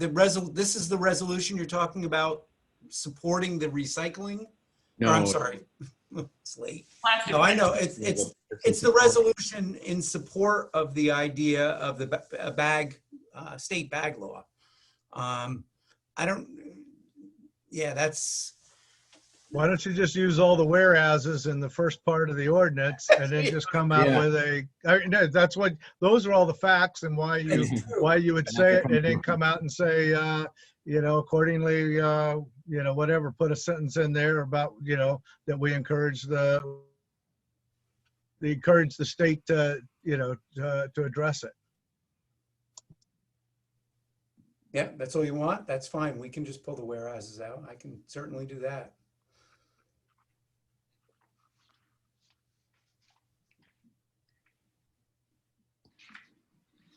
And with that, can I get a motion?